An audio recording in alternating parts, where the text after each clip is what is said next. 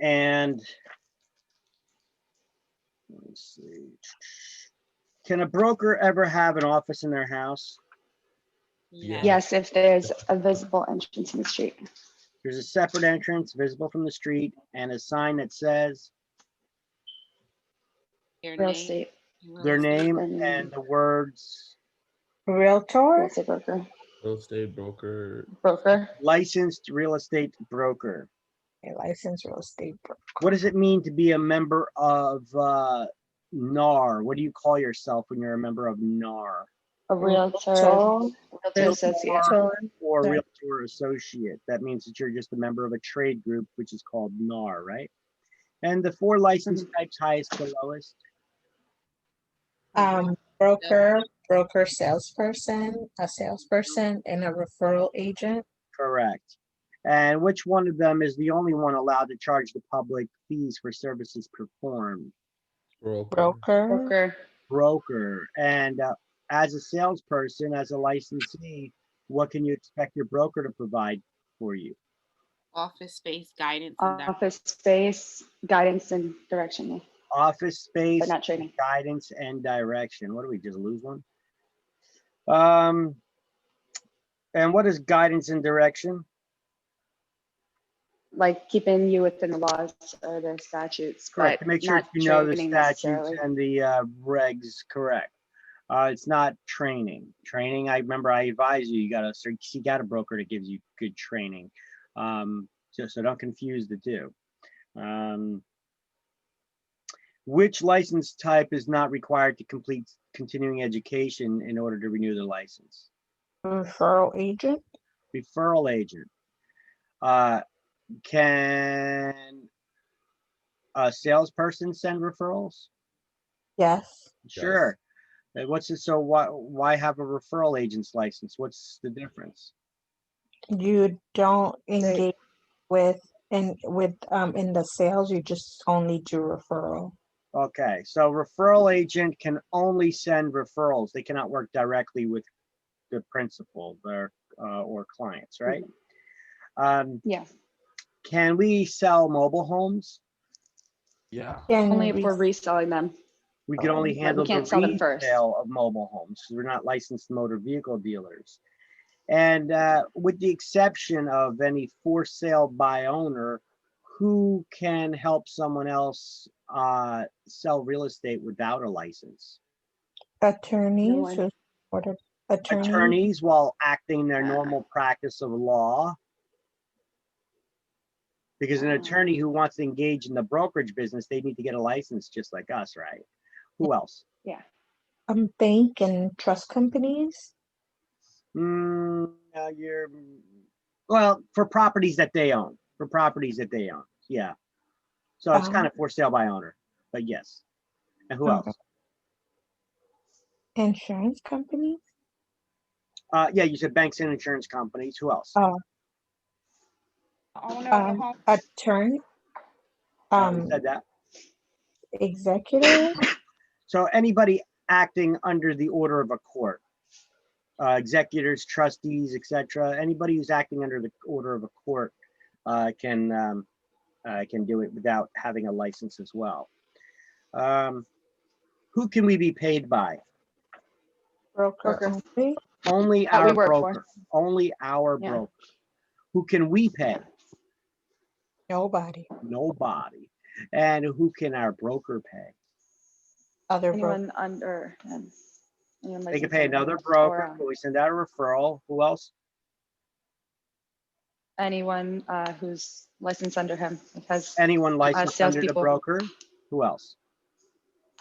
Referral agents. Well, anyone Right. anyone licensed under the broker and another broker, because we wouldn't pay another Yeah. agency's referral agent. We'd pay their broker. Yeah. That's what I meant. Yeah. Who else? Is it if the buyer if Buyer. he agrees to pay them a portion of their What do we call that? of a rebate? Okay, so a buyer, when we give them a rebate, what kind of buyers can we give rebates to? First time buyers. Doesn't matter if they're first time or 10th time. One that requests one. I don't know. Oh, I don't remember. The buyer of a primary residence. Okay. It's not a Alright. second home, vacation home, investment property, commercial property, only for buyers of residential property that's going to be their primary residence. Okay? They're the only ones we're allowed to give rebates to. And if we advertise that we're offering rebates, what do we need to put in the ad?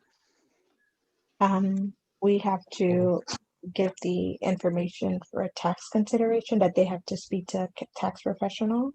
We advise them to consult with a tax professional with regards of receiving that rebate. How long do you have to get your license from the day that you passed the school exam? 1 year flat. 1 year. A year is a year is a year, not a day more, right? Okay. And how long do you have to pass this course? That means finish the hours and pass. the 6 months. exam. 6 months. 6 And- months. And you could get a one-time extension from that, right? But that extension is not for the state exam. That extension is for school, right? I was just reading an email I got from somebody that they ordered an extension from me for the state exam. I'm like, you don't get extensions from the state exam, you know? Once we enter you into their system, you know, you have a year to get your license, okay? Let's see. And how much is it going to cost you to get your license for the first time? 160. 160, and to renew it, 100, 100. And for brokers, 260, 200. 270. 270, and to renew it, 200. 200. And what's required for a corporation to engage in the brokerage business? Someone in the corporation needs to be a broker. Someone has to They have have to- a license as a broker, and then they'll become a broker of record for that corporation. And if your broker dies or becomes mentally or physically incapacitated, who can take over them for them? Whoever's Us. already a broker or Someone who already us. has a broker type license, correct? Like a broker salesperson. And if there isn't or has worked anybody there like 3 that, years full time. somebody who has Whoever's 3 worked there years 3 years. time experience, they have the education requirement to just step in there, become the broker. They just haven't chosen to go to school to get their license yet. So how Then they can have they just a step in year. there? They get a temporary license and then they need to complete the schooling and everything within a year, right? Okay, so the temporary license is good for 1 year, correct. And when you first get your license, why does it cost more? Because we have to Okay. pay into the guarantee fund, right? And how much are you paying into the guarantee fund as salespeople? $20? $10. $20, I think. $10 for $10. sales. 10, okay. All right, so that still doesn't explain how much does it cost to get your license? 100? So that'd be 110. Where's the other 50 gone? Well, because you have to get fingerprinted. Well, And it's not the fingerprinting. Fingerprinting is separate Yep. fee. the background check. The background check, they do the background check on their own, but you're paying them for it. Okay, that's why they cost that extra money. Okay, so $50 for the background check, $10 to the guarantee fund. That's it. And what's the purpose of the guarantee fund? If somebody sues a To realtor, okay. pay people who have been victim of, who's been defrauded by agents or brokers or anybody in the real estate. So when somebody from the brokerage's office has robbed the client, they stole their deposit money as an example. When they've been financially harmed, they can make a claim against the guarantee fund. What's required to get that money from the guarantee fund? What do they need to do? They Get a have settlement. they have to make the real estate commission part of the suit. So they have to sue the broker or their licensee or whatever and make the real estate commission party to the suit. And They have to submit it within 6 years. well, they could sue, they can make a claim against the guarantee fund within 6 years. But what's with the part of how are they getting the money? So they're suing. They need to win, right? And then they have to, Okay, so they Um, win and they can't collect on that judgment. yeah. Then what do they do? And then do they then submit Contact the rec. a thing to the guarantee fund? I don't know. Okay, then they can make their request from the guarantee fund, but only after they do something else. They have to file I don't criminal remember. complaint, Oh, file yeah. criminal charges against the licensee who took the money from them first. And then what happens to your license if there's a payout from the guarantee fund? It's revoked. It's It's- revoked. Revoked. Now, what's the maximum payout from the guarantee fund? 20,000? $20,000. Okay. Now, with rental referral agencies, if you advertise a property for sale or for rent, how often do you need to check to see if a unit's still available? Every day? Every day. day. And if you just got a listing that you're not advertising, Every 3 days. 3 days. every what? Every 3 days. 3 days. Every 3 days. Who can manage a branch office? A broker, Broker sells. someone with a broker license. One of the broker type licenses, broker or broker salesperson is required for that. What's required to get your broker's license? You have to 100 work 3 years full-time, 3 years full-time experience. 100 double, What's 100 something? Somebody was saying something. 150 150 hours. You gotta take a 150-hour broker class, which consists of 3 modules. What are those modules? 90 hour Ethics, 90-hour core. a core, Ethics, 30. how much in ethics? 30, 30 hours? 30, and then 30 of office management. 30, And then 30 hours of office management adds up to 150 hours, right? yeah. What's full-time to get your broker's license? Um, You working, can't have a second job. You have to To get have been your in the broker's office, license. No, like to get your broker's license. What to is get the- your bros. Oh, you should have been working for 3 years, 3 consecutive years, full time, and or what's and- full-time? 5 days a week. between the 4 days a week. hours of 10 and 8, Okay, working and- between the hours of approximately 10 and 8. and for 3 consecutive years. Well, and- 40 and you don't hours have a per second week, job. 40 hours per week at Yeah. least. Working between the hours of approximately 10 and 8, and not And you- have A not second job over 25 hours. over not 20 having hours. another job more than 25 hours. So you can have another job. You just can't, it can't be more than 25 hours. 25 But once hours. you get your broker's license, and if you're acting as a office manager, what's full-time for you then? working only for the office and no other job Okay, between the hours of 10 and 8. well, And you need to come into the they really don't office. Not 10. specify the hours, but they say physically present in the office at least 5 days a week during normal business hours and not having another job because you're supposed to be supervising, right? And Mhm. what do we call a bank account where we put other people's money and only other people's money? Escrow, Escrow, An Account. escrow account or trust account. account. And that has to be a non-interest bearing account because we can't make a secret profit on our client's money. The only time that it's going to be interest bearing is if it's for the long-term holding of money of people's security deposits for like property management companies. Mhm.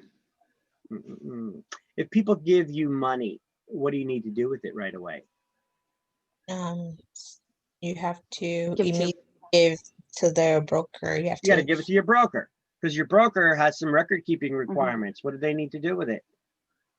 and the broker has to deposit the fund into escrow within 5 business days.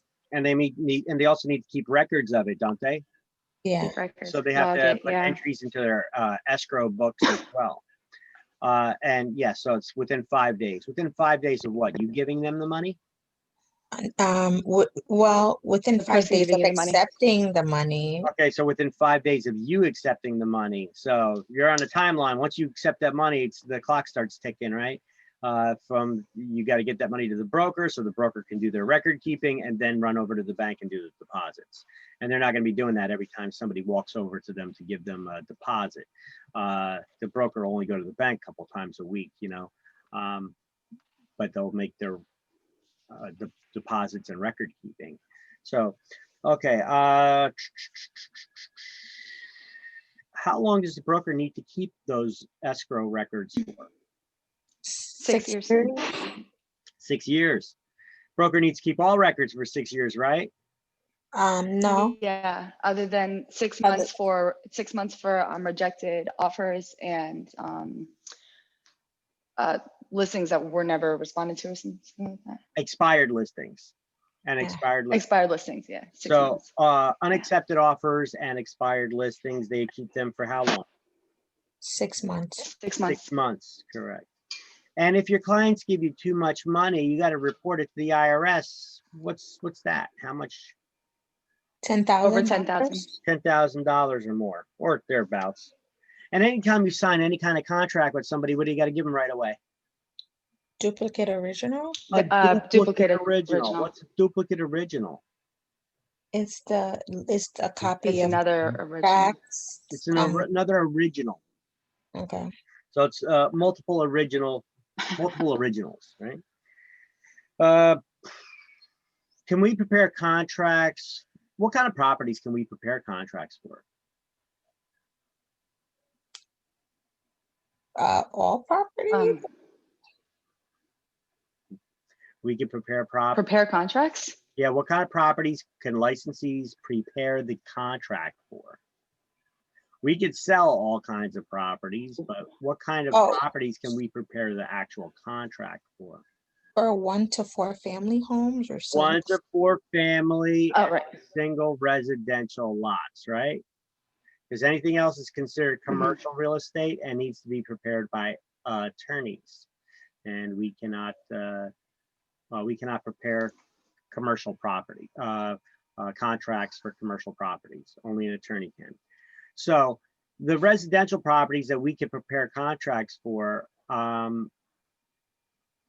what needs to be sitting as the cover page on top of them? So before somebody ever even reads the contract, before they sign it, before they read it, what needs to be sitting on top of the The CIS?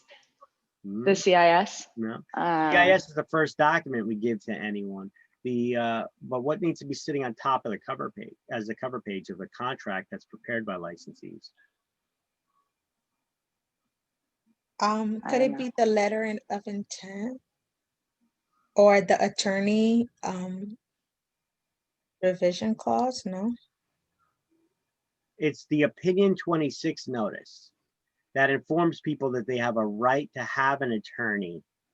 That attorney can review that contract or cancel it. They can review the contract, make changes to it, or cancel that contract. So that's the opinion 26 notice. So we don't refer to it as the attorney review clause? No. No, there's an attorney review clause that's added into contracts that informs people of their right to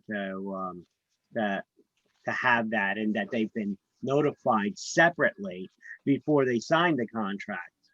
Okay. Okay, but how do we notify them separately before they sign the contract?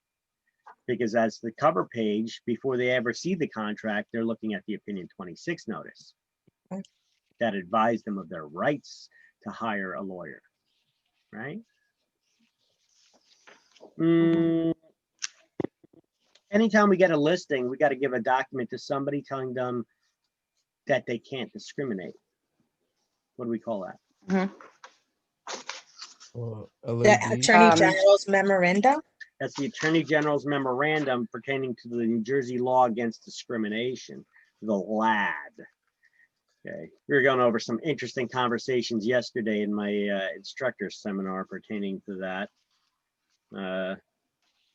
People are getting too crazy with the political correctness. I tell you, there's a point that PC, political correctness, is a way of trying not to offend anybody to the point that you're dumbing yourself down.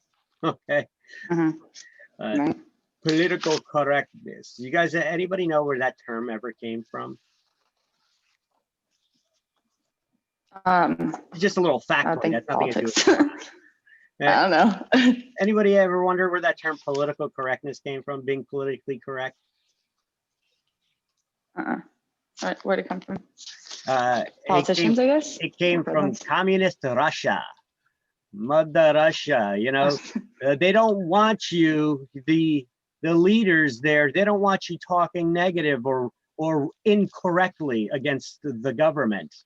So they censor everything to the point that there is correct speech. All right, they call it political correctness, because if you don't speak the right way, you disappear. Okay, now we've adopted that here. Well, it's kind of injected here in the 40s, 50s, through spies and such. But they planted the seed, and it caught on here because a lot of us, you know, we don't want to be offensive to each other. We don't want to offend each other. So it was easy to plant that seed here. But the problem is, it gets to the point of the ridiculous. And the thing is, now we got the people that just want to keep pushing that agenda.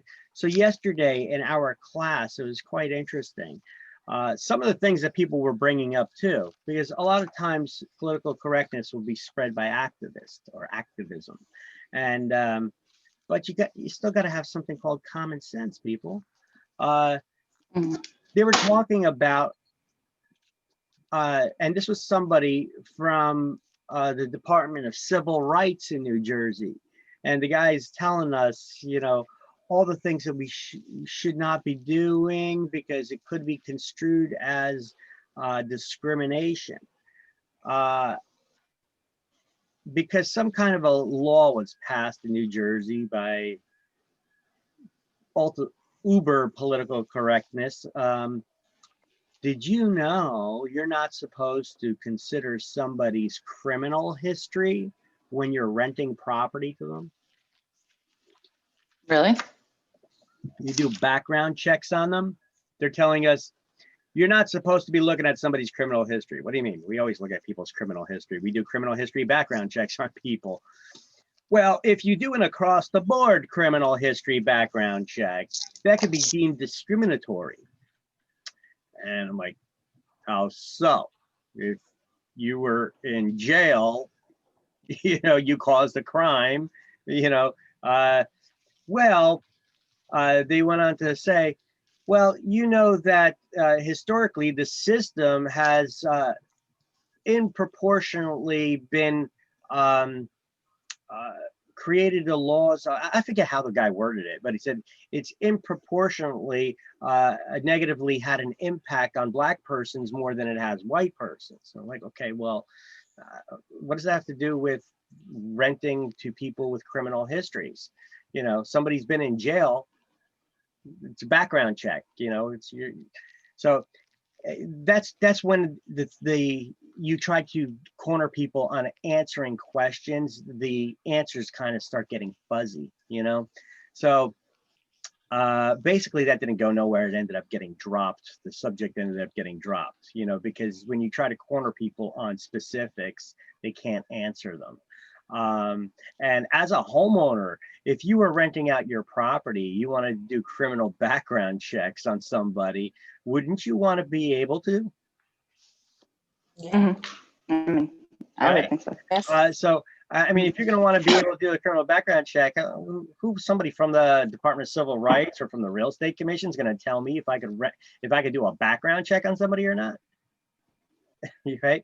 So, how does that affect us in teaching it if you can't even explain it to me? You know, so this is some of the stupidity that we go over that we got to deal with and get subjected to every 2 years. Anyway, this is what I spent my day doing yesterday, listening to crap like that. There was another one. You could be deemed discriminating against people if you take their credit scores into account. Excuse me? Having a low credit score, when the hell did that become discriminatory? Yeah, it's discriminatory against people who traditionally cannot pay their bills or don't pay their bills on time, right? I mean, how is that discriminatory? Right. I know people from all different backgrounds. Some have good credit scores, some have piss poor credit scores. How is that discriminatory? You know, some of the concept is just stupid on its purpose, on the surface, isn't it? Political. Is this stuff new? You know what? I got a shirt. I got a shirt somewhere laying around. I gotta find a shirt and wear it. It says political correctness offends me.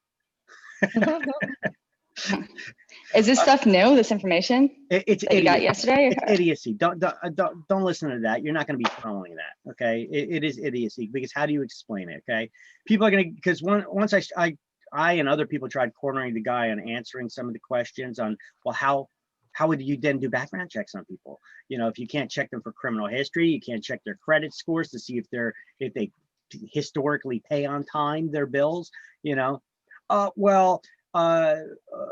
I can't really answer that. You got to take things on a case-by-case basis. Okay, clear as mud. Thank you for the answer. Right? Yeah. So, Is this stuff new though that they were telling you yesterday? Is it like new? Like I don't know. apparently, this is what people do at the Department of Civil Rights. They got nothing better to do than kick around ideas all day. All right. But so they're probably sitting around smoking joints and kicking around ideas all day, you know, and the ideas that they come up with, you try to nail them down on specifics. They can't really answer them. That becomes a problem because if you're going to have a rule, you got to have some kind of a framework on how are you going to enforce it and what are the guidelines in order to follow. Because if we don't know the rule to follow, how could we be correct? Right? Yeah. Yeah, it's idiocy. That's what I say. It's idiocy on the surface. But nonetheless, there's people out there that are looking to get people on discrimination for guidelines that are unclear, right? And the interesting part is, it's required. We're gonna learn about this in chapter 4, next chapter. You know what's required in order to be found guilty of discrimination? Somebody just needs to prove that a discriminatory act occurred. They don't need to prove it was your intent to discriminate against anybody. So you could Wait, discriminate. so is this something that we could be sued for and then lose our license over? What's that? Is this something that we could be sued for and then like eventually the guarantee fund thing, like lose our license over if, you know what I mean? Like they sue us over. So what Yes. That's not cool. It has to be like It ain't clear. cool. But you know what? Whether you have real estate, whether you're in real estate or not, you could be in just living your everyday lives out there. These are the rules. In order to be found guilty of discrimination for anything, nobody needs to prove it was your intent to discriminate. They just need to prove that a discriminatory act had occurred, and bam, you're guilty. So the bar is held pretty low in order to be found guilty of discrimination. Right? And it doesn't matter what your color is, what your race is, what your religion is, what your sex is, gender identity or expression, or any of those protected classes is irrelevant. You could be guilty of discrimination too if you fall within that same category. All right. Somebody just needs to accuse you of something, and if they could prove that something sounds discriminatory, boom, you're guilty of discrimination. Okay. We'll get into that deeper in chapter in the chapter 4, the next chapter, and we'll actually dive into what the laws are and what they specifically say. But as you could see, some people, you ever hear of fuzzy math? Well, some people are trying to create fuzzy rules for discrimination now, obviously, because it is going on. We live in a state that's very liberal with the rules. They're trying to stretch the rules out, and I can understand you, but you ever hear the term the road to hell is paved with the best of intentions? Yeah. There you go. Yeah. See, now that you guys are going to have to actually follow some of these rules, now you're going to be like, that's crazy. Right? I mean, it's one thing to say it and to be an activist like that, but it's another thing when you're the one that actually has to follow these rules and they apply to you. It's like, give me a set guidelines here I need to follow. All right. So, and a lot of other stuff we went over. That whole thing wasn't just about the discrimination. We went over all kinds of stuff yesterday. Some things were interesting. We were talking about, sorry about that, I dropped a piece of paper.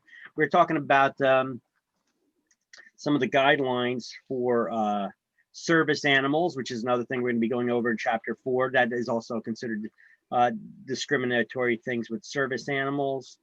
Your licensing, the COVID thing, discrimination over COVID, you know, because there's laws about anti-discriminatory laws pertaining to people with certain classes. Some classes of people that are considered a protected class are people with illnesses, you know, and one of them would be COVID as well. So interesting conversations nonetheless. Continuing education. Oh, what's the continuing? Yeah, how much CE do you need in order to renew your license? 12. 12 hours of CE classes. What's the breakdown of the CE? You have to have at least 2 hours of ethics. Core, Okay, at least 2 hours of ethics. core, which could be ethics also, right? How many hours? 10. All right, so basically it's 6 hours in core topics. 2 of them have to be in ethics because ethics is considered a core topic. And the remaining 6 hours can be any approved class, whether it's core ethics or electives. All right, so any approved class. All right, well, in our meeting yesterday, we learned that not for this licensing period, but the following licensing period, they're going to change it. It's going to be, they're going to add 1 hour of fair housing as well. So, which is considered a core topic as well. So you're going to need that. You're still going to need 12 hours of CE, 6 hours in core topics, 2 of which are in ethics and 1 in fair housing. If you want, you could write in your notes that for the future, but that's not going to be on your exams, okay? But after your license renewal this year, that's going to be the requirement in order for you to renew your license. So you may want to write it down just so that you know, okay? Because it's going to be out there. It's not released yet. Nobody knows about that yet, okay? You guys are getting the first preview of it because we had the class on it just yesterday.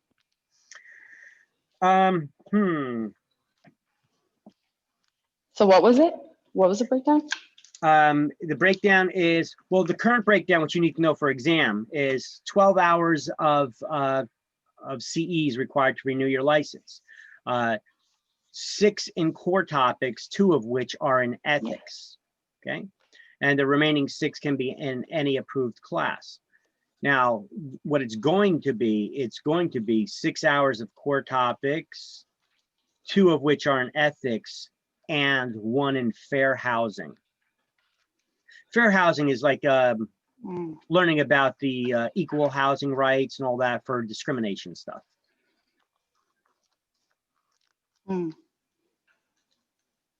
Okay, and then the remaining 6 hours can be in any approved class. That's still the same. It's just that they're putting a requirement to what kind of core topic class that you need to take.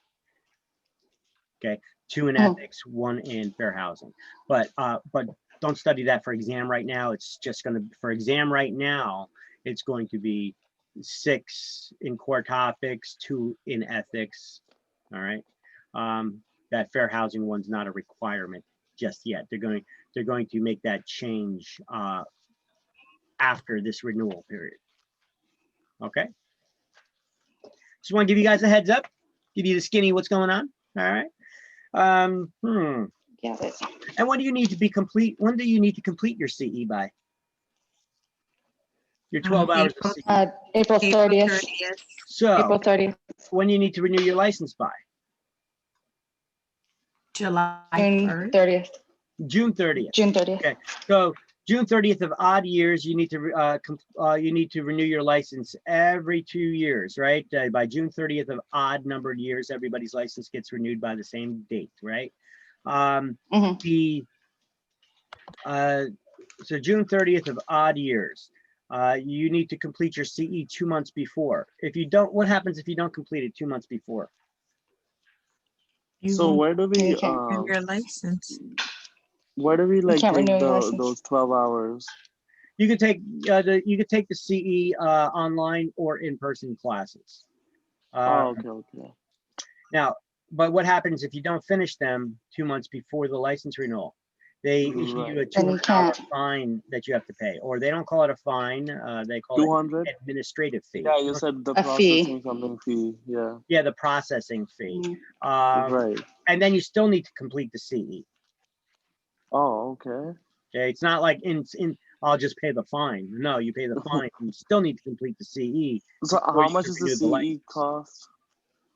Excuse me? How much is the CE cost? Like the Well, it 12 depends where you hour? go to get it. I mean, you could get all 12 hours of CE with me probably for under 50 bucks. But Okay. you know, I mean, there's CE classes out there you could take that'll cost you a couple $100 because, Mhm. well, maybe it's a particular topic that's going to teach you something that you like, you know, that you're interested in, you know. I mean, I got classes still.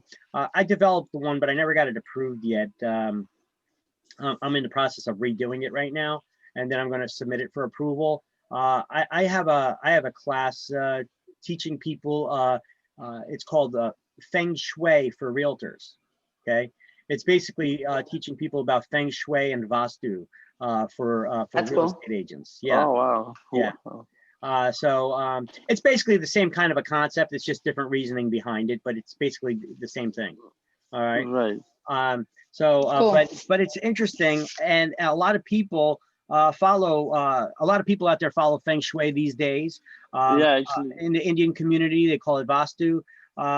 It's just basically layouts, colors, a lot of factors, numbers, you know. But people who follow these principles, it's important to them.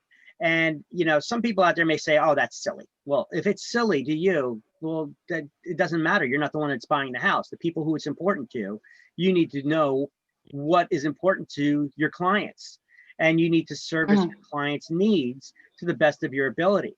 I'm telling you this because I'm trying to save you guys some time. The first time you're out there showing somebody 50 homes and they're not buying a house because the front door is facing the wrong direction, you guys are going to be like, "What the? Why didn't you just tell me?"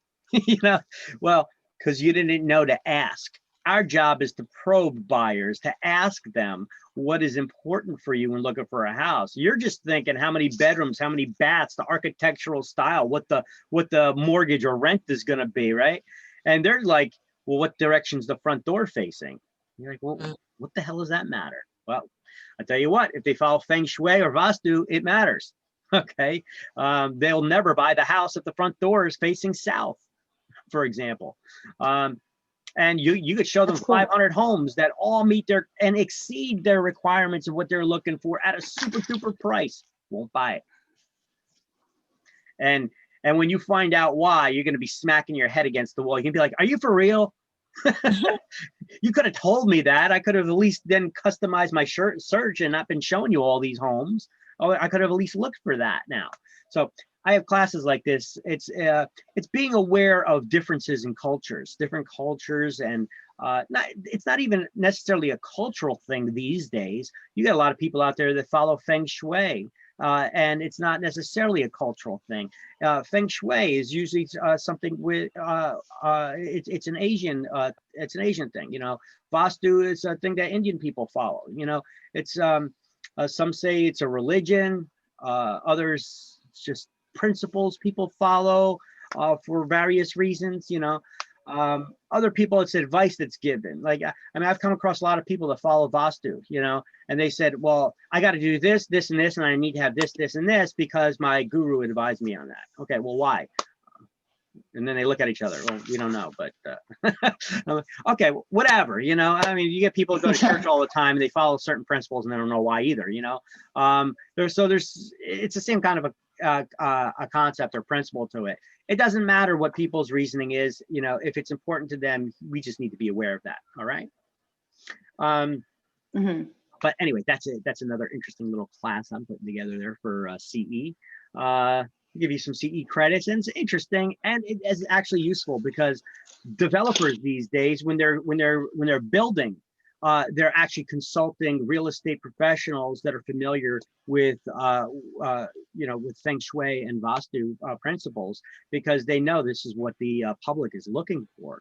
And if they're looking for certain things like that, they need to know what to look out for, how to build their designs and such. So you even get architects these days that are taking these classes to learn about it. So it's interesting nonetheless. I remember the first time I went showing a house like that, and I showed these people so many homes, and I see these three guys, they're huddling up around their cell phone, and they're like this, blah, blah, blah, blah, talking amongst themselves. I'm like, what you guys doing? I put the lockbox back on the house, and I was like, what you guys doing? You're like, oh, we're looking at a compass. Why? Oh, we just want to see what direction the front door is facing. Why? Oh, because if it's not facing in this direction, we're not going to buy it. You think you could have shared that with me? So now I knew to ask, and I'm like, son of a gun. Now I know what to look out for. I'm not going to show them any homes that the front door is not facing this direction or that direction. I could just pull up the address for the homes that are available. It's one extra step for me. I could pull it up on like Bing bird's eye view or Google Maps street view, and I could look at the house and I could see what direction the front door is facing in. And if it's not facing in the right direction, I don't set up the appointment to show it to them. Saving us a lot of time, right? But I need to know that. So there's a little golden tidbit for you guys, stuff like that. The numbers, the house number. If there's a tree sitting directly in front of the house, if people follow these principles, they won't buy the house. If you open up the front door and you can see the kitchen from it, or if right behind the front door is the stairs going upstairs, they won't buy it. It's certain things like that. You got to be aware of. I know. Real estate's getting complicated now, right? All right. So what's the first document you give to anyone you intend to do business with? Oh, the 26. No, opinion 26 is the cover page of the contract prepared by licensees, informing people they have a right to hire an attorney. What's the first document you give to anyone before you even talk to them about their motivation for moving and their financial situation? The CIS, the Consumer Information Statement. And what is its purpose? What are we informing the consumer about? To protect our assets, you said, but we're the CIS, Consumer Information Statement. That means to me that we're informing them about something, but what is it we're informing them about? The fact Come on, that everybody, you guys can help her out here. Was it something like about how we're going to do this for profit, or we're getting commission or something like that, and that we won't discriminate? It's how we're going to be working with them, or how our agency is going to represent them. It's a disclosure of agency relationships. So the CIS form is a disclosure of agency relationships. Our agency can represent you as a buyer's agent only, a seller's agent. Or a dual agent, or a transaction broker. We don't have to work in the capacity of an agent. So what's the difference when you represent somebody as an agent? Why does that matter? What's the difference there? I'm sorry, repeat that question for me. When you represent somebody, when your agency is representing somebody as a buyer's agent, seller's agent, or disclosed agent versus a transaction broker, what's the difference? When you're working in an agency capacity, what's the difference? Do you owe something extra to them? Oh, we owe them the the CALD thing. Which is your fiduciary duties. Yes. So our fiduciary duties. We owe these legal responsibilities to our clients that we call fiduciary duties. And yes, COLD, the COALD. So you're thinking on the right track, but just got to learn the lingo now. So COLD, the COALD, those are your fiduciary duties. Yeah. And what does that stand for? Care. care, Obedience. obedience, Care. accounting. Obedience. Accountability. accounting, Accounting, loyalty. Loyalty. Or no. And Loyalty. disclosure. Loyalty. and disclosure. Loyalty. Care, And obedience, disclosure. accounting, loyalty, disclosure. Care, obedience, accounting, loyalty, disclosure. Remember I had you guys singing the last time we met?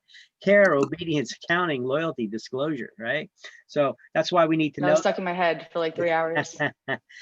Well, see, you forgot it already because you haven't been practicing.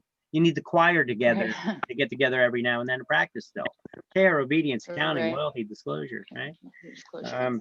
Right. Okay, so we got to put listings in the MLS. How soon?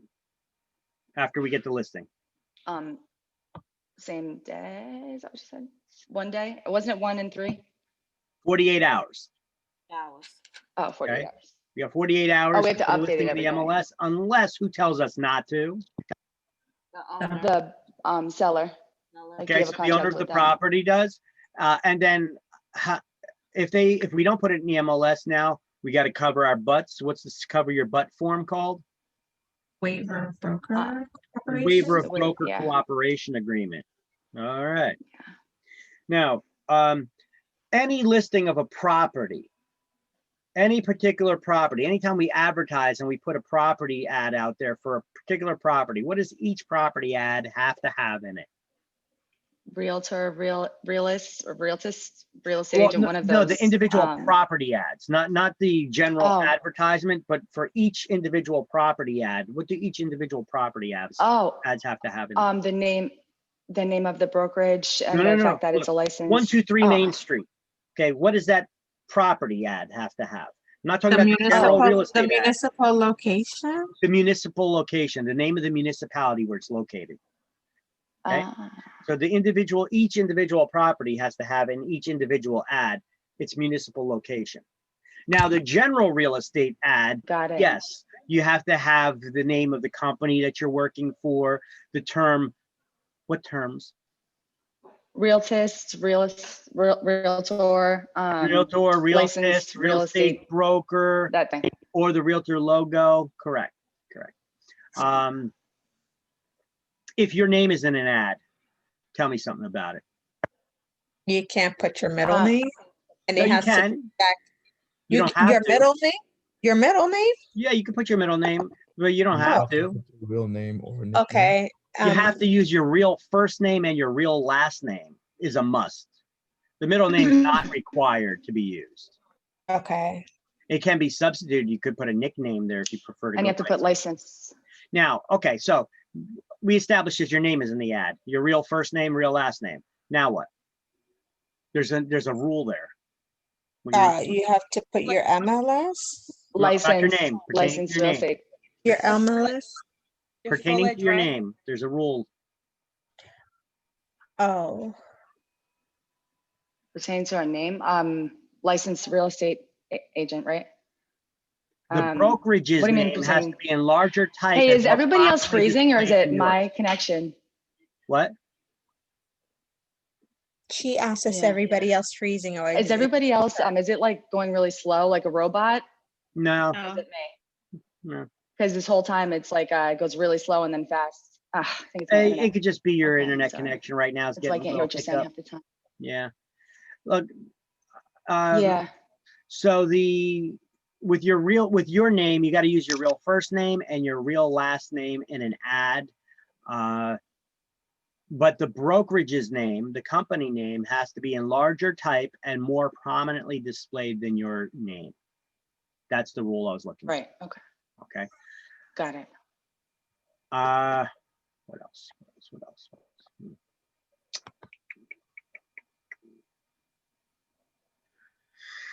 All right. If you talk about financing in an ad, you say get into this house for as little as $1,450 a month with payments as little as $1,450 a month. What do you got to put in that ad now? To qualified buyers. You got to say to To- those who to qualify, and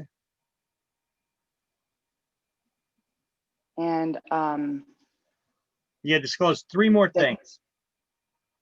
the name of your brokerage? The APR pertaining to the financing, the Oh. APR, that's the annual percentage rate. Yeah, the term, and the down payment requirement, down payment amount if all required. right. Oh.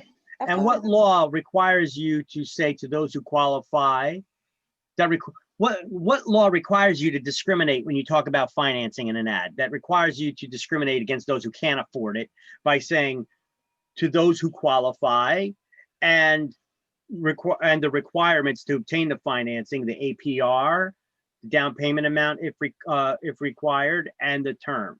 What law requires you to say that in an ad when you talk about when you use certain triggering terms in that advertisement? Are you talking about the Sherman Sherman antitrust law? No, Regulation triggering terms. Z. Oh, okay. Regulation Z, which implements the Truth in Lending Act that requires full disclosure when talking about financing in an ad. If certain triggering terms are used, those triggering terms would be, what are the 4 triggering terms in an advertisement that would trigger this full disclosure requirement? If you mention a monthly payment, a down payment amount, a term, or an interest rate. Mm. Those are the triggering terms.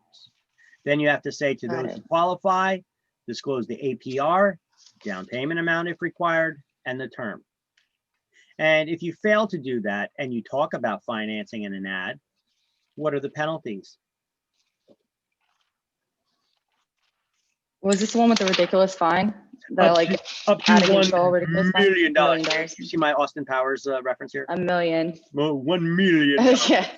Up to $1 million fine and 10 years in prison. Years and- Yeah. Now, this is not just with real estate, guys. You guys ever watch car commercials on TV? You got the speed Oh, yeah, is that what bumper they and do all that? the fine print that flashes up on screen. This has to deal with truth in Yeah. advertising. It's not just for real estate. It's anybody who offers financing in an advertisement. They have to follow this law. You have to disclose all that information. If you're going to talk about financing, offering financing, full disclosure is required to inform the consumer of the true cost of lending or borrowing. Okay. All right. That one's definitely going to be on exams. Can you ever have a sold sign rider on a house? On a house sign? Or something? No, you can't indicate the property is sold until the sale has closed and the title has been transferred. So can you have a sold sign rider on a house? You can if those requirements are met. Okay, that's all I asked. Yeah. Not a trick question. That's all I asked. I just want to see if you knew. All right. So you said if once the ownership is transferred, right?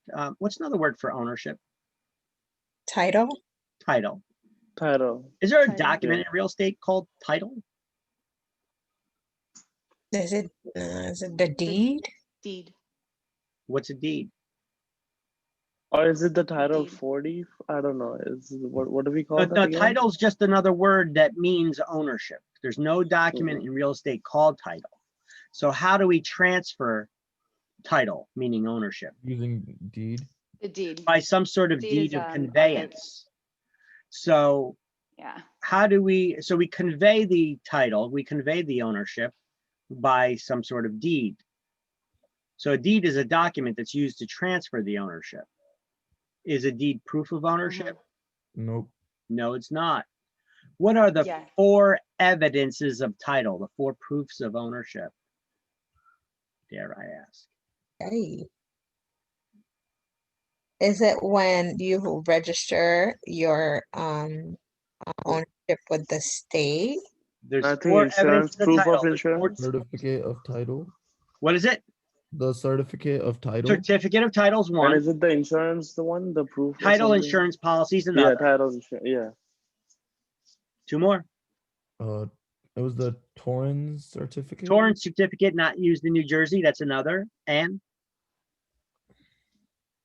what do we call that person that goes down and they search the public records? Attorney. Oh, something the, with attorney, right? And they put together a list chain of of all the title person. documents pertaining to the ownership. What do we call that? It's the chain of title person with an A. What do we call that document? Starts with Yep. an A. Yeah, It's an abstract of title with Abstract of attorney's opinion. title, yeah. Mhm. Yeah, So Oh, I those are found the it. four: abstract of title with attorney's opinion, certificate of title, title insurance policy, and Torrens certificate, which is not used in New Jersey. Those are the four evidences of title. Correct. The four proofs of ownership. All right. Can we ever offer anything for free to the public? Anything? yes, but it has to be like offered to everyone. It can't And be genuinely free with no strings attached. genuinely free with no strings, yeah. Can we ever offer people free appraisals? No. No, we can say that we can give them, it was called something else, but it's basically like an appraisal, but we're not qualified to do appraisals. And what's it called? So, You need to know what it's called. The CMA? yeah. The it's called CMA, comparative Comparative market market analysis. Analysis, yeah. Correct. All right. Now, if you advertise that you offer low commissions and you say, if in an ad you say a specific commission amount or rates in an advertisement, what do you got to put in the ad? All commissions are, in New Jersey, all commissions are Negotiable. negotiable. In New Jersey, all commissions are negotiable. Correct.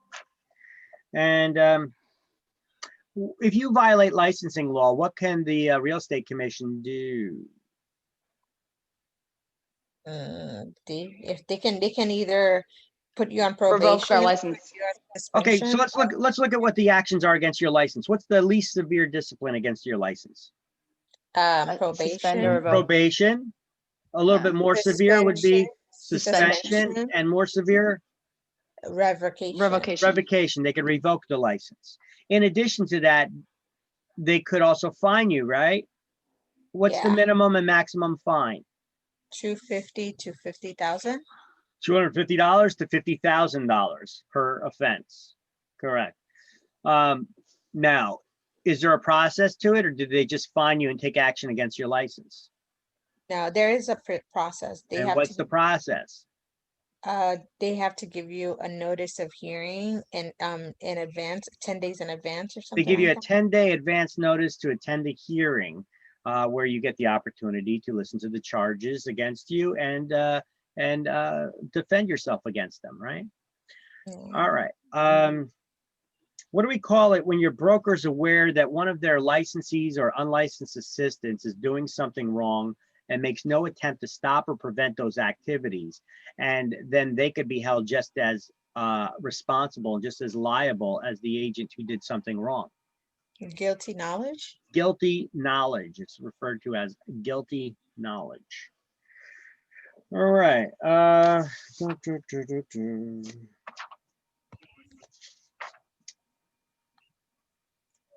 What's the difference between a client and a customer? Oh, you're working with a client, but the customer could be, wow. You could be working with a customer too as a transaction broker. Oh, a client you have a contract with that, you're the brokerage, the one that, what is it, CIS? Well, you It's give like the you're under CIS contract to with them? everybody. The CIS Yeah, informs you about those different ways that we could work with you. All right. Oh, what's it's the one that difference? sent a broker. Oh, what the fuck is it called? How are you working with somebody if they're your client? You have a contract agreement with them? Yeah, How are yeah, you? I forget what it's called. How are you representing them if they're your client? You're, In, an agency capacity. In an that what agency you mean? capacity, you're their agent, buyer's Yeah. agent, seller's agent, disclosed dual agent. Yeah. And if you're not working with them as an agent, can you still work with them? Yes, but it's that's when they're a customer. And you'd be a transaction broker who's just merely a manager of the transaction. You're not. So what's the difference between a client and a customer now? Now that we know how to identify them, It's frozen. Sorry, guys. If let me just No, say no, this I real didn't quick. freeze. If I didn't freeze. I scream just out, stopped. okay. oh, Oh, okay. what's the difference between a client? I was waiting for an answer. What's the difference between Oh, a I didn't hear a client and a question. customer? What's the difference A between client a is client? assigned to you, right? A client you have a contract with saying that you're their broker or you're their Okay, well, we established, that you're working with them as an agent. But what's the difference between a Nick- client and a customer? Not how to identify them, but What do you owe differently to each? Oh, you owe your fiduciary duties to your client and, right? And a customer? What about a customer?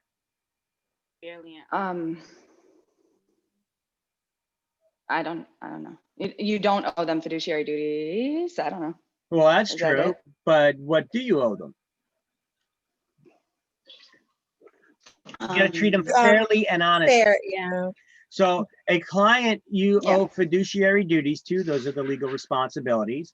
And a customer you need to treat fairly and honestly. All right, that's Right. it. So who would be a customer to you? Somebody you're working with as a transaction broker or another agent's client. To you, they're a customer. You got to still treat them fairly and honestly. You can't lie to them.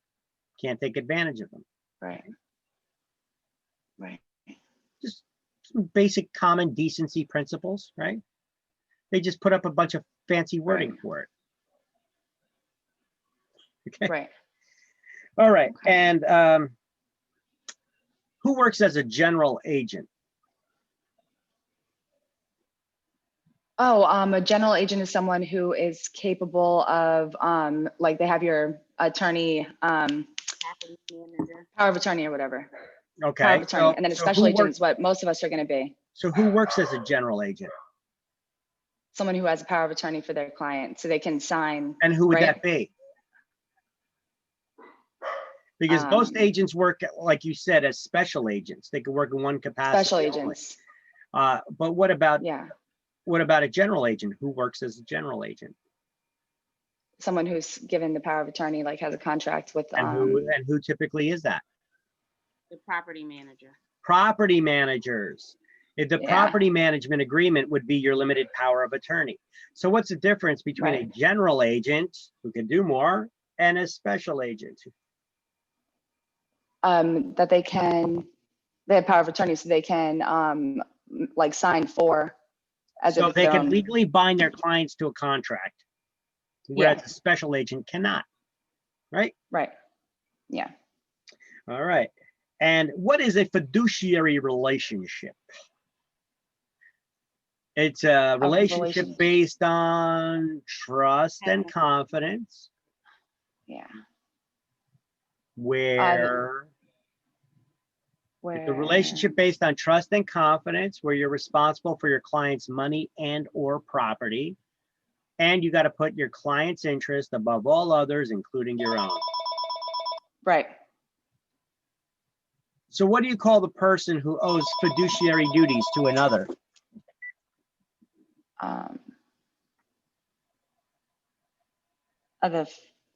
Starts with fiduciary, right?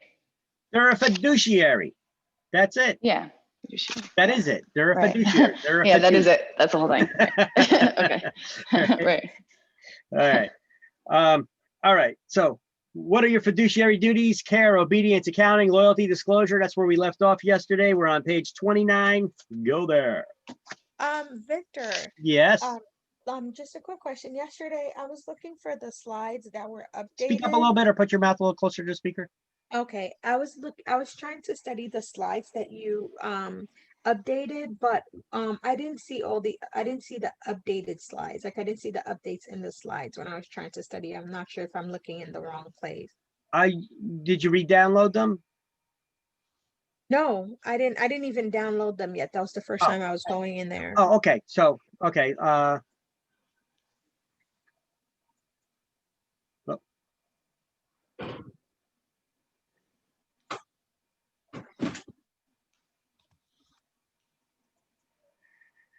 All right. So when you're in the shared drive, you go to slideshows and links used in class, not the 14th edition one. You go to slideshows and links used in class. Wait, let me And just- boom, they're in there. And they're all updated. So far, we only did 1 and 2. Chapter 3.1, Right. we just got started in. All right. That links shared in class. Yes. So I sent you 2 emails, one to join the Zoom, to register for the Zoom class, and another one with the shared drive, a shared Google Drive. You click on that, takes you here.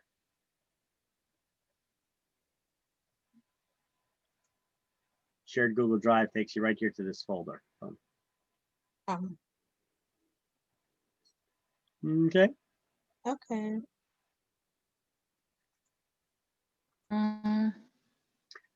So right now we're here. Fiduciary responsibilities, or COLS is the acronym to remember it. Care, obedience, accounting, loyalty, and disclosure. Okay, disclose dual agents. There's a little note here. Disclose dual agents must not place one client's interest above that of another. So if you're representing both parties in a transaction, you got to remember that. You can't put one of your client's interest above another. Transaction brokers do not owe fiduciary duties to anybody. They can do whatever is required to get the deal to happen. They're the manager of the transaction. Whereas a dual agent is representing both the buyer and the seller in the transaction, for example. Transaction broker does not owe these fiduciary duties of care, obedience, accounting, loyalty, and disclosure. Loyalty includes confidentiality. If one party tells you something, you can't go blabbing it to another. Whereas a transaction broker, if they think it could make the deal happen, they can. How is that not putting one client Right. above another? Right. Well, because if they're a transaction broker, then they don't owe them fiduciary. They just owe them honesty and Would you want to work Yeah. with somebody that's a General- transaction broker though? No. You tell them, hey, listen, they're working with you. You think they're working with you as their agent because, you know, those, a lot of times we just throw those terms around. Yeah, I'm a licensed agent. Okay. Yeah, but am I working with you as an agent or a transaction broker? There's a difference, right. right? The difference lies in where, in what? In the duties that I owe to you or don't. Right? So would you Right. want to work with somebody who's a transaction broker? No. I wouldn't, you know, but would you? I don't know. Okay, what makes a difference? How do you know somebody's going to be working with you as a disclosed dual agent or a transaction broker or a buyer's agent, seller's agent only, or transaction broker? If you have a contract with them.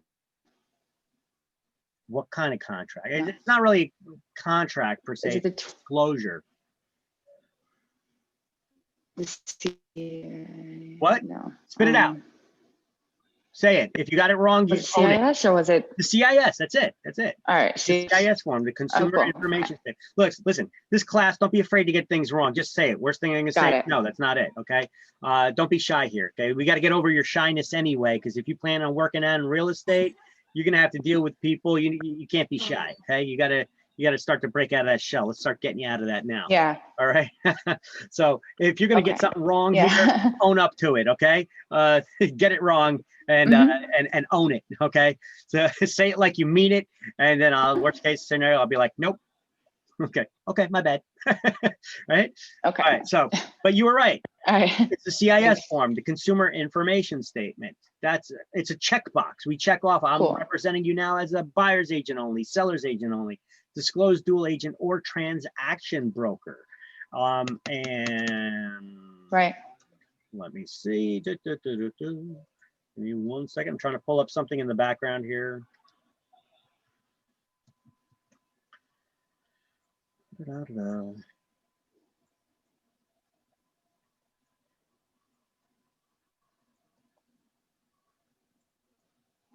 I'm going to pull up a CIS form up on screen.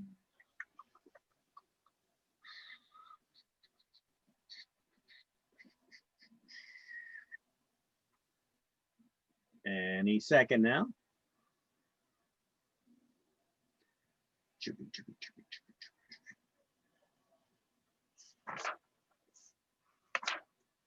Now the CIS form is on page 34 and 35, by the way.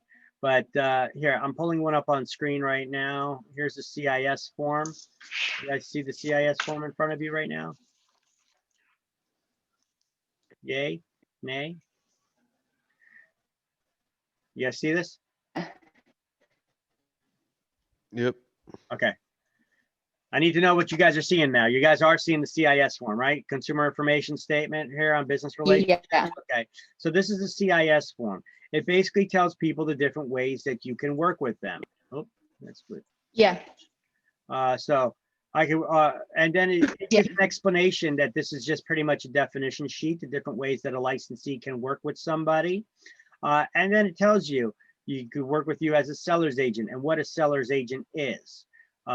I could work with you as a buyer's agent only, and it explains what a buyer's agent is, and what their duties are.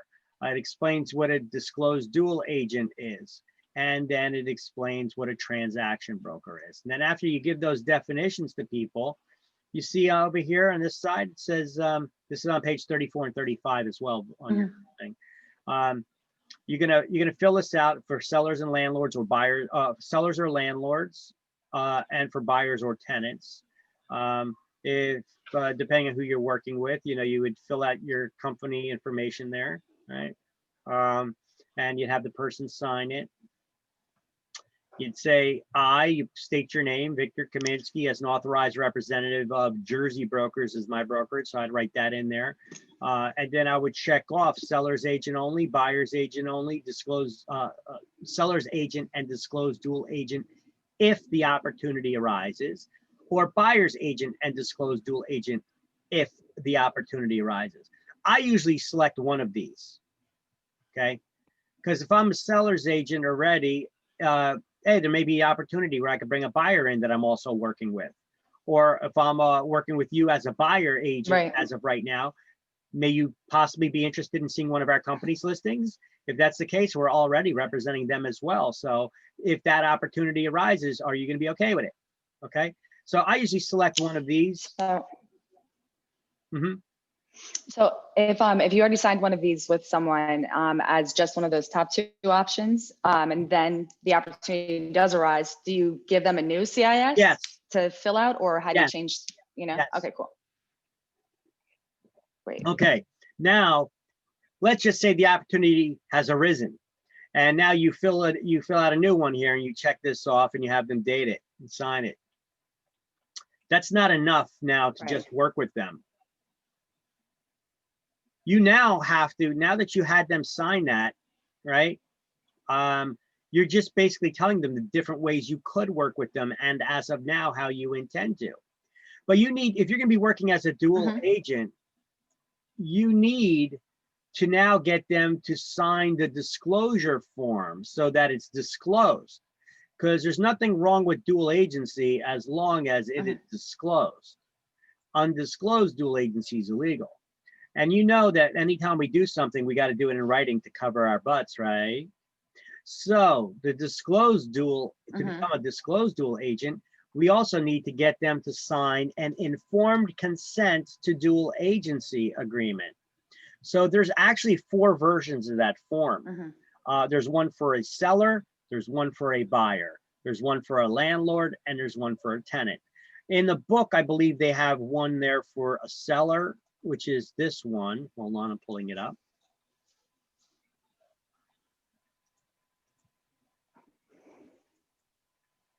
You see, it says informed consent to dual agency seller. So that you know that this one is only going to get filled out by the seller. And you put the property address there, and it explains to them what, how being a dual agent will affect them. You put your name here, your company's name here, and you have the seller sign the brokerage's information here, and they date. And now you can work as a dual agent. Okay. There's also another, there's 4 versions of this form. Let me pull up the buyer's version, which is not in the book. See, there's 4 different versions of that form. Here's the one for the buyer. You see, it says buyer. Okay. That's how you know who it's for. It says here right at the top, it's for the buyer. All right. And then it explains how working as a dual agent could affect them. And then you put your name there, the name of your company. They sign here. You put all of your company's information here, and you sign here. Boom. Now you can work as a dual agent. When both the seller and the buyer had filled out this form. Got it. But there's different, so you see the seller is not, there's no place here on this form for the seller to sign. This is the buyer's version. Each one will sign their own form, Right. okay? So, so the answer, So if Oh. the Go ahead. So for the licensee that is representing both parties to a transaction, and it's written, unwritten concept of the seller, buyer, and other agent is there. It's, I don't know if that, it's buyer's agency, seller's agency, disclosed dual agent, or transaction broker. so it has to be written consent, right? You need to have, yeah, if you're gonna be working as a dual agent, you need to have their informed written consent to work in that capacity. Okay. Because otherwise somebody could just say, oh, you never told me. I didn't Right. know you were representing the other party. Because look, the CIS Right. form, hold on, let me open that up again. Here's the CIS form. You're not required to have them sign this. I highly suggest that you do. You're required just to give them a copy of this form. All right. And then you only need to fill it out and give it to them and explain to them the agency relationships. I suggest you always have two of these handy. One that you fill out and you give to them. Another one that you have them sign and you keep. Okay. You put it, listen, you may not even find this person a house, because when is it that you're supposed to give this to them? At the time you start working with them, right? Before you even discuss their finances or their reason, their Yeah. motivation to move. So when somebody walks in the office, before you start talking about anything about about the business relationship, you got to say, wait. Let's first discuss, the law requires us to discuss first. I have to explain to you the different ways that a real estate agency can work with people. They can work with you as a buyer's agent only, seller's agent only, disclosed dual agent, or transaction broker. However, this is how we intend to work with you as of now. We're going to work with you as a buyer's agent and disclosed dual agent if that opportunity arises. Because may you be possibly interested in seeing one of our company's listings? Well, we always represent our clients. So in that case, we would already be representing the seller. So in this case, we would be a buyer's agent and disclosed dual agent, because our agency is representing both parties in the transaction. Not necessarily me personally. I'm a representative of my broker. So whoever, there could be another agent in my office that's working with the seller, but our company is representing both parties in the transaction. So that's, and I just give a simple explanation like that, boom. And I fill out the form and I have them, I said, here, I'm required to give this to you just to show that we went over, blame it on your broker. Say, my broker wants to make sure that I get you to sign this because, they want to make sure that I went over it with you. The law doesn't require you to sign it, but my broker, I'll get in trouble with my broker if I don't get you to, because, he's a real hard case. Okay. You listen, your broker won't have a problem with you using them as the excuse. Okay. I mean, you see, if you did that, I'd have your back there. I'd be like, yeah, I require my agents to do this because this is what's required. And I want to ensure that they're doing what they're supposed to, and that's the way I defend it, So agents can blame me and I'll take the, I'll take the heat on it and I'll explain it to the people if it needs to get any further than that. But if you actually look at this form and they say, if this is the first thing you're sticking in their face before they even talk about shopping for a home, they may retract a little bit, because every action has an equal and opposite reaction, right? You're sticking something in their face. What's their reaction? To back up, right? So you can say, wait a minute, this isn't a contract. Hold on, don't get nervous. Look, see the form on page here? It says, you may obtain legal advice about these business relationships from your own lawyer. This statement is not a contract. It is not a contract and is provided for informational purposes only. So relax, and say, by asking you to sign this, I'm just asking you to acknowledge your receipt of the CIS form. So, Victor. Yes. So let's say that you have a client who is a seller under the agency of your brokerage, but they're not your, your client. But then you procure a potential buyer. It's still dual. Would you have to present? Yeah, would you have to present the CIS to that seller? No, because the other Even though, should have done that when they yeah, got. right, because it's under the same brokerage. Yeah. Look, if you're the listing agent, you should. And if they didn't, then is it on you or is it on them? You guys need to make sure that it's taken care of. Okay. Yeah. I mean, it should be written right in the. Should you offer it anyway, just in case they didn't? Well, the thing is, what are you gonna do? Maybe make it up. Sorry, I'm on a lag. You may not even know the seller. You're gonna come to them and have them trying to sign documents. They don't know who you are, even though you're working for the same brokerage, right? Just reach out to the other. Yeah, agent. that's what I'm saying. Yeah, just reach out to the other agent. Say, Oh, and make sure that they do it. Gotcha. you did have them sign a disclosed dual agency agreement when you got the listing, right? Or you could go to the transaction folders if they're available in your office to everybody. You could just go there, open up the folder, and look inside it. Make sure that they have that disclosed dual agency agreement. Got it. Okay. Would it fall on you though, or would it fall on that agent if It falls on the agency as a whole. Yeah. And who are the two agents that are involved there in that transaction? Right? Falls on both of you and your broker. Yeah. So, okay. Okay.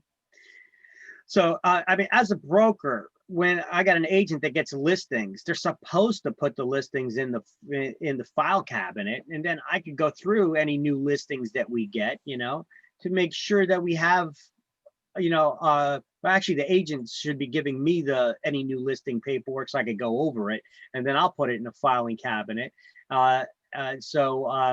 And file it, and the agent has access to go to that filing cabinet and get it, but at least I could review any new listings that come in to make sure that they're complete, that it does have the CIS and the disclosed dual agency and all that stuff in there, so I know that you did things right.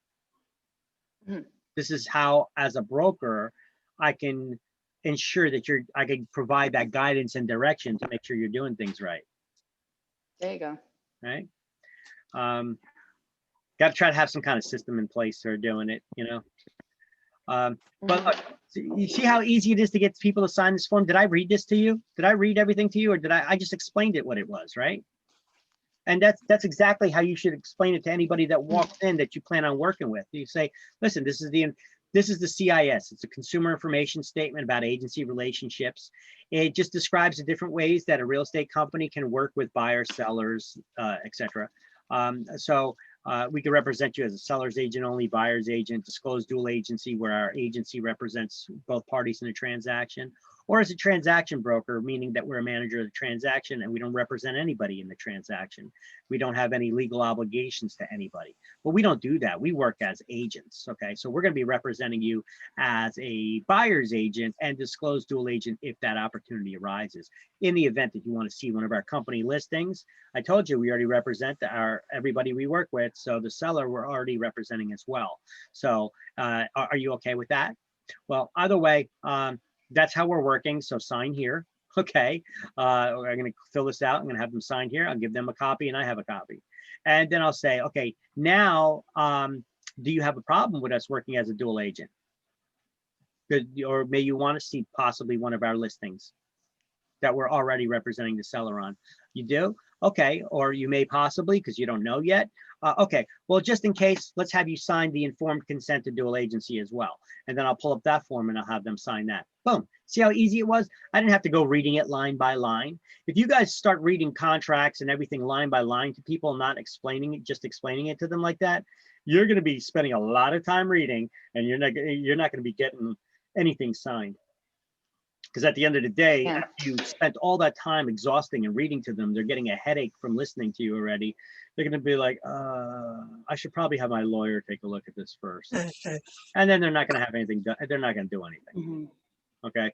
So right. This is how you should do it. This is training your broker should give you, by the way, on how to explain these forms. Okay. Often they don't. They should. Mm-hmm. All right. So next. let's go over each of the fiduciary duties now. Let's start off with care. What does it mean to care for your clients? Okay. With your fiduciary duty of care, look, say one of your buddies comes up to you and says, hey, I'm looking to buy a house. You're going to help me out, right? You're going to take care of me, right? What are they asking you? What do you think they mean by that? You're gonna look out for their best interest and not your own. All right. And how would you do that? By trying to get them the best deal or the best rate or whatever, the best, not just going after your own ends. Okay. And doing your job to the best of your abilities. Like, that not sounds good. half-assing it. That sounds good to me. Kind of. All right. So let's take a look at that. Cool. Okay, so care is providing the best service possible to your client using the knowledge you've acquired through education and experience. You guys don't have the experience yet, but you're getting the education right now. So as a brand new agent, the level of care that courts will hold you to is not as high as if you were an agent for years, or if you had a broker salesperson's license.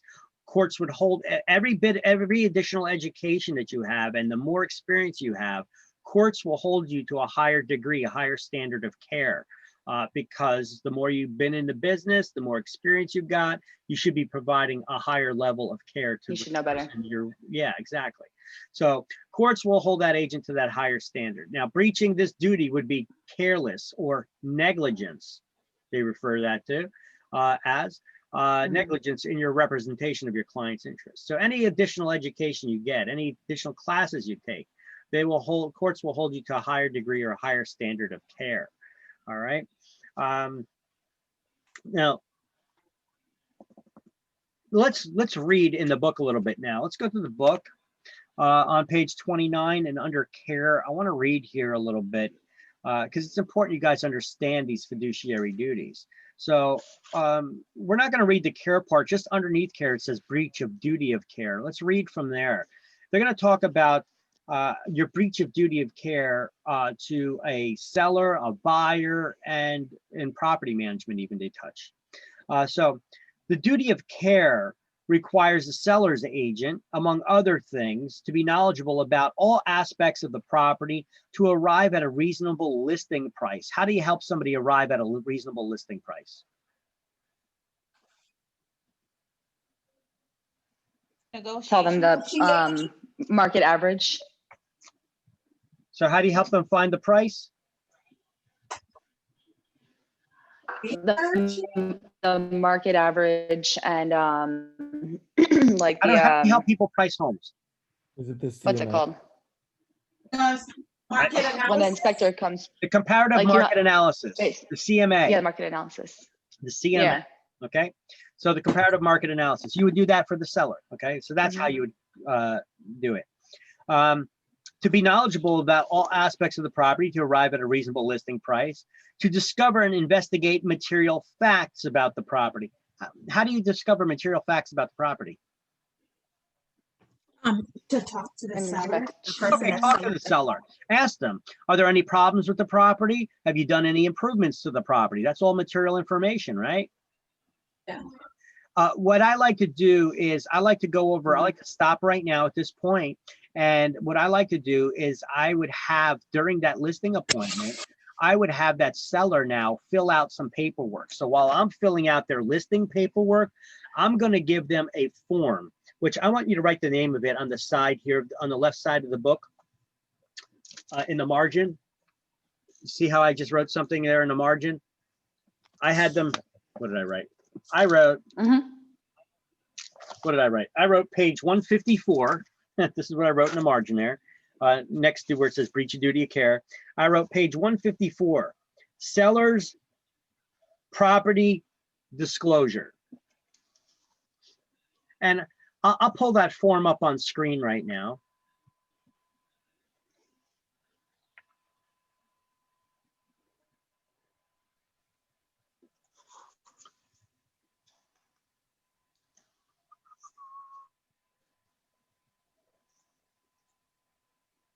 So here's the seller property condition disclosure report. Okay, I'm going to give this to the seller, the owner of the property, to fill out anytime I get a listing. First of all, it's kind of like giving a child crayons to play with so that mommy and daddy can do their business, right? You're giving the seller something to keep them busy while you fill out your paperwork so that they're not over there, what's that, what's this, and asking you a million questions. You can get your work done, okay? And you're gonna need it done anyway. So you could say, you could have them fill this out while you fill out your paperwork, okay? And basically, you're just asking them, listen, tell them this, say, you need to fill out all the information that you're aware of about your property here. Gather any information that it asks for you. You take care of this while I fill out your paperwork here. I need you to be honest on here on this form. If it asks you a question, the answer options are yes, no, or unknown. You think you could hack it? Okay, don't talk to them like that, but you know, basically that's what you're saying, okay? So I want you to, but make sure that you fill it out and don't lie, be honest, because we're going to submit this form to any potential buyers, okay?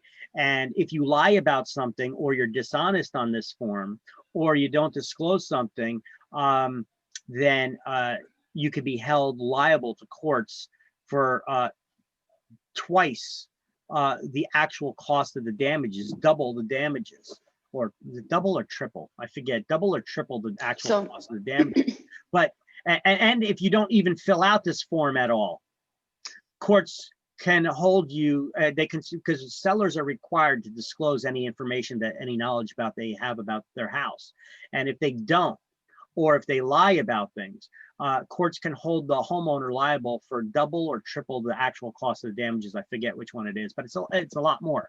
So what I'm doing as your agent here, as your seller's agent, by having you fill out this form and asking you to fill it out honestly and most completely as you possibly can, I'm helping you limit your liability in the event of lawsuit. There's nothing that can prevent somebody from suing you out there under any circumstances ever. We got frivolous lawsuits that go on all the time, but I'm helping you limit your liability in the event ever that there is a lawsuit. So that's what I'm doing by having you fill this out, okay? And now they realize that you're trying to do something to help them, okay? Plus I'm pointing it out. You know, most agents will stick this form in their face, have them fill it out, and that's the end of it, you know? But I'm explaining to them why. I'm helping limit your liability in the event you're ever sued. You know, this is what I'm doing here by having you fill out this form. So let's go over some of the things I'm going to ask you to disclose. We're going to have questions about occupancy here. Do you know the age of the house? Do you have a copy of your deed when you bought the house, or the floor plans, architectural designs, or what do you call it? Surveys of the property, things like that from when you bought the house? That stuff would be helpful if you have that available now. Okay, so asking them, there's questions here about the occupancy. Does the owner currently live there, you know, at that property? Or a lot of information like that. Okay, so they got questions about occupancy. Yes, no, unknown, and sometimes it'll ask for additional information. They got questions about the roof. Questions about attics, basements, and crawl spaces. Questions about termites, wood destroying insects, dry rot, and pests. They got questions about structural issues. Questions about additions and remodels that they may have done. Plumbing, water, and sewage questions. Questions about heating and air conditioning systems. Wood burning stoves and fireplaces. Questions about electrical systems and the land itself, such as the soil, drainage, boundary lines, backfill, etc. Environmental hazards that they may be aware of. Questions about deed restrictions and special designations from homeowners associations. Questions about just a laundry list of miscellaneous questions, which I'm sure you could even add your own. Yes, Amelia. Got a question? Hey, so I was going to say, yeah, I was going to say, I could be wrong, but I believe that when I took a real estate course in California, we had to have inspections legally by the buyer and the seller instead of just a form like this. Is that a thing here, or? Well, sellers required to disclose any knowledge that they have about the house. Okay. Now. Okay. So it doesn't have to be an actual inspector, like, I think that's buyer's different out there. Responsibility. If you're buying the house, there's something that we call caveat emptor. That means let the buyer beware. So if the buyer it's the buyer's responsibility to get a home inspection if they want to find out if there are any problems with the house, or do you just want to rely on the seller's word? You know, so caveat emptor. Yeah, I think let the that's different buyer- out there. Let the buyer beware. So the buyer has, if the buyer wants to get a home inspection, does the law require you to get a home inspection? No, they do not. No, it does not. Now, some Okay. counties, Okay, I think that's like Monmouth County, I know, requires sellers when they're selling their home to get an inspection from a HVAC plumbing guy of their plumbing and heating and cooling systems. They're required to get an inspection of those items. The seller is. And then to provide that report to potential buyers. But that's a county thing that they do in and that's only like Monmouth. Monmouth County. That's the only county, that's the only place in New Jersey that I know Gotcha. requires that. Okay. But I found that to be a Okay, neat thing. gotcha. I remember my first transaction I did in Monmouth County. I was like, what's this? Sellers provide. Like, we're not going to rely on a report from the seller, you know? And they're like, oh, well, it's required. I'm like, really? I'm like, wow. You learn something new every day. I was in the business for a couple of years. Yeah, out in already. California. I never heard of such a thing, you know? And I was like, you know, that's not a bad idea. They should require that everywhere. You know? But that report I think actually it's because showed, they're litigious out there, but like, yeah. I mean, yeah, people could sue for anything. sorry, you but froze. it's not a bad idea if you get an inspection report like that. I mean, you know what? It wouldn't be a bad idea if sellers also got their own appraisal, because they're always arguing with us about the valuation that we apply to their property. You know? Okay. Yeah, I think it's required out there, like What's that? in the law. The seller and the buyer both have to get an appraisal, like in a full inspection, like Well, on both ends. appraisal is only required if the lender wants it. You know, if somebody's buying cash, do they need to get an appraisal on the house? No, it's only the lender that requires the valuation of the property. Yeah, Because they're not going to lend you more money than what you the need, appraiser yeah. says that it's worth. Okay. yeah, So the you know, it's not a bad idea. It would be great. I mean, me as a real estate agent, I know how to value properties, but I tell you what, my valuation is probably still going to be different than the appraisers. Okay, because they do this for a living. They do that on a regular. That's what they specialize in. That's their specialty, is valuing properties, right? Shoot.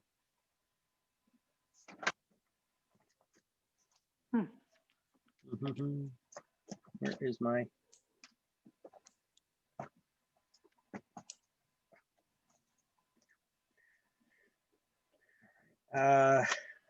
Give me 1 second. I pulled up the. I'm pulling up the whiteboard here for a moment. I just want to show you a quick drawing I want to make real quick for you. When this damn thing eventually opens up. Come on, Microsoft, check it.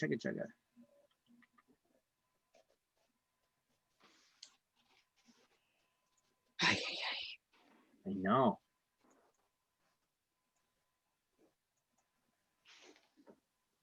Use the whiteboard.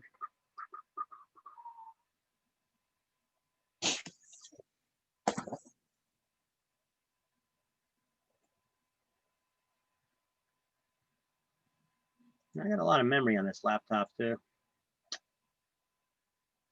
Guess it's time to upgrade to an even newer model now. I got a million windows and applications open when I try to host these meetings at one time, you know. Really puts a strain on the computers. Come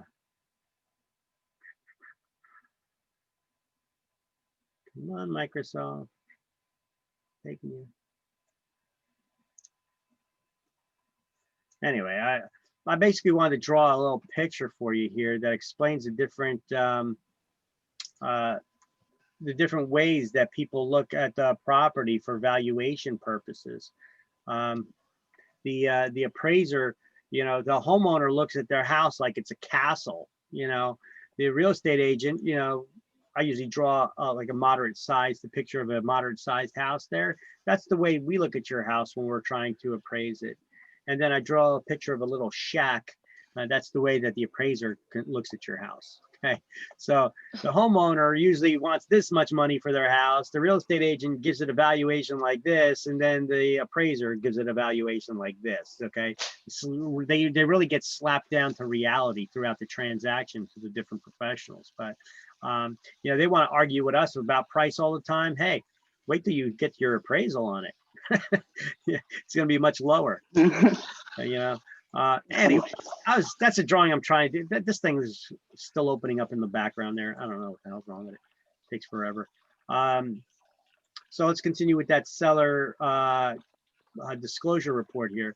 So we have a disclosure here about radon gas. Is the owner aware of any radon issues in a house? Okay. Now this is by the way, you cannot help the owner fill out this form because you don't know anything about their property. It's them.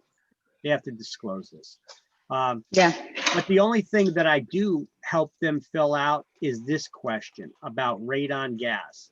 I tell them to check no, because the question here is asking if that seller is going to give me permission as their agent to disclose any knowledge or reports that they have pertaining to radon gas in the property.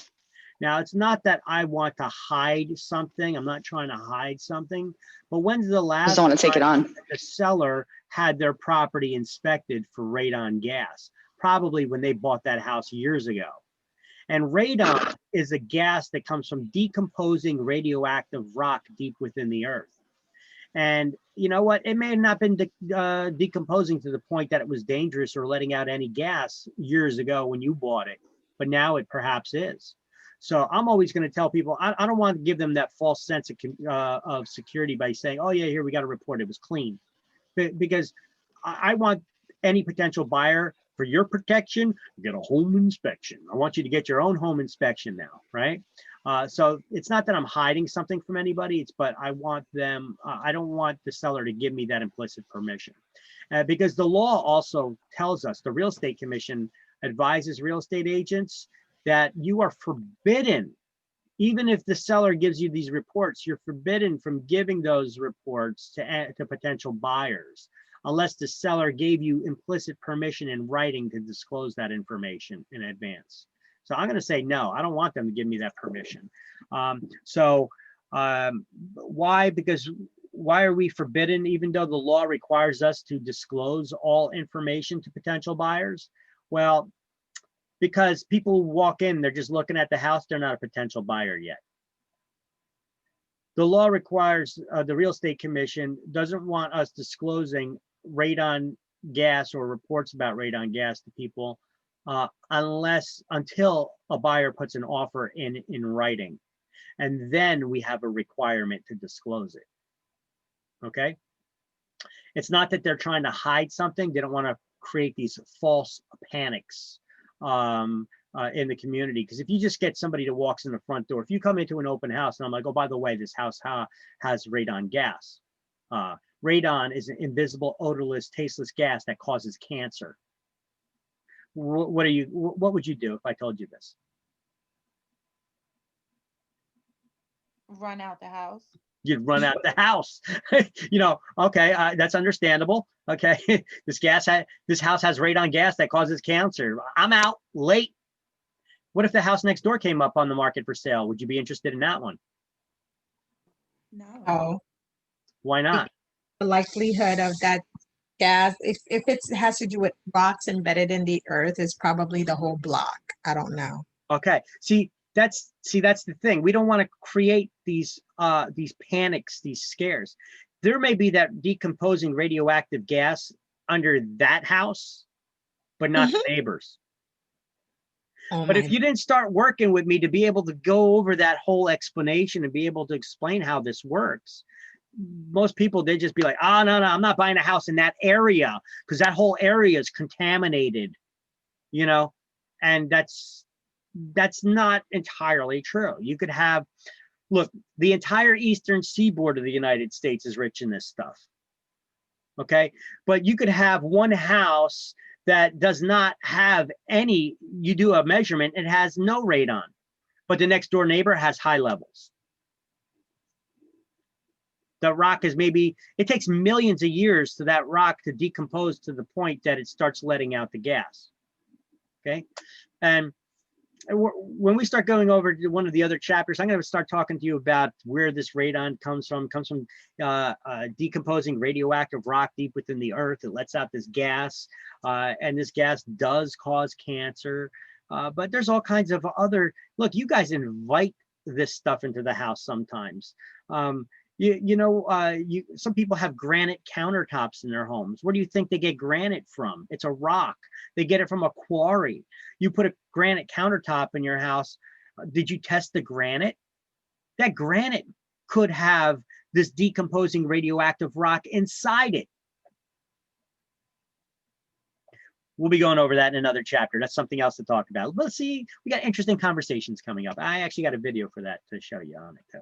Okay, so anyway, on this form, we also have any appliances or things that the seller is going to be including in the sale or excluding from the sale, okay? That's an important thing to go over, especially when you got things like chandeliers and such. Those become contentious issues. If the seller never told the agent, hey, we're taking a chandelier with us. A chandelier is considered to be a fixture. Unless that owner tells you at the time that you're getting the listing that they're taking it with them, they cannot remove it. Because now they're physically modifying the house. It's like taking the kitchen cabinets with you when you move. Okay, it's part of the real estate. The buyer didn't make that offer to the house based on you stripping it out, right? So it's important to know for us to probe what's going with the house in the sale and what's not. They got questions here about solar panel systems. They're becoming popular. They go, okay, and then we're going to have the seller acknowledge and sign here. And then if the seller's dead, we're going to have their executor, administrator, or trustee that's appointed by a court here, perhaps, signing and dating for their behalf. And then they're going to have the buyer sign and date, and their agents are going to sign and date here as well. Okay. We're helping limit the liability of everybody. And you, if you're working with a buyer, you could ask that listing agent if they did not post it as an additional document already in the MLS. We could ask them for a copy of the seller's property condition disclosure report. Are they required to use this? No. But the law requires sellers to disclose material information.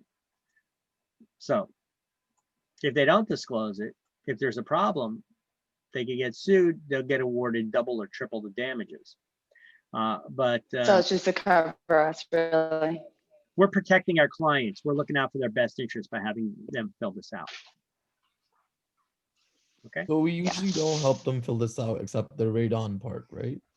Correct. At least that's what I do. I mean, usually you don't help them fill anything out, you know, but I give them a little advice pertaining to that question with the radon. I say no, because not because I'm hiding anything, but because I want that potential buyer to get their own inspection. And I tell them, for your protection, get a home inspection, you know, because I want them to be able to know what the latest status is. I'm actually looking out for them as well. All right. So let me continue reading here. So the so continuing on reading here, to discover and investigate material facts. That's how we would do it, by having the seller fill out property condition disclosure, and for us to walk around the house too. If you walked around the house, you should not, if the seller fills that out, trust but verify. Don't go with everything that they put there was accurate. If they said they had work done on the house, ask them for a copy of the permit, because they should have gotten a permit to do the work. You know, ask for a copy of the permit or the bills for the work that was done. If the, you know, you don't want to just run with it and start advertising that they got a brand new roof on the house. Well, you need to get a permit to put a roof on the house. Okay. Where's your permit? Or where's the contractor's bill? You should have some kind of evidence that they replaced the roof. Don't just take their word that they replaced the roof on the house. Go with that Reagan, the Ronald Reagan's phrase, trust but verify, right? Trust everybody, but verify. It's not that I don't know. It's not that I don't trust you or nothing, but I don't know you. So I gotta just confirm that it's accurate, okay? Because I can't be putting in an advertisement that it's a brand new roof on a house unless I know it's a brand new roof. I can't just take your word for it. I mean, do sellers ever lie? What if the owner did it themselves? Okay, well, you still should have gotten a permit, Right. Oh, yeah. Okay. right? So we need we need some kind of evidence that the roof was redone, right? So don't just pass on information that's given by the seller as fact either, because now you're opening up yourself to liability, because people are not considering the seller as a professional. You're the real estate professional. So if you're the one that's now transmitting that message to the public in an advertisement, you're putting the listing in the MLS and in ads that it's got a brand new roof, and it's not a brand new roof. Did you lie? Was that intentional? That would be fraud. Unintentional misrepresentation by somebody who should have known better, you as the licensee, that would be negligence. You know, Negligence. either way, it ain't good for you, right? So trust but verify. We have to take their word. We're gathering this information. Now we need to verify it in some way. Let's see the permit that you got. You know, Right. trust but verify. And if they don't got one, I wouldn't go there putting in there that it's a new roof on the house, or if they give you specifics, 1-year-old roof.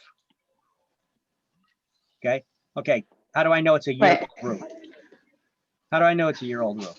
Let me see your permit or the material bill or something. I need to see something that shows that when that roof was replaced.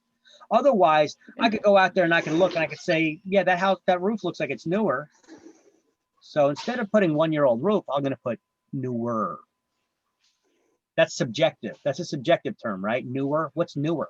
Well, it's newer than the house, right? So, but it's not specific. Right. Anytime you're going to be specific, you better verify that. You know, what about the water heater? You know, the boiler in the house. If you're going to be putting there, how could you confirm that? Let's say that the owner replaced the water heater themselves. How could you confirm the age of it if they never got it inspected and they replaced it themselves? I'm going to give you a tip. There's a way to tell. Serial number on it or something? What? Is there like a sticker on it that you have? Well, there's a welded serial number on the actual thing. There's a welded label on it, and that label will have the serial number of the water heater. The first couple of numbers on that water heater are the year and month that it was made. It was manufactured. Now, yeah, but what does that have to do with when it was installed? Well, they don't make water heaters and store them on shelves in the stores for months or years on end. Okay. Right. Because they could develop surface rust inside, and these things they get pressurized. They store water. They could explode. So the manufacturers don't build those things in bulk and have them sitting on shelves. What they'll do is they build them and they distribute them pretty much on an as-needed basis.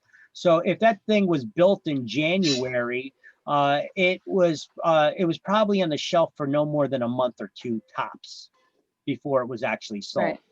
Okay, so you can be pretty sure that that's the year that it was installed. The month, give or take. Okay, but that's definitely the year that it was made. I mean, I would break it. I could even probably safely say within 3 months of that thing being manufactured, it was installed. Okay. Right. Continue reading. I'm just giving you some tips here, by the way. Yeah. Okay, so assist the owner in negotiating an offer that meets the seller's needs. and Last to advise the seller on ways to affect the sale. Okay, maybe It's not- depending on what kind of a real estate market we're in, we could give some advice to the seller. Hey, you know what? There's not a lot of buyers out there. How can we entice buyers? Well, you know what? What we could do is we could always have that as a seller's agent. We could try to do a broker's open house and entice them to bring buyers in by offering all their clients and stuff. So we could. The key there is to try to get more agents here and introduce the agents who may be working with many different buyers to the house. Instead of just doing an open house, we do a broker's open. And a good way to entice them to come in is maybe we do a little catered lunch for them in the house, and we raffle off a tablet or an iPad or a TV or a flat screen TV or something like that. And then what we could do is in the advertising, we could say, if we get a full price offer before a certain date, the commission will be a higher amount. That'll incentivize the agents to bring in buyers, or we could entice the public, the buyers, to actually put in an offer, or we could do this in addition by offering to pay some or all of the buyer's closing costs if they purchase your home. Would that be a good incentive for buyers? Sellers willing to pay your closing costs? Mm-hmm. Yeah, I would think so. Okay. Yeah. So an example of breach of duty of care would include failure to inform the seller of how the property condition affects value, or failure to effectively navigate the transaction through to closing. It doesn't mean that if a property doesn't close that you did something wrong. But your job is to be the manager of that transaction to help the seller navigate their way through to the closing by giving them all that helpful advice. But yeah, sure, the neighbor's home sold for this much more, and it's the same style of house as yours, and it was built in the same year, but yours is in a lot crappier condition. We have to make adjustments for that. So that's how we affect, navigate the value of the property based on condition. Condition does have an effect on its value. As a buyer's agent, is expected to inform the client of whatever problem can be discovered in the property. Advise on probable market value. How do we do that as a buyer's agent? Advise on probable market value. The CMA? A CMA, just like you would for a or seller. That's right. You would do it for a seller. CMA. Why not for a buyer? Yeah, don't be lazy. You got a buyer interested. What are you gonna do? Just say, okay, so you want to put an offer in? What are we gonna do? Put in full price offer? What if the seller overpriced it? So to help them effectively navigate that purchase, what if the seller took a strategy that instead of overpricing it, they intentionally underpriced it, trying to get a bidding war? That happens, and if they did that, what are you gonna tell them? Just make full price offer? I may advise them that they put an offer in higher than asking price if they really want that house. Otherwise, they may not get it because the seller intentionally put in at a lower price. And if you did not bother doing that CMA to know what the value of the property is, you may not get that property. I know your job as a real estate agent for the buyer is to try to help them get the property at the lowest price. But what did I start that sentence with? Help them get the property, right? So if you're just making a full price and the house is underpriced to begin with, they may not get the property because they intentionally did that to try to get a bidding war going on. So being informed as to the actual value of the property is a good starting point, right? That's my point.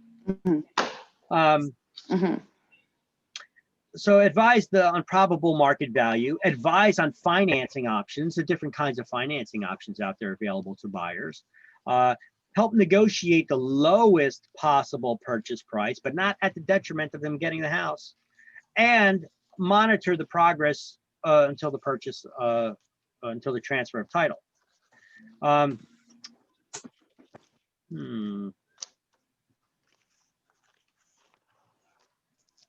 You know what? They removed some wording in this version of the book.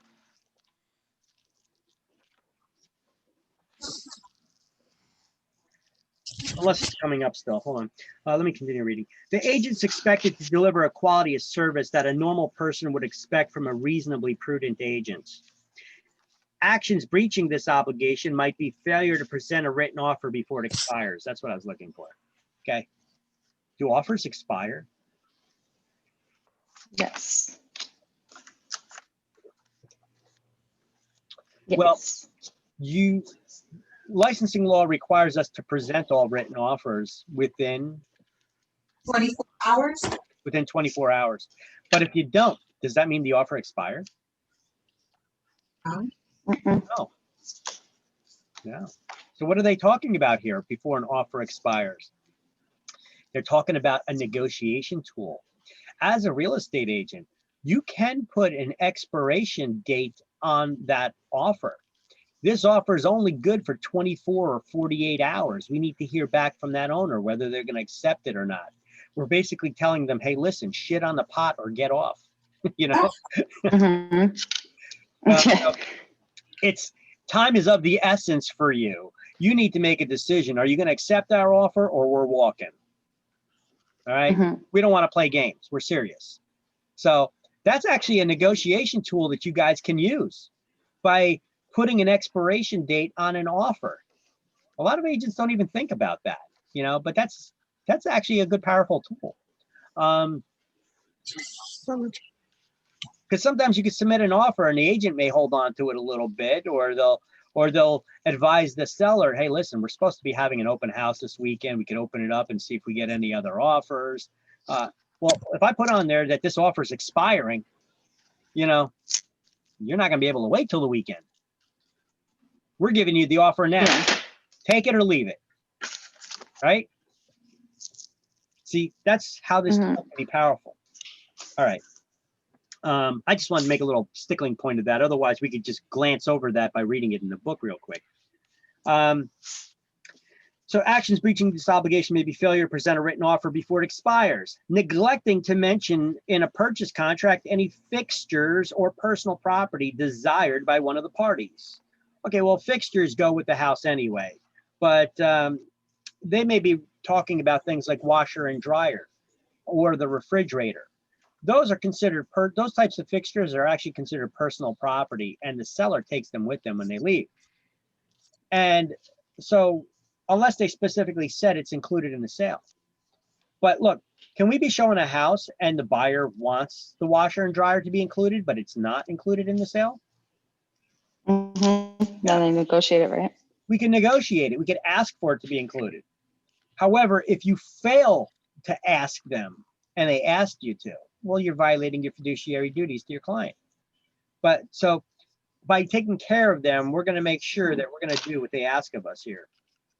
All right. So, but that's also another fiduciary duty of obedience. You know, we're not dogs, but we must obey our clients' lawful instructions. If they asked us to see if it could be included in the sale, we would ask that as well. Desired by one of the parties, or neglecting property being managed for another, like with property management, or improperly handling escrow deposits. When do we got to give those over to the broker? Immediately, because they got to put it in the escrow account within 5 days.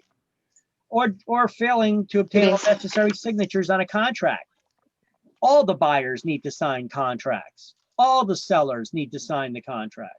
So you need to make sure who all the buyers and all the sellers are, right? Mhm. Okay. Let me give you a bit of advice here. Everybody paying attention? Yes. Okay. Mhm. If you go in, you get a listing, you have the sellers fill out the paperwork. Okay. How do you know who all the sellers are? What? What do you mean? How do you know who all the The sellers are? chain of How do title you know who all the owners are of thing. the Is that what house? you're talking about? Sorry? The chain of title. Yeah, but The we're chain not, of title. yeah, we're not doing title Is it the searches chain on a of title? property when we go in for a listing. How do we know who all the owners are? They tell us, right? And then we have a contract. So they're saying it And you're gonna rely like they're on claiming that? it, right? Good enough because they're, You're gonna rely on that? I don't know. but we're not gonna search the chain of title, or not the chain of title, but you know what I mean? What did I tell you? The thing with the public file record. Trust but verify. You know, it's also a public record. It's recorded. Verified. Tax That's good. records, tax documents. All the owners are going to be listed on the tax bill, right? Yes, they will be. So you could do a simple tax search. Look, we're going to be members of an MLS. Every MLS that you're a member of is going to give you access to tax records. Okay, so you could search the tax records and see before you go to a homeowner's house for a listing. I usually like to search the tax records. I do two things. I like to search the MLS to see when's the last time this property was listed for sale. Maybe I could see the house and the details about it from the last time it was up for sale. If it wasn't that long ago, you know, it may still be in the MLS system. Right. Then I like to go to the tax records and print out the tax record of the property. I could at least see who are the people that are listed as the owners. So when I set up the appointment, I'm going to ask to make sure all the owners are there. I don't want to meet with one of the owners. I want to meet with all of them because I'm trying to get the listing. And if they're going to list the property, I'm going to need all their signatures on the listing contracts. Everybody needs to be on the same page. You know, look, if it's a husband and wife, right? We got spouses here. I want to make sure that they're both on the same page. I don't want to just meet with one of them, you know. Are you going through divorce or something? Why am I only meeting with one of you? Am I going to have to meet with the other one separately? Or are you just trying to sell the property on your own? You know, I mean, what's going on here? You know, I need a little more information. So we could start getting to the nitty gritty by doing a little bit of legwork in advance for ourselves, just by doing a simple search. And look, every MLS that you guys are going to be a member of is going to give you access to that. But I'm going to give you a little preview access. How about that? I'm going to give you access to a tax record system. All right, so in that class links document, by the way, if you guys didn't notice, you see what I put here? That's your class. See the link? Those YouTube videos are up there if anybody did not check it yet. In that shared class folder, this is the link to your class's videos that I've been recording. Okay, they're up there. I told you I was going to put them up there the other day. Well, they're I up was there. looking for it, but I didn't see it. I'm gonna check now to see if I can see it now. That's in that Google Drive where all the slideshows are. In that same folder, I have this class links Word document, and right at the top, it has that. Okay, but anyway, so I told you, if you do a search within this document now, I'm gonna do a search for tax. Tax records. Okay, so I actually created what we call a tiny URL. You guys see this here? It says tinyurl.com /NJ tax records. This is a URL shortening service. So, you know, like the domain name. Sometimes you want to send somebody a link and it's a really, really long link. This is a service that will actually shorten that link. So what I did, I think I have a couple of links for tax services, but here's one of them anyway. So if you click on this link, tinyurl.com /NJ tax records, here, I'm going to click on it, open it up in the browser for you.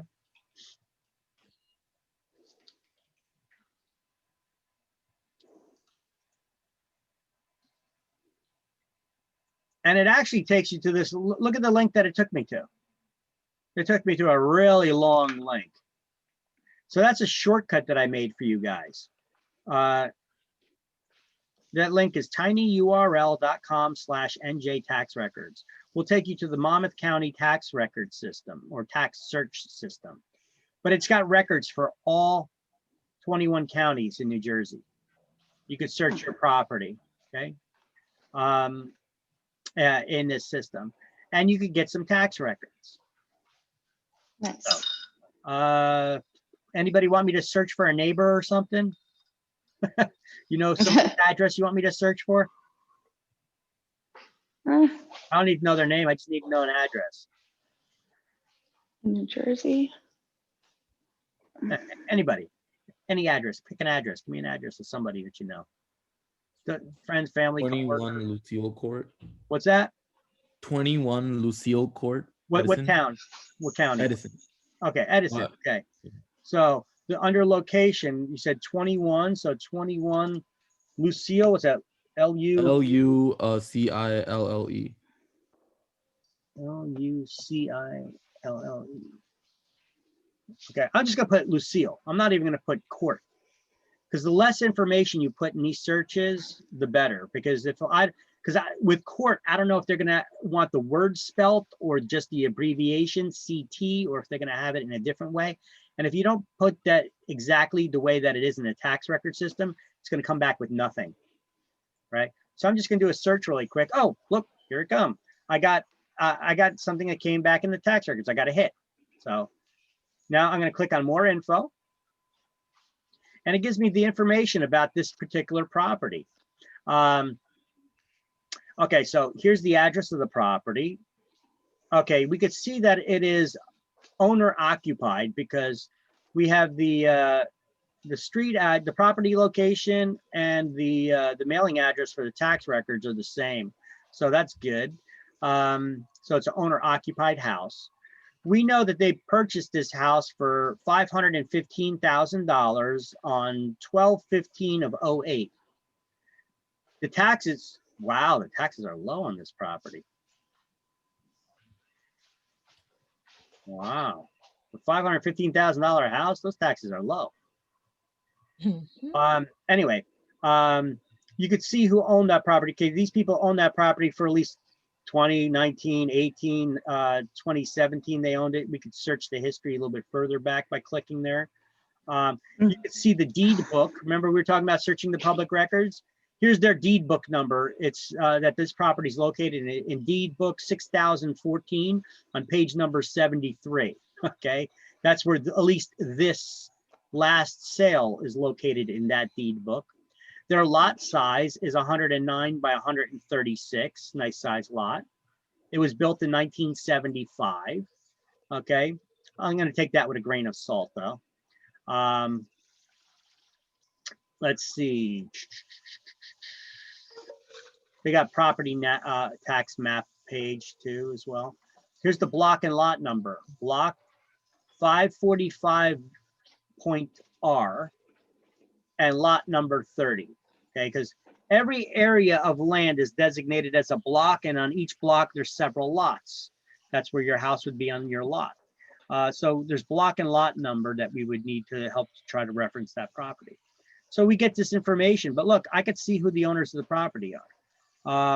Now I'm not sure if this is one owner or two here. This may be one owner with their initials for their first and middle name, or this could be the initials of the two people on here. So I am not 100% certain by this one. Okay, but at least I could search here and I could get an idea. And I'm going to ask the owner who's listed as the owner of the property. And I'm going to say, well, there's two initials there, M and L. What's your full name? You know, and I'm going to probe a little bit to find out if there's more than one owner or not. Okay. But this is how we could at least go to the tax records and find out, right? Maybe click on a little more history, see if we could find anything else out. And that just gives a couple more years, but it's got the same information on there. All right, now you can see the assessed value of the property. 240,000, a lot different than what the actual value is, right? So tax values applied to property have nothing to do with the market value of them. All right. Now, why am I bringing this up? Because I want you guys to make sure that you ask about, you got to find out who the property owners are. And then when you go in to get that listing, you go to their house, I want you guys to ask for their IDs. I know it sounds kind of silly. You were invited into the homeowner's house and you're asking to check their ID. Do it. Do it. I worked for years in real estate and I never had an issue until I did. I went into one listing, I'll never forget it, in Springfield. And I went in, I met with a husband and wife, and I don't normally hear voices, but I had this nagging little voice in my head when I walked into that house. It was saying, check their IDs, check their IDs. So as I walked to their dining room table where we were all meeting, I said, I'm just going to need to see your IDs really quick. If you guys can show me your driver's licenses, I'm just going to need to see your IDs real quick before we get into the paperwork. Yeah, I just, not a big deal. Said it all a matter-of-factly way. So the husband's reaching into his wallet to get his ID, right? He pulls me his driver's license. The wife, she's looking all over. Oh, I must have left it in my pocketbook. I left it in the car. Mhm. First of all, who leaves their pocketbook in the car? Right. I hope you don't. Not with Yeah. your wallet in it. Anyway, Right. so she goes out there, and so I'm BSing with him for a while. And a while. And a while. Time's going on. Now I start standing up. I start walking towards the door. I'm like, where'd she go? Would she get lost out there or something? Boom. She was gone. She left. I was like, what's Oh, going wow. on here? I'm like, your wife left. And he's like, well, she's not really my wife. That's my girlfriend. I'm getting divorced. The wife, she's such a bitch. And blah, blah. Oh God. This is what you got to deal with sometimes out there, guys. It's like, what did I just step in? Yeah. If I didn't ask that question to check their IDs, I mean, this guy's like, got his girlfriend trying to pose as his wife to sign the listing documents to sell their house. Crazy. You know what? My career flashed before my eyes at that very moment, because I instantly thought, oh my God, I've been in the real estate business for how many years? And I never asked a seller for their ID. Wow. Imagine how many opportunities that this could have happened before, where somebody's forging documents. And, imagine that I put that property on the market for sale. A buyer Wow. offer in on it. It goes to attorney review. It goes to inspections. They got money in it now. We get down to the closing table. The law requires that whoever the closing agent is to check for IDs. You cannot close on a real estate transaction unless IDs have been checked. So what, we're only going to find out then that one of the sellers really isn't the seller? Wow. Tell me everybody's not going to get sued. My company, me, my broker, everybody's getting sued, right? And so like that thought flashed before my eyes, and I like instantly got a headache. I was like, holy shit. I'm like, dude, what did you think was going to happen here? What are you trying to do? I'm like, listen, I don't know what the issue is, because I seen the way that he was talking about his wife already. So it's, I was like, listen, I don't know what the issue is between, I don't know if she's in the wrong, you're in the wrong, but I know that this is wrong right here. I'm like, you need to grow up. You need to man up and be the bigger man. If she's the one that's the issue, you need to suck up to her a little bit just so that you can get through to this sale. But you both need to be on the same page to sell this house. You're not selling this house without her. If you guys signed this document, we went through this whole process, that's fraud. And if a seller, if a buyer came in, they put an offer on it, certain kinds of lenders would require the seller to sign some mortgage documents for the buyer as well, confirming some information. And if you forge documents for a loan application, that's mortgage fraud now. Somebody's going to jail. Wow. I was like, you're going about it the wrong way here. I was like, listen, whatever your issue is, you need to talk to your wife. You're going through a divorce, but you need to get on the same page about selling a house. When you guys get together, here, give her my card, have her call me, whatever. I was like, you guys need to be working together. Otherwise, I can't sell this house without both of you working together. Otherwise, you're going to get caught, and somebody's going to end up in jail. Don't do this, okay?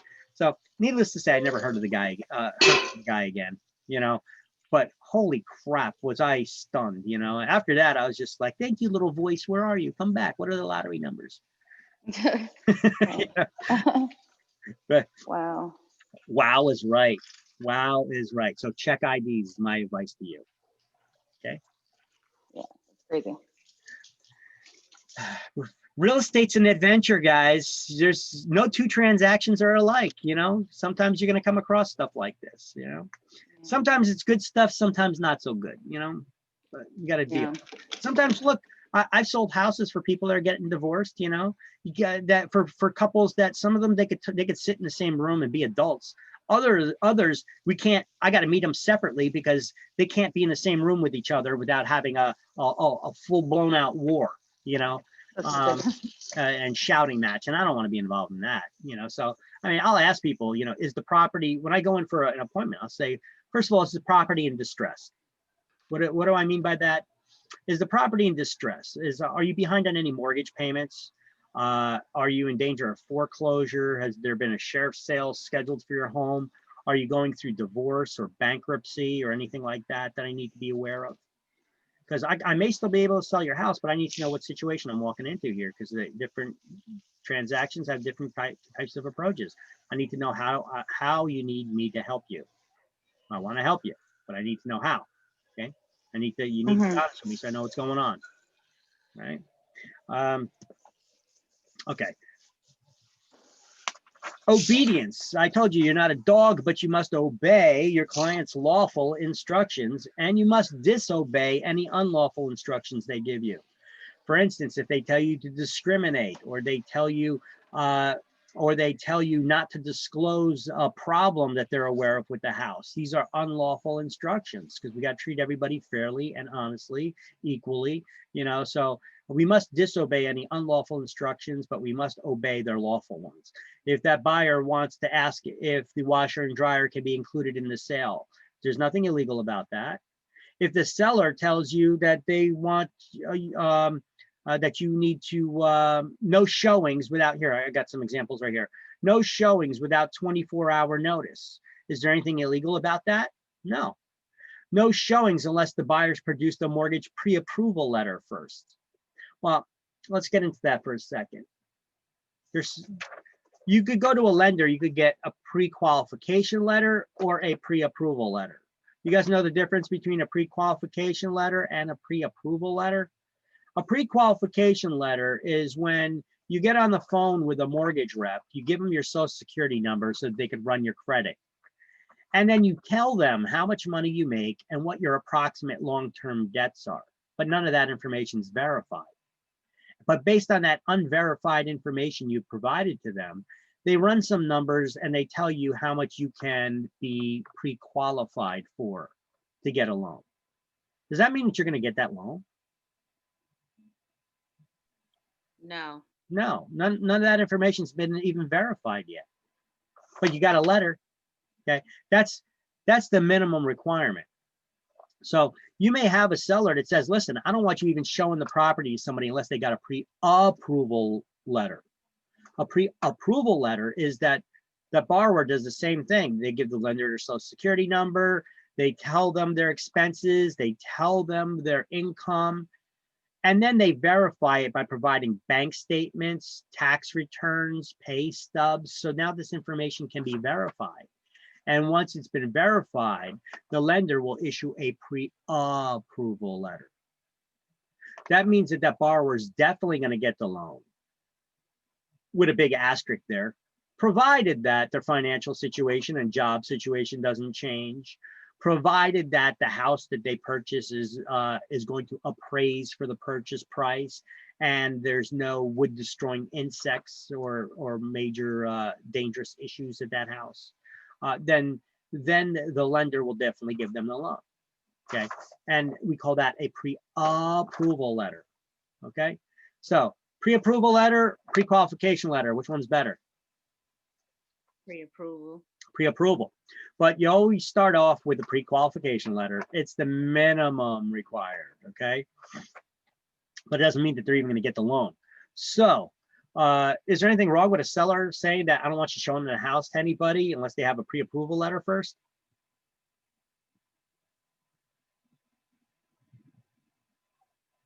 No, I guess not. No, there's nothing illegal about that. Is that going to limit who their buyers are that they could show the property to, though? Yes. Oh yeah. Oh yeah. Because a lot of people haven't gone through all that. A lot of agents don't pursue that issue. See, I'm giving you guys a little bit of advice now.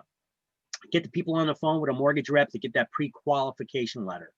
And then you tell them, because you don't want to start showing them properties. You don't want to start your computer to show them, even show properties on the computer to set up appointments until you at least got that pre-qualification letter in. And then you're going to tell them, hey, listen, now you need to provide that lender with all your financial data so that you can start working on a pre-approval letter.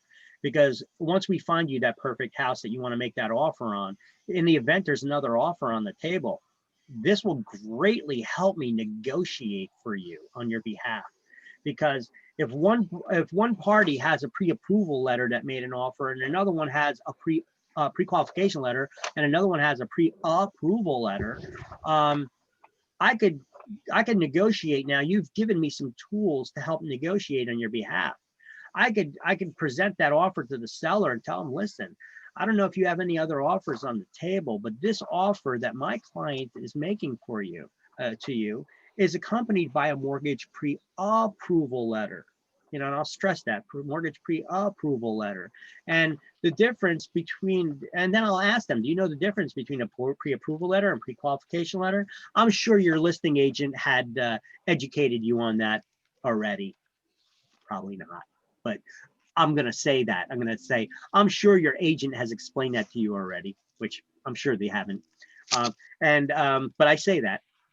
And I'll say, but let me just clarify just to verify, okay? A mortgage pre-approval letter is better because you can be sure that this person is going to be able to get the loan to buy the house. Any other offers that come, this is the gold standard.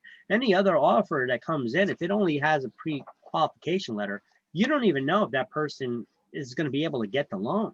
See, at least with this offer, you could be assured that this buyer will get the loan to purchase your home, provided there's no major issues with your home, provided that your home will appraise for the purchase price and there's no wood destroying insect or other serious conditions with your home. This is a done deal. So that's what makes this a real solid offer. And then I'll start getting into the details of the offer, how much it is, are they flexible with closing dates and such like that. I'll get into all that stuff. But right off the bat, now, all of a sudden, I just presented this offer and I made my offer appear like the gold standard that all others should be compared by. So did I elevate the status of my offer that I just made? I just did. So there's a lot in presenting an offer, guys. That's a skill. You get agents out there that they do role playing to try to learn how to better their skill on how to talk to people when presenting offers, okay? And agents that just go in there and try to wing it, are they doing as good as somebody who's practiced it? So it's not a bad idea just to try to get those words out in advance. What's the script you're going to go by? Get an approach on how you're going to present that offer to somebody. Don't just go in there and be like, oh yeah, here's the offer. It's $345,000. Okay. What kind of financing? What's the anticipated closing date? Are they flexible? Does the buyer need to close on something first, or do they have a lease that what are the conditions and the terms of the purchase? I need to know this, So if you don't go in there with a plan, you just try to wing it. There's more to an offer than just the price. That's why we say make your highest and best offer. Highest is not necessarily the best offer, guys. Did you know that? If there's a lot of contingencies, well, the house purchase is contingent on the sale of my current home. What did I just tell them? I just told them that I don't got to go through with this purchase if I can't sell my current home. Is my offer that great now? No. And that's just one kind of contingency somebody can add into a contract. We usually have home inspection contingencies, mortgage loan contingencies. If I could qualify to get the financing, well, that contingency we don't have because we got an approval letter, right? So anyway, moving on. So obedience. I have a quick question. Yeah, sure. So as the buyer's agent, do we talk to the seller's agent or do we talk to the owner directly of the house? I don't know. What are you going to do? It's better to talk to the owner, right? It is, but you cannot circumvent their agent. You have to get to the owner through their agent. Okay. Oh, okay. So what I do is I contact the listing agent and I ask them to set up an appointment where I can present the letter to the, where I can present the offer to the seller with them there present, of course. Okay. Gotcha. Now some agents may want some pushback on that, but listen, I like to present my own offers anyway. I'm gonna ask anyway. I like to present my own offers because I don't know how that agent would present it. Are they presenting it in the best light? Are they presenting the true offer on that property? Or are they wording it in a certain way because they got another offer that they think that they're getting on their own, that they want to make it look better, you know? Look, Gotcha. it could also be that maybe they're not lying, but they're being honest, but it's how you present an offer too. There's a lot to how you present an offer. It's not just how I just explained it. It's not just in explaining the offer. It's also in your voice, in your voice reflection, and the pitch of your voice. Those little things like that can make a difference too. Okay, we got an offer here for $350,000. Well, we got an offer here for $350,000. That second one sound like there may be a problem. Mhm. Okay, I mean, there's a lot that can play a role in the human psychology of presenting offers to people too. Look, there's some trainers out there that you guys can get training from. That a lot of brokers have the training DVDs or videos that they could watch, or you could subscribe to live training. Some brokers do, agents can as well on their own, and not just rely on brokers training. There's one out there I like, a guy called Floyd Wickman. Well, Floyd Wickman, but here's one I really like, because Floyd Wickman's a little monotone. I like David Knox. He teaches with humor, and I like that approach. I like to, you know, I'm not exactly a conformist, you know, so I like to be a little loose, you know. I like to learn with humor and have fun with it, you know. And I talk to people in the same way. And so that's the kind of training I like. This guy, Floyd Wickman, teaches that. I'm sorry, not Floyd Wickman. David Knox teaches that way, KNOX. He's a good trainer. You guys may be able to get some of these videos free online too. So some of these trainers are cheap. Some of them are expensive. There's all kinds of trainers that are out there. There's different kinds of training that's available. They have training classes about how to talk to people, how to overcome objections, how to negotiate, how to, okay? So you guys should look into those kinds of training that your brokers may have available to you, or that you could seek out on your own as well. Always try to improve your skills. Remember, if it's a fee that you need to pay, it's tax deductible too. All right. An agent must disobey any unlawful instructions, like not disclosing information or not showing property to a protected class by discriminating. You know, things like that would be okay to disobey them on. Now, accounting. You're responsible for your client's money and or property, correct? So when your clients give you money, what do you got to do with it right away? Turn it over to the broker, because then your broker's got 5 days to put it in the escrow account, right? So they got to keep those records for the deposit money. But when you got listings, we got to keep attendance records for showings, what agents were showing the property, something goes missing or gets damaged. Open houses, we got to keep records for open houses. That's how we account for their belongings too. When you guys are hosting an open house, you want to make sure that nobody's stealing anything. Nobody's rifling through the jewelry drawer or the jewelry boxes, or looking for people's personal belongings. I'm going to tell you, when you do when you get the listings, you should be giving advice and coaching those property owners too about a lot of things that we're going to get into throughout this class. Some of those things could be like putting away their personal belongings, their valuables. But if you put away your valuables, don't just like put away like all your expensive, don't put away all your jewelry. Leave some cheap stuff out, because if you put away all your jewelry, a thief would just keep looking, right? they know that it's somewhere. But if you leave some jewelry out and they're just like, oh, it's only cheap junk, okay? So they'll stop their looking there. Make sure that the medications and things like that are secured away. You don't want people going into open houses that are just druggies looking for to steal medicine. Things of value, make sure that they're secured away when we're opening the house to the public. And don't just let people walk around the house. You should be following them around the house at an open house. We should advise people about security cameras and things like that. They have security systems in people's houses these days. You got to advise the dangers for people of how they can be violating federal law and state laws on wiretapping. We have wiretapping laws. Okay, now these laws are, you cannot record people's. Now, you can have a sign there that shows that you're recording. You got security cameras going on, all that. But recording video is one thing, but people have an expectation of privacy.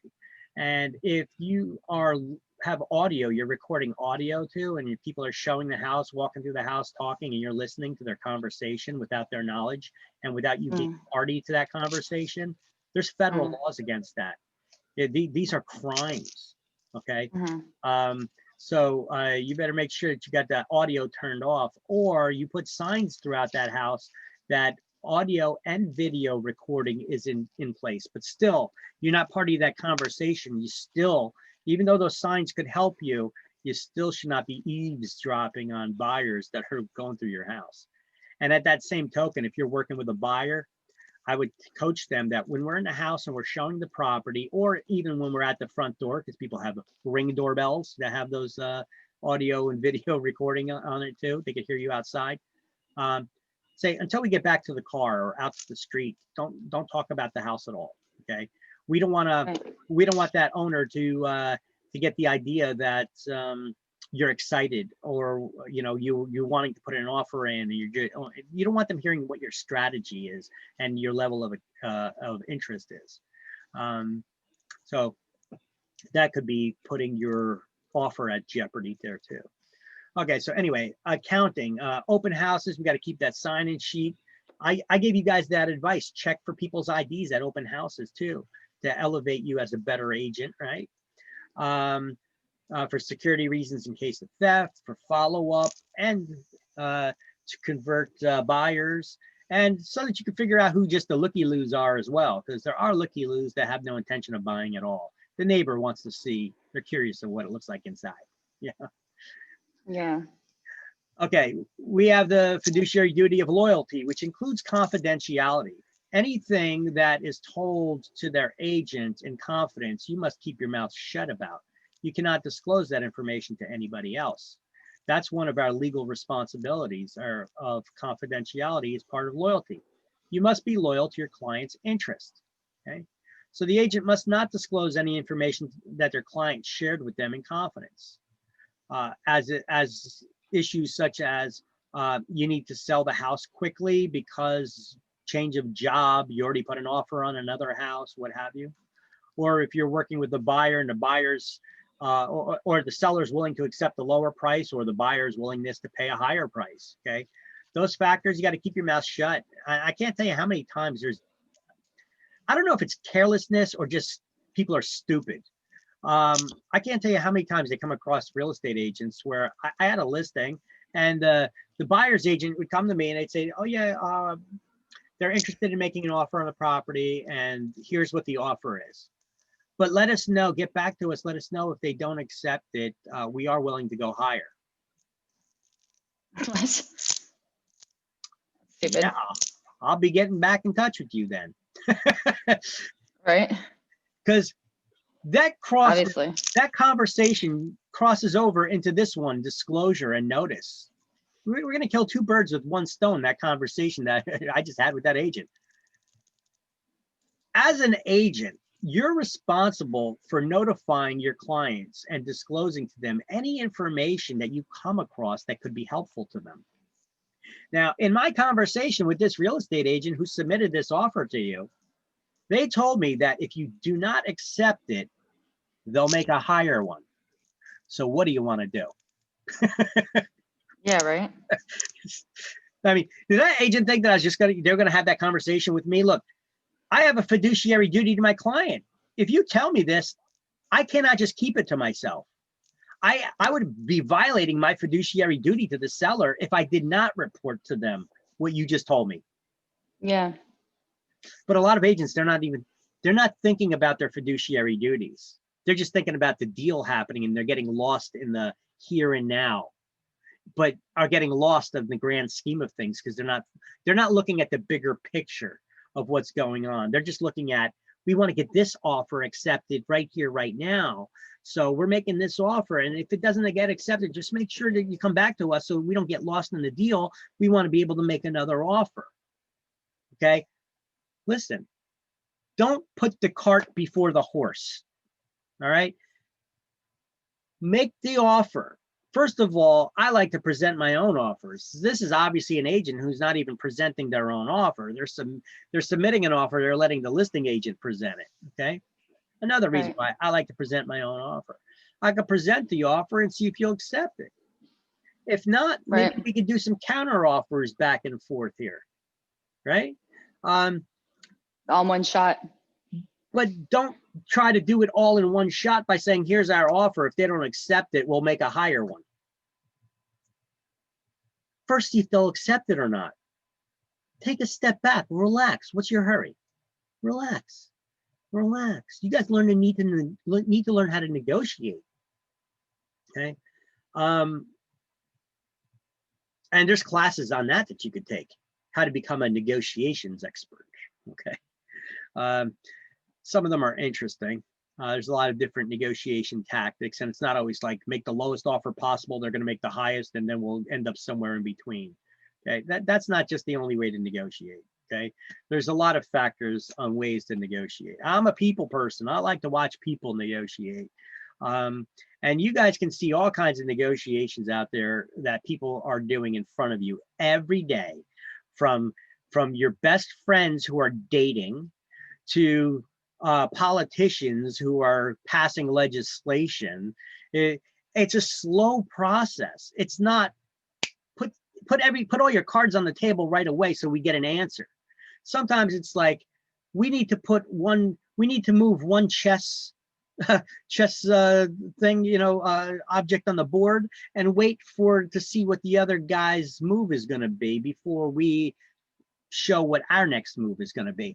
And you need to be thinking 3-4 steps ahead of the other person. All right. Anyway. So licensees must disclose any personal interest that they also have in a transaction, like their relationships to the parties involved in the transaction. For instance, if you're helping your mother sell or buy a house, you have to disclose, and I suggest that you do it in writing, and I like to do it by writing it on the actual contract. You have to disclose on the contract, I, Victor Kaminsky, am a real estate broker with Jersey Brokers, and the purchaser or seller is my mother. Okay, boom, that's it. That's full disclosure. Is my client, my mother, is she losing Is she losing her negotiation stance or anything by disclosing that? Is she being disadvantaged in some way by me disclosing that? No. First of all, the law requires you to. So, but if you don't disclose that and somebody finds out about it later, they could sue you for it because the law required you to. And because the law required you to and you didn't do it, guess what? You're probably going to lose in court. And it's something that wouldn't have advantaged or disadvantaged anybody for disclosing it. So why not disclose it? Because if it ever goes to court, you know how lawyers will present things in court. They're going to start off by easing in there. They're going to ask you, you'll be up there in court. They're going to ask you, hey, did you have to take a real estate class before you got your real estate license? Your answer? Yes. Okay. Now, when you took that real estate class, was part of that class that you had to disclose to the parties in a transaction how you were going to be representing them in some way?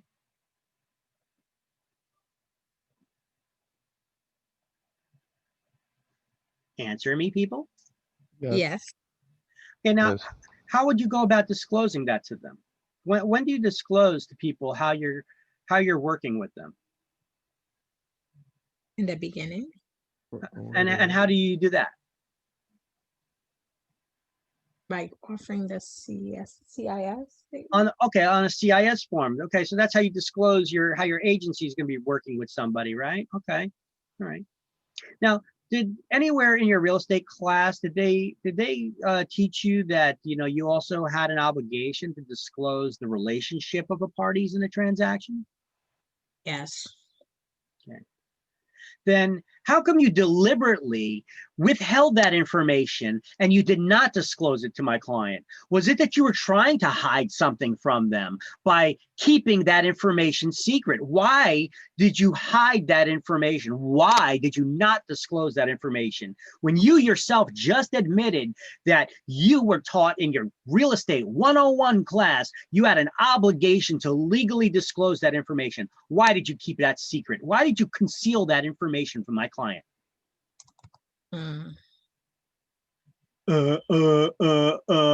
See how you get busted now? All right. Now, would there be anything wrong with you disclosing this? No. Yeah. So the client was my mother. Yes, but you're legally obligated to disclose that. Why were you concealing that information from my client? What were you hiding? It's, I mean, an attorney can easily spin this on you, and I mean, either way, it doesn't matter what your reason is. You had an obligation to disclose it, and you didn't. So, boom, you're guilty. You owe somebody money. All right. I'm just showing you how easily it can be done. I'm not saying that it's a common thing or that it happens, but how easily it could. All right. So, also, you have to disclose things like if you're a member of the Boy Scouts committee and you're helping them try to locate a new campsite. All right. You have to disclose, I, Victor Kaminsky, am a member of the Boy Scouts of America, and they're looking for a new campsite, and they're my client. Okay, boom, that's it. But if you didn't disclose the relationship of the parties, you could end up on the wrong end of a lawsuit. Or if you're buying a property for yourself as an investment, you can't conceal the fact that you're a licensed real estate agent. Disclose that on the contract. They know that you're the buyer, but you got to disclose on the contract that you're a licensed New Jersey real estate salesperson with ABC Realty, whatever. Okay. If you don't disclose it, somebody can turn around and sue you for it later on, for whatever reason. All right. And disclosure, we already went over that you have to disclose any information you have an obligation to report back to your client, because anything that is told to your agent is as if you told your client. The reason being is because your agent has a fiduciary obligation to report back to their client. So it's assumed in the eyes of the law that anything that's been told to the agent has already been told to their client. And anything that their agent says, their client's aware about. Because unlike HGTV, where agents are sitting there negotiating back and forth with each other about the purchase price, it don't work like that. If an offer comes in, you have to present it to your client. And then your client can decide whether they want to reject it, accept it, or counter it. And then you go back and then you give your counter offer if they wanted one, right? And then even if your client told you in advance that they would accept an offer if it was, as long as it's above a certain amount, maybe they changed their mind since then. You still need to present it. All right. So in negotiations, you always have to go back and be in communication with your client. It's not like it is on TV. That's BS. Okay. All right. As a matter of fact, that show, I don't think it's on TV anymore, but it used to be that Millionaire Real Estate Agent, where you had all them young kids that were dealing with super rich people selling their real estate, and they got stupid money for being annoying real estate agents. They're young kids making a lot of money, but they were negotiating about the sales. You know, the guy was like, okay, so that offers for how much? Okay, let me check with them. And then he'd be there putting all this grease and gel in his hair, and he's, watching, in the mirror, you know, while he's got the other guy on hold, getting ready for his party that he's going to for the night. And then he gets back on the phone. Okay, my client said that they're countering with, and he never even spoke to his client. I'm like, how the hell do these people still got their real estate license? But then again, I think that agent was in California, so you know, what do you know? Yeah, it was in California. Yeah. But still, they're not allowed to do that. All right, so they're supposed to go report back to their client. Their client talks to them. That you can't just negotiate on your own. Okay, you have to present those offers to your client. Let your client decide whether they want to accept it or not. All right, so any information told to the agent, the law considers their client has been notified about it as well. Discovery of problems, learning the other party's willingness to pay more or accept less, that's all got to be disclosed. All right, so those are our fiduciary duties in a nutshell. Now, we have the broker's business relationship. We'll talk about this a little bit more. Resume recording now. Sorry. All right, so I resumed recording a little bit late here today after lunch, but that's whatever. We just missed whatever. You could see that in the previous recordings, anything that we may have missed up until this point.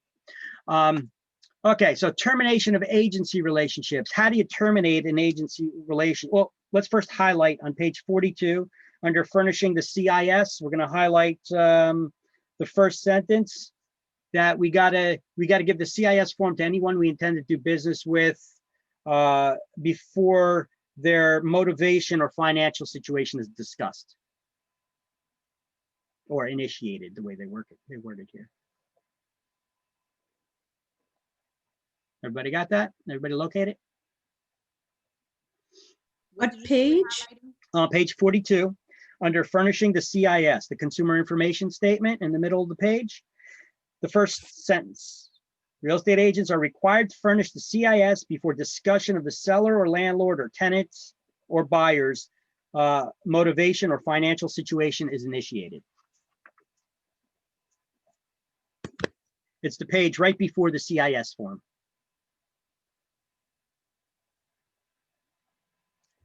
And on the CIS form, which is on page 44 for most of you guys, at the bottom left-hand side of that CIS, remember I told you the last paragraph there, it says, I had you put a highlighted box around it or highlight it to point it out when you explain it to people that this is not a contract, okay?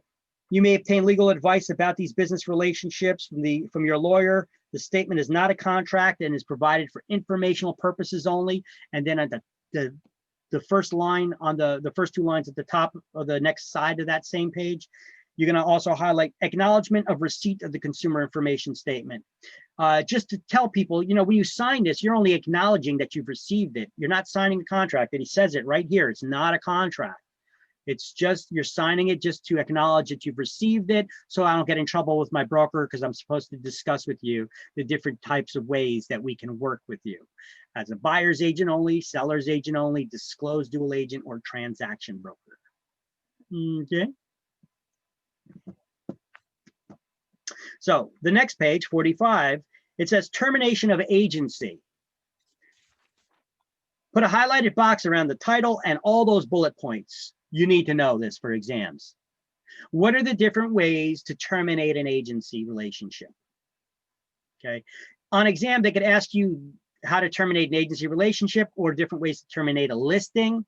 Well, it's basically the same thing here. So we're going to go over termination of agency relationships from the perspective of if we had a listing, okay? And I have it here on the slide as well for you. Death or incompetency of either party. You know, incompetency means they're not of sound mind, you know, maybe they have Alzheimer's or they're gone insane or they're just, I don't know, coma. I don't know. And then again, I don't think you're signing a contract with somebody in a coma.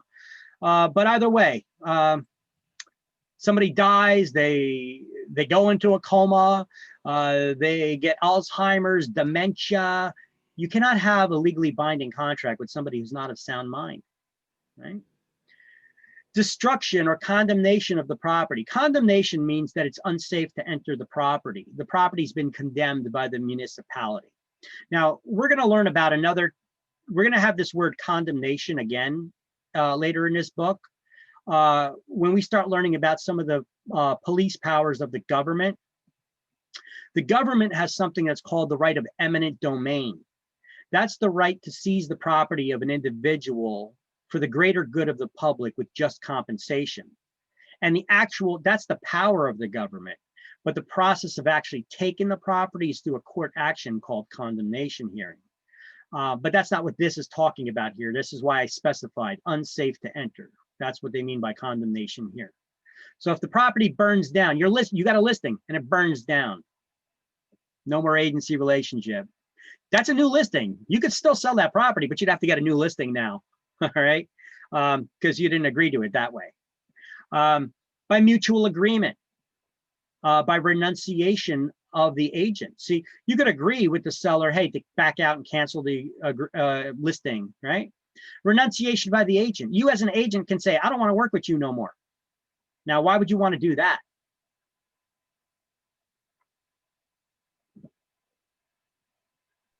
And don't just say, well, they're a pain in my ass, okay?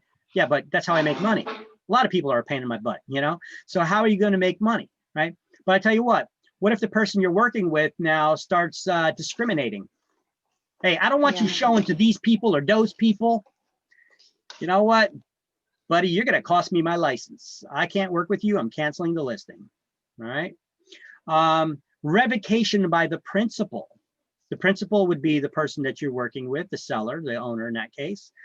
However, you see, I put an asterisk next to this one because you got to keep in mind, if the seller cancels the listing with us, well, they canceled their agency relationship, but not the listing contract. There are two different issues there. The listing contract stays in effect until it expires unless we specifically gave them an unconditional release from that listing. So even if that owner was if they say, oh, I don't want to sell no more, cancel my listing. And even if I do cancel the listing, or I remove the property from the market. If they still sell that property either on their own or they relist it with another agency, they still owe me the full commission. Oh, wow. Both sides, the total commission still needs to be paid. So if a seller cancels the listing, it's your responsibility to inform them at that time. All right, there's nothing we could do. You don't want to sell no more for whatever reason. Now, just keep in mind, I have to inform you that this does not cancel the listing agreement. So, but you already said you don't want to sell no more, so it shouldn't be an issue. But just keep in mind that if you do decide that you want to sell that property and you want to put it back on the market, you need to contact me so that we can put it back up on the market, because this listing is still in effect. So even if you sell the property on your own, you would still owe us the full commission. And if you relist it with another company, you would still owe us the full commission. And now you'd have to pay that other company a full commission too. Okay, you gotta stress that to them. Sometimes people may come to you and say, you know what, just take my property off the market. I decided I don't want to sell it no more. And they do this because some little birdie's been whispering sweet nothings into their ear, trying to woo you away from them. All right. And so you got to be acute to the conversation that you're having of key words. And if they ask you, a lot of times when that's happening, they're going to say, you know what, I want to take my property off the market. I'm not looking to sell it anymore. What about this? And sometimes they'll say, just to confirm, I just want to make sure this is an unconditional release. Who talks like that? Nobody talks like that. You don't want to sell your home no more. You're just like, I just want to take my property off the market. You're not going to be like, I need to make sure it's an unconditional. Why do you need to make sure it's an unconditional release? And that's when I'll start screwing with them. I'll play with them a little bit. Listen, have fun with real estate, okay? I'll say, why did you ask that? Has some little birdie been whispering sweet nothings into your ear, trying to woo you away from me? I'll actually say that to them. You know, have fun with it. You know, what's the worst? They want to leave already as it is. Listen, they're already under contract with me. I already got them, so I don't care. You know, so I'm going to tell them straight out and say, listen, if another agent has been talking to you, trying to make promises that you'll sell the property for less commission or whatever it is, if that's been happening, I need you to be honest with me about it, because if you have a problem with my services, listen, I want to fix the problem. I want to provide the best service I can to you. So I don't want you just running off to someone else, you know. Plus there's the additional problem here of, if you do cancel the listing with me and list it with someone else, you're still going to owe me the full commission, but you now have to pay them a full commission too. So no, we won't give you an unconditional release, but that doesn't matter if you're not really looking to sell anyway, then it don't matter. Okay, but you're using that wording, is it an unconditional release? And that's usually only said when another agent's been coaching you and illegally doing so, and they know they're breaking the law by doing it, because it's against the law for one agent to solicit the business of another. You guys ever get a postcard in the mail from a real estate company? Postcard, mailing, advertisement from a real estate company in the mail? Mhm. Look at the bottom of it. It should say somewhere on that card, if your property's already listed, please disregard this offer. It should say that at minimum. You know, sometimes you may see them, they put the full disclosure there. They say, if your property is listed with another broker, please disregard your this offer. We cooperate. It's not our intention to solicit other brokers. You know, we cooperate with them fully, or something along those lines. Okay, because it's against the law. If I were to send out a postcard and it landed in the mailbox of somebody's property that's listed for sale already, and I don't have that disclosure on there, well, doesn't the law say it's against the law to solicit the business of another broker? Is that a solicitation? It is. Mhm. And if it lands in their mailbox and I don't have the disclosure to that this is not meant to target you, then guess what? I am targeting them, and I'm violating the law. That's why you got to worry about, you know, the advertising rules. You know, you got to follow the advertising rules, especially as a new agent.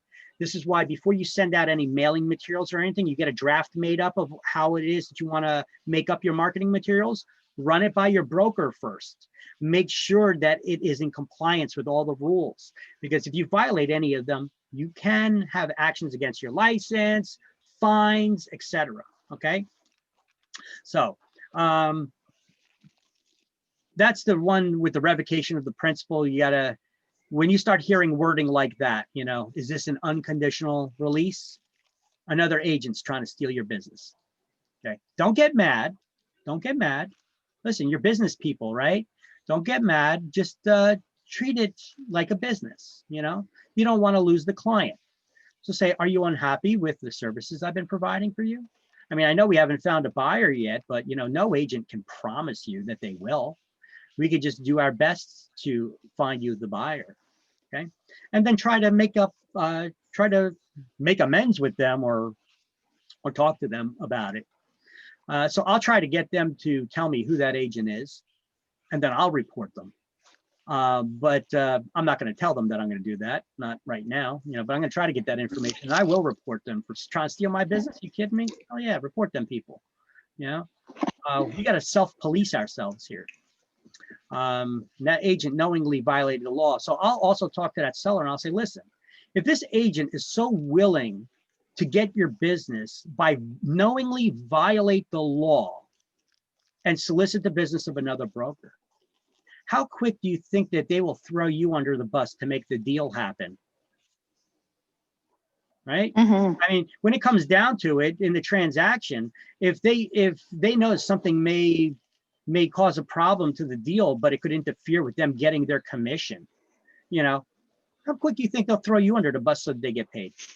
You know, so Yeah. you got to make that a point to them, and then maybe they'll see the light and stick with you and be like, oh my gosh, what did I almost do? You know, hopefully, but no guarantees. Bankruptcy is another way you could terminate an agency relationship. First of all, you can't sell a property if you're in bankruptcy under 99.9999998% of the time. Okay. What is the purpose of bankruptcy? Bankruptcy is a tool. And because somebody filed bankruptcy, it doesn't mean that they're bad business people. Because somebody filed bankruptcy does not mean that people are just not paying their bills. Listen, people come into a lot of issues, whether it's financial hardships, there could be tragedies in their lives. It could be the economy change that affected their businesses, perhaps if it's due to a business, that they're business owners. So bankruptcy is a tool that our legal system put into place that allows people not, there's different kinds of bankruptcy. Bankruptcy is not just a way to get out of paying your debt. Bankruptcy could also be a way to restructure your debt so that it gets repaid in a way that it could be repaid in a way that you could manage better. All right. You see a lot of times people file bankruptcy that have businesses and their debt is not wiped clean. It's just restructured so that they don't get to the point in their lives that it's so frantic and desperate that there's no way I could pay all these bills, and then people start jumping off of bridges and killing themselves, you know. So we put a solution here where people can't get their heads above water. There's a way for them to restructure their debt in a way that is manageable for them. And then if later on down the road, it's still not working out, there are different kinds of bankruptcy that could discharge debt. Okay, so this is what the purpose of bankruptcy is, and there's different kinds. We got chapter 7, 11, 13 bankruptcies. If there's others, well, I'm not the financial guy, so talk to your legal or financial expert about that. But generally speaking, it's an important question for us as real estate agents to know. You cannot sell a property if it's in bankruptcy, majority of the time. The only time that you can is if the property has been discharged as an asset of the bankruptcy by the court, which is super, uber, super rare. Okay. Completion or fulfillment of the purpose of the agency. Congratulations, you sold the property, move on with your lives. Why do you need an agency relationship, right? And lastly, expiration of the term of the agency. Well, if your listing expired, just renew it. Okay, you need to know these, study this list. What are the different ways to terminate an agency relationship or listing? Death or incompetency of the parties, destruction of the premises, mutual agreement, renunciation by the agent, revocation by the principal, bankruptcy, fulfillment of the purpose of the agency, or expiration of the term. All right. By the way, destruction or condemnation. I told you guys condemnation means that the property's unsafe, right? Just want to show you something really quick.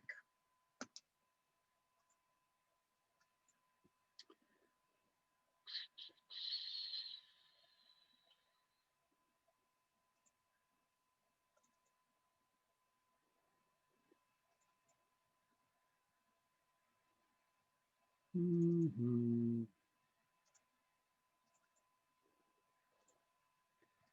I can find where I got it. Oh, signs. Okay. So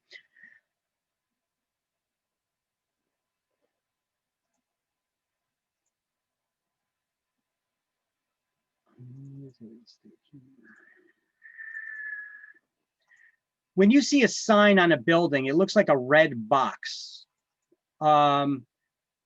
A red box or a white box on a red background. That means it's safe to enter the structure, and the structure has been checked and it's empty, but it's safe for entry. If you ever see a sign on a property that's it's a box that has a line through it, that means enter with caution, that you can still enter the building, but it should be entered with caution. Sorry, I'm still looking for this sign here. I know I got them here somewhere.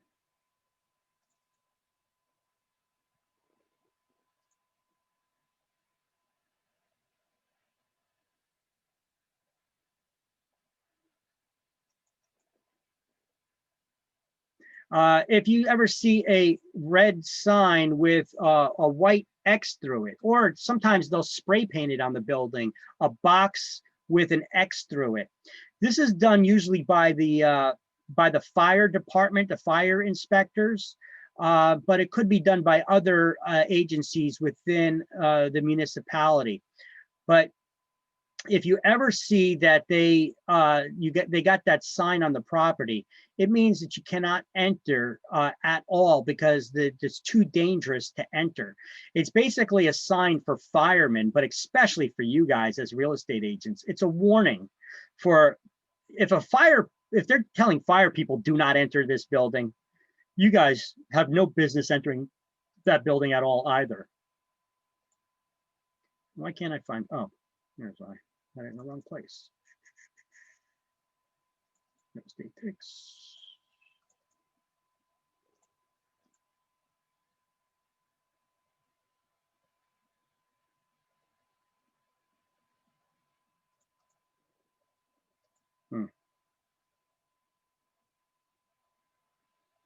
Nope, that's not it either. All right, so if you ever see a box that looks like that, which I'm still looking for these these pictures here.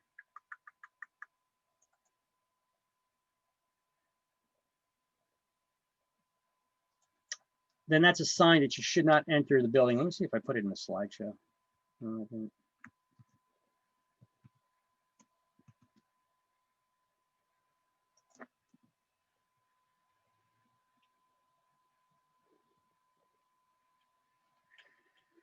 Well, I need to. Okay.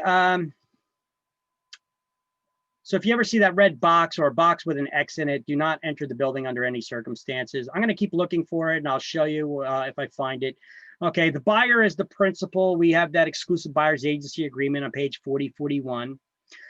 Payment of a fee does not create an agency relationship. It does by contract. The different payment options, we could be hired by retainer, flat fee, commission splits, or by per the hour. Dual agency is when our agency is representing both parties in the transaction, and we got to disclose that by an informed consent to dual agency. We already went over that a little bit, or quite a bit. Dual agency and conflict of interest may occur when you don't disclose to the other party that you're representing both parties in the transaction. You should also never put one party's interest above that of the other, okay? So let's just say you're hosting an open house and somebody walks in that house and they're interested in buying, and now you start being such a helpful agent, giving them all kinds of guidance on how to obtain financing, what are the steps on making the offer, and then doing the home inspections and getting an attorney. And you're such a helpful person. This person may start to believe that you're representing them. But at this point, you have not told them. Who are you representing at this point, though? You were hosting the open house? The seller. You're representing the seller. Your agency's representing the seller. So if you don't stop that person right there and tell them first the different types of agency, let them know that your agency is already representing the seller, and they would be a dual agent if you're working with them for this particular property. Well, now you're violating the law. So you have to give them the CIS, and then if it's that property they're interested in, you also need to get them to sign an informed consent to dual agency before you could go further. Okay.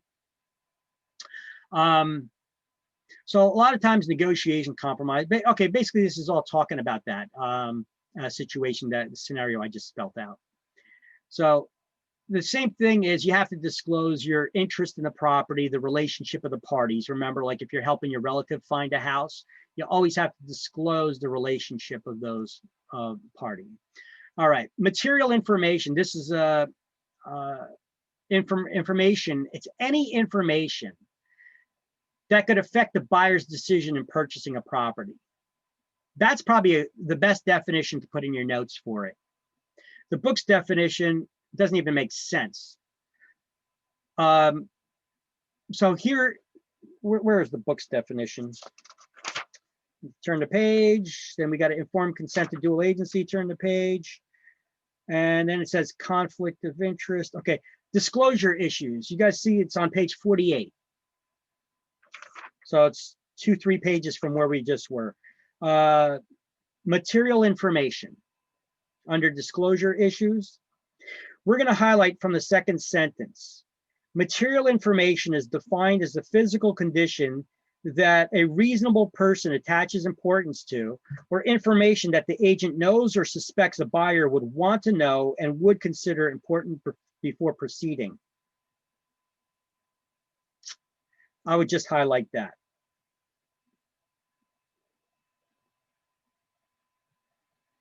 Then go down to the next paragraph and highlight, licensees must disclose defects that would be discovered by a reasonable inspection. These defects would include such things as water seepage, unused oil tanks in the basement, and sloping floors. All right, that's getting into a little different issue. So here's one term to add to your terms, your definition list. Material information. It's not necessarily negative information. It's not necessarily problems. It could be how many bedrooms and how many bathrooms the house has. Could that affect the buyer's decision in purchasing? Yeah. What about the type of heating fuel that's used, whether it's oil or gas? Could that affect the buyer's decision in purchasing? Then it's material information. What about the architectural style? If it's a ranch house or a split level or a colonial, could that affect? Does that make a difference to some people? Absolutely. Especially to people who may have difficulty walking upstairs, you know, they may want a ranch, a one level house, right? So material information is any information about the property's physical condition, normally about the property's physical condition, that could affect the buyer's decision in purchasing. It's not necessarily problems with the house, although problems would be material information. So is the architectural style, type of heating system, if there's a garage, if it's attached or detached, how many bedrooms, how many bathrooms. These are just some examples of material information which you need to know for exams. Okay, so the seller must disclose material information. How do we get them to disclose it to us? By having them fill that form. The seller's property condition disclosure report, right? So about any improvements or defects, what's included and what's excluded from the sale. Usually disclosed at the time of the listing on the seller property condition disclosure report, page 154, like I have written over here. All right. Now, licensees, that's you guys, have an obligation to investigate and disclose all material information and defects about a property that may not be readily apparent either, okay? So how do we do that? We don't just take the seller's word, we walk around the house. So don't ever get a listing unless you've been to the property. Don't ever take a listing unless you physically went to the property and walked around it and checked it out, okay? You have to take a note. If there's a water stain on the ceiling, you need to write that down. You need to disclose that to buyers. You don't only write it and disclose it on a piece of paper. You have to stop and point it out. Look, there's a water stain on the ceiling right here. Is that an actual problem? Well, the stain on the ceiling is. That's called a material defect. A material defect, that's different from material information. A material defect, a defect is a problem. A material defect, here we go. Here's a slide that has a bunch of definitions for you. This is an awesome slide to study from. It has material information definition, material defect, latent defect, stigmatizing factor, clue report. You don't need to know for exam, just helpful for real life. So material defect is, well, let's just read it. It's any problem that can be discovered by an ordinary visual inspection simply by looking around. If you bothered walking around the house and looking around, you discover it.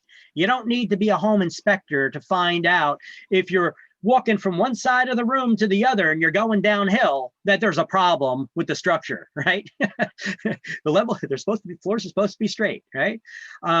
If you go in the basement and your feet are dipping in water, there's a problem. If you walk in the basement and you smell mold or must or what have you, there's a problem. If you see an oil tank in the basement, but they say that they're on gas heat, there's a problem. If you see a crack in the foundation, that's a problem. I mean, you don't need to be a rocket scientist to figure these things out, right? If you bother to look around, any normal person can figure this out without being a home inspector. You know that a giant crack in the wall, that's an issue. A supporting beam, it's got a slice, a crack going through it and starting to hang like this, you know, that's a problem, right? That's a material defect. It's a visual defect. And here's some examples: cracks in the foundations or beams, water sitting on the floor, mold on the walls, water stains on ceilings, sloping floors, or unused heating oil tanks in the basement, right? Or you trip over something in the backyard, a piece of concrete that's a well, but they're on city water. Did they remove that well, or did they seal it up at all? There could be an old well there, or that could be a septic tank. I don't know. All right. Now, a latent defect, the word latent means hidden. So a latent defect, let's translate, is a hidden defect. It's one that's not discoverable by an ordinary inspection. So further investigation is required to uncover latent defects. Now, if I point out that there's a water stain on the ceiling, what kind of problem is that? Material defect? It's a material defect. Now, is that an active leak? Well, the fact of it being an active leak or not would be latent. We'd have to go up on the roof, inspect the roof, or maybe open up the ceiling and take a look, or go up in the attic to try to figure out if that's an active leak or not. It's not raining right now. We don't see water dripping from it. Is it an active leak? I don't know, right? Maybe the roof's leaking. Maybe it was from a pipe that burst and was fixed. I don't know. But the stain don't belong there. So we know that that's a problem. That's material defect. The fact of whether that leak is active or not requires further investigation to uncover. So therefore, that is a latent. Okay. Remember I told you guys about radon gas? It's invisible, odorless, tasteless, but it'll kill you. Now, is that a material defect or latent? Latent. You'd never know it's there unless it requires further investigation to uncover. How do you uncover whether there is radon gas in a property or not? Well, they take these carbon canisters and they put them in the basement. A home inspector would take these little carbon filter canisters, they put it in the basement, and they'd leave it there for 3 days. Our job as real estate agents is to make sure that they can get access to the property to come back and pick up that carbon canister, put the top back on, put it in a Ziploc bag, and send it off to a laboratory to test that carbon. And it basically, carbon attracts any impurities in the air, and then they send it to a laboratory, which would then test that carbon to see if there's any or how much radon is in the air. And based on that, we could determine if remediation is required or not. Okay. Any level of radon is dangerous, but the state of New Jersey says that anything above what we call 4 picocuries, it's a minuscule measurement of gas, or picocuries. I always mispronounce words.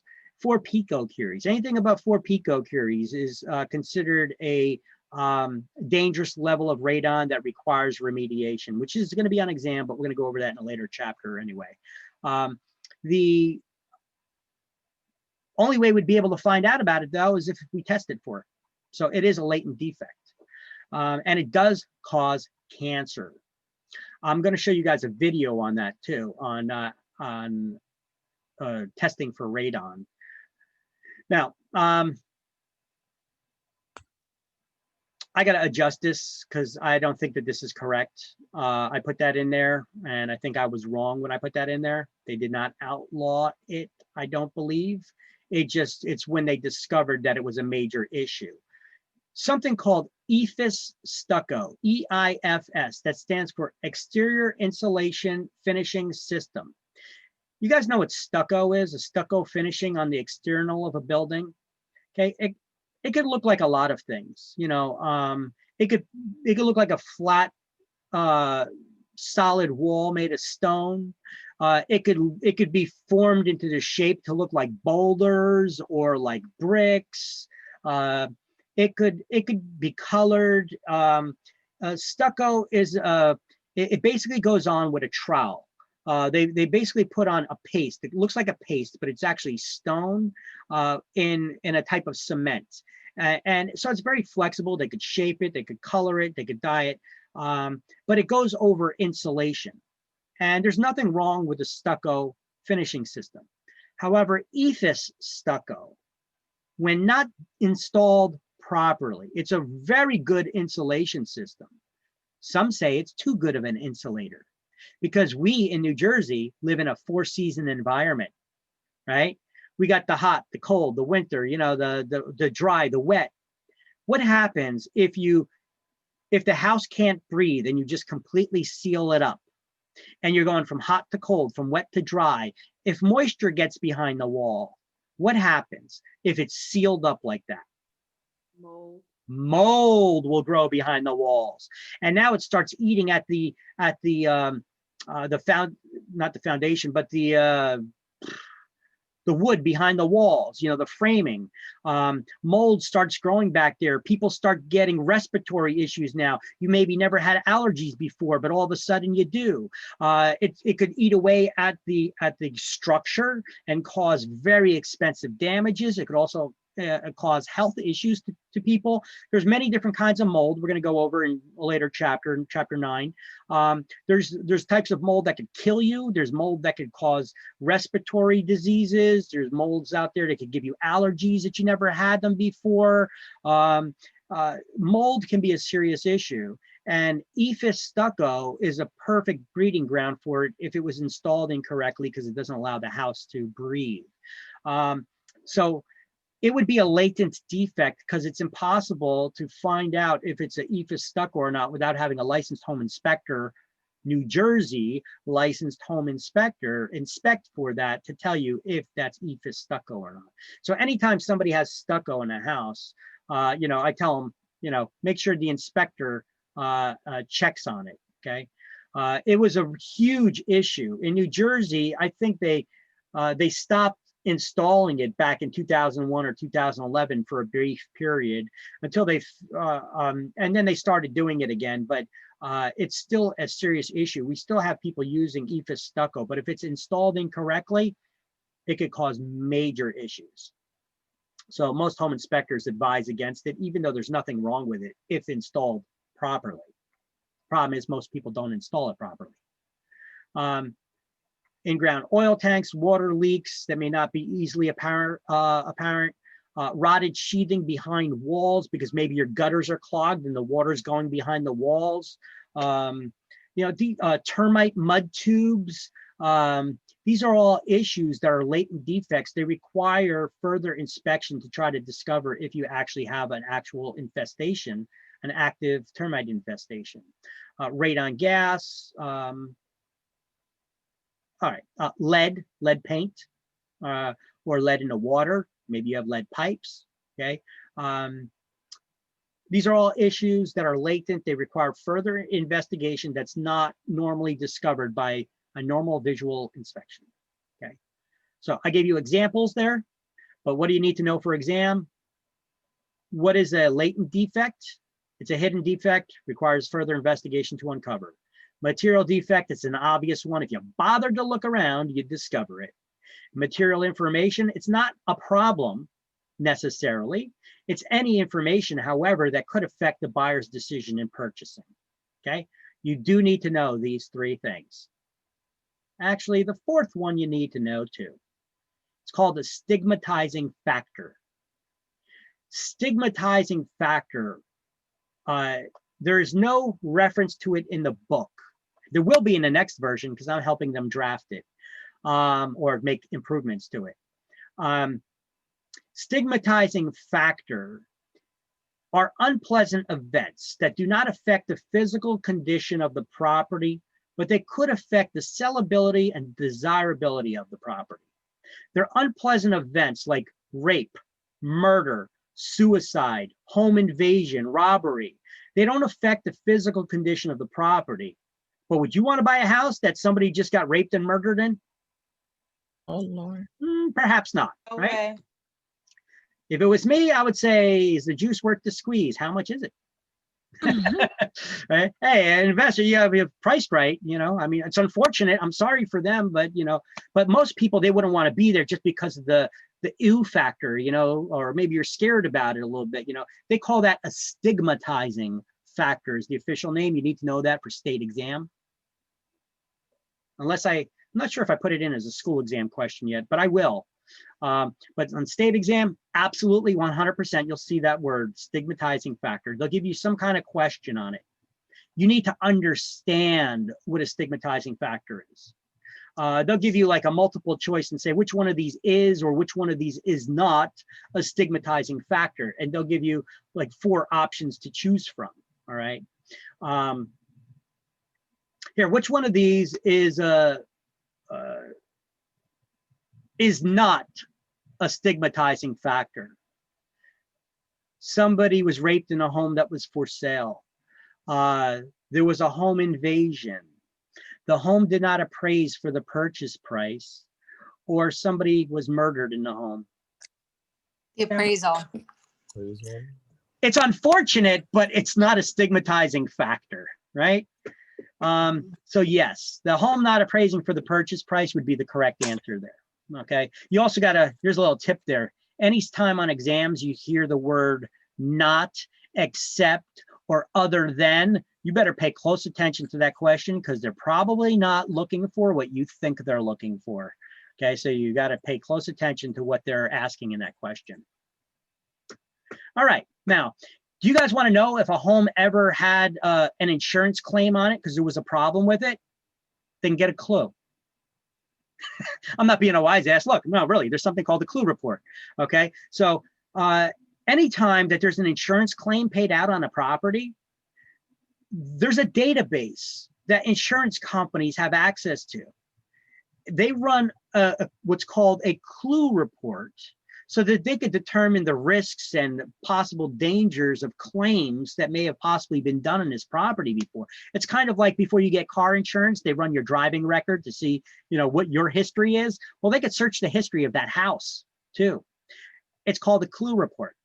So here, you could be a better agent by, if you're working with buyers, a buyer can't close on a purchase of a property if most buyers are getting loans, they're not buying cash. They're not going to be able to close on a property. Their lender won't give them the loan. They won't release the funds to them unless they get homeowners insurance and they name their lender as the payee on the policy. In the event that something happens, they get paid back, right? Because they're lending you the money to buy that house. So what you guys can do is, if you got a buyer that's interested in purchasing a property, you could tell them to reach out to the insurance company, whoever it is that they may be interested in getting the insurance from when they eventually do find that perfect house, and tell them, call up the insurance company, say, I just want to price out what the insurance would be on this house. And when you do that, I know you guys run a clue report. Is it possible I could get a copy of that clue report? They'll give it to you for free. They'll give it to you. They won't charge you for it. Even though that database costs them a lot of money to maintain and keep, that's one of their tools that they usually never share with you. But they run a clue report. Why not get a copy of it? Get a clue, right? You'd be surprised how many agents out there that have been agents out there for 20 years, never heard of this. I'm teaching you guys how to be better agents, not just how to get your license, okay? You're welcome. All right. Let me spend a second here with those dangerous conditions and signs and stuff. Still want to show you those.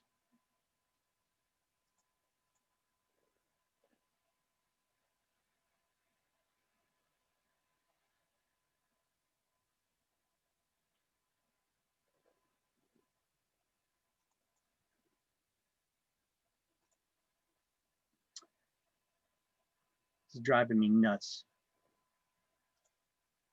I got so much information to share with you, but I can't find it right now. It's driving me up a wall. Property damage, but I don't got the sign. External. Here. Real estate is an adventure, my friends. I'm gonna share with you something.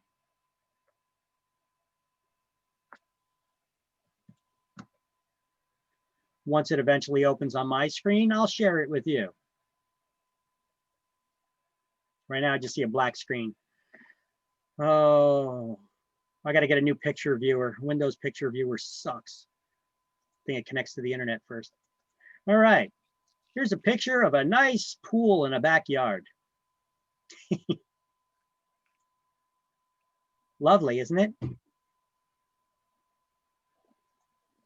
I sharing this with you? Yes. Yeah, we see it. Look, it comes with pets.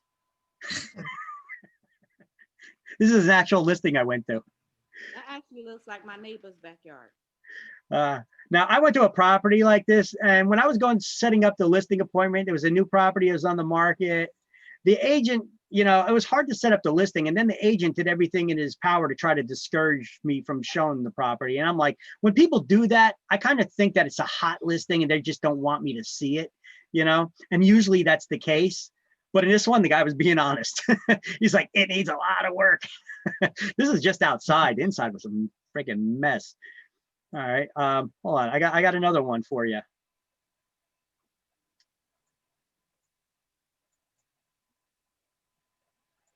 Here's a lovely home in a nice area of Edison.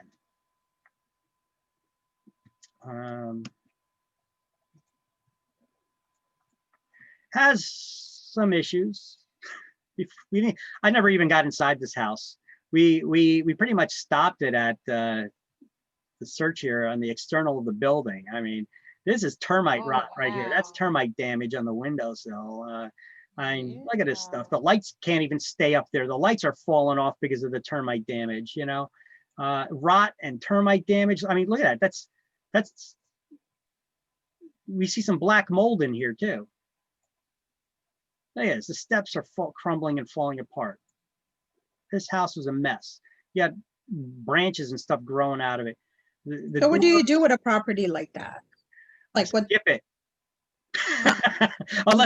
unless you buy it as an investor. I mean, if it was listed at a good price, I would lowball it, and I'd want to buy it so that I could tear it down. Yeah, well, depending on the damage inside, you really got to look at the whole property. But this whole property was like this. So I mean, you look up at the roof and they had issues. Look, oh, here, nice chimney. The chimney's crumbling apart too. Yeah, cracks in the foundation. Look at that.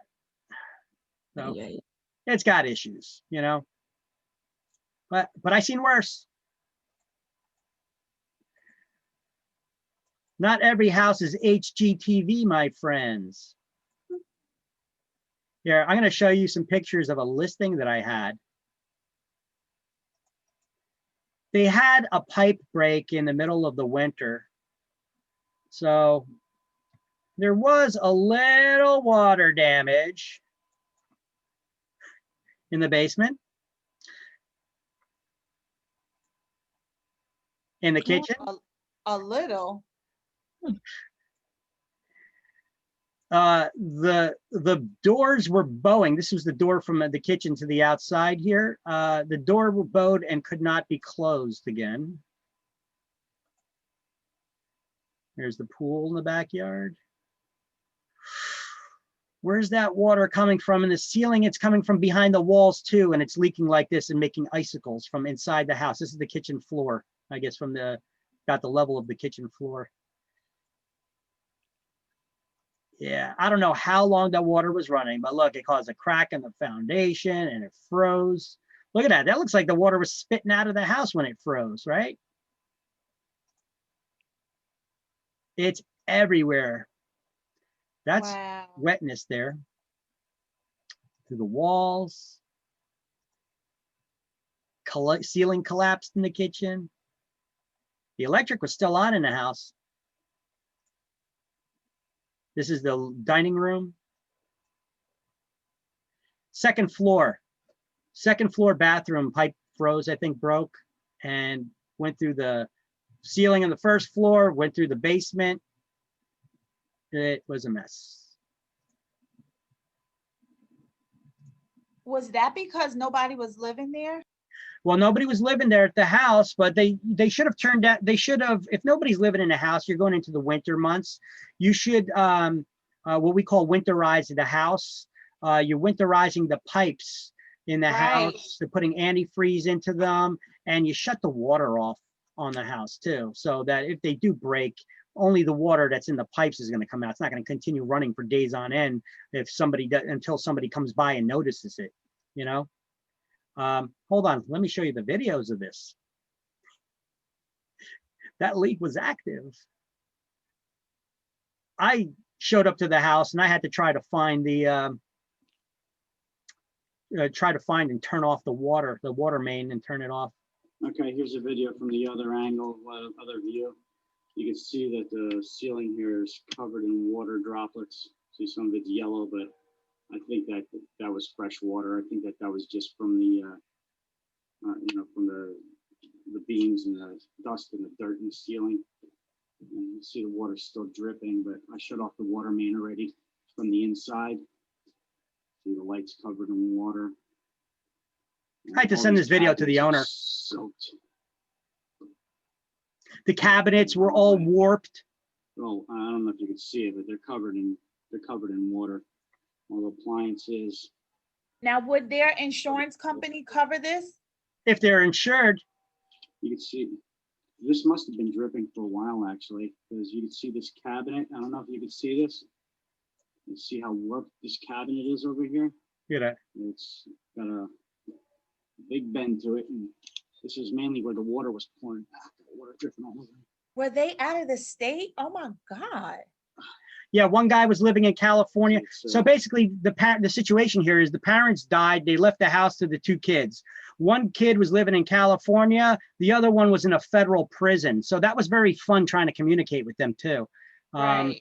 You know, if you're communicating with people in federal prison by email, they don't have a Gmail account. Okay, they got to go through a federal prison email system, which everything gets read by the guards and such. And you need to create a login there. You can't send from your personal email. You got to create a login in their federal prison account. And then you could only message within that federal prison. It doesn't go to the external, you know. So trying to get this guy to sign contracts and answer in a timely manner. It's like, well, I don't know. Does he have privileges, or has he been a bad guy that he can't get access to the email? What a pain in the ass to communicate with somebody like that. Kind of bent open. But we're pretty waterlogged. The side door, shoulder action into it to get that door pushed open. Yeah, that's. I had to open that side door. By the way, See that? where is it? But it's not. This is all garbage now. Maybe it's another video I got here of that same one.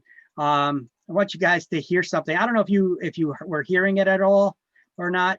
It sounded like an alarm clock or a doorbell that was constantly ringing. The lights on in here because I don't know if the electricity There you is go. messed up.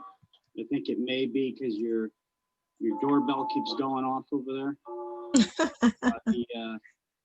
The electric in the ceiling, I'm sure got all wet. This floor is dry over here. I was worried when I first got into the house that stepping on the floor, the carpets were waterlogged. Stepping on the floor and having the electric live still, that I was going to get electrocuted being in there, touching walls or touching anything, you know. You got to be careful about stuff like that, you know. Stuff happens, you know. I had a situation one time, I wish I had it on tape, where it was a listing I had, a pipe broke like this on the second floor bathroom, and it went through the kitchen, and it filled the basement. I opened up the basement door. Water was at the top, the top step. The entire basement was completely covered in water. So the electric box was underwater too. Room appears to be dry. But the dining area, the floor is definitely soaked in here. And the ceiling walls. Yeah. Anyway, you guys get the idea. Starting to peel. And the ceiling. You like this, hold on. You see all that? I guess this will be okay after it dries out, but you're gonna need quite a bit of work. You gotta tear down the ceiling and put down new drywall. Look at this. This is the doorway. That's full of water. See that? Yeah, that's a doorway full of water right there that the paint is holding in. And I guess that's what happened throughout the rest of the house. Let that out. Yikes. I'm assuming that As it turns out, I don't think they had insurance. So when that occurs, now we're selling the house. It's pretty much a fixer-upper, unless they get in there to do it themselves, and they didn't. You know, I never ended up selling that house. Ended up being a huge pain in the ass for me trying to deal with them and their issues and the videos and communicating with them. And then you don't make any money on the house if you don't sell it, right? So I ended up trying to communicate with them a lot. And the one guy was in California, one in prison. Couldn't get them to communicate right. And they were arguing on the price and everything. And I'm like, dude, look at the freaking house. I got these videos here for you. You know, it's a mess. Oh, look here. Here we go. I found that. I found the pictures, the images I wanted to show you. Let me open one of them up about those signs for the do not entry into a home.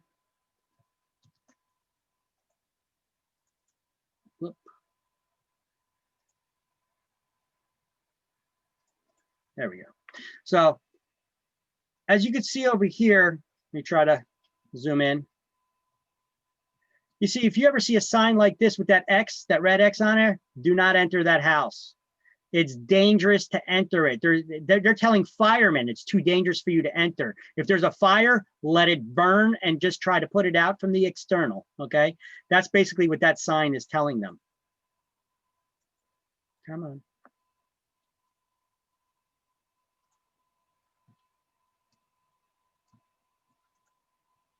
Ugh.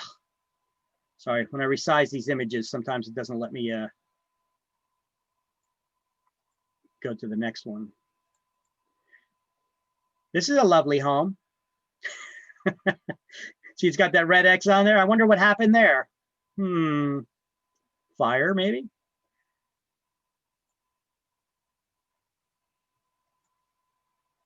Here's a close-up of one of these placards. Sometimes they can look like this and have some additional information on them. Unsafe and dangerous to firefighters, do not enter or occupy. You see this one, it just has a simple line through it. That means that there's a hazardous conditions there. Enter with caution or enter at your own risk. So you're allowed to enter, but enter at your own risk if you see a sign like this with just a single line through it. Now, this is one that was actually in Linden. This is the town that I live in. Let me zoom in on this a little bit.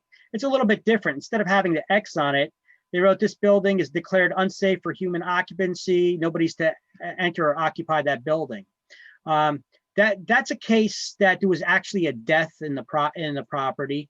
There was a situation that occurred with the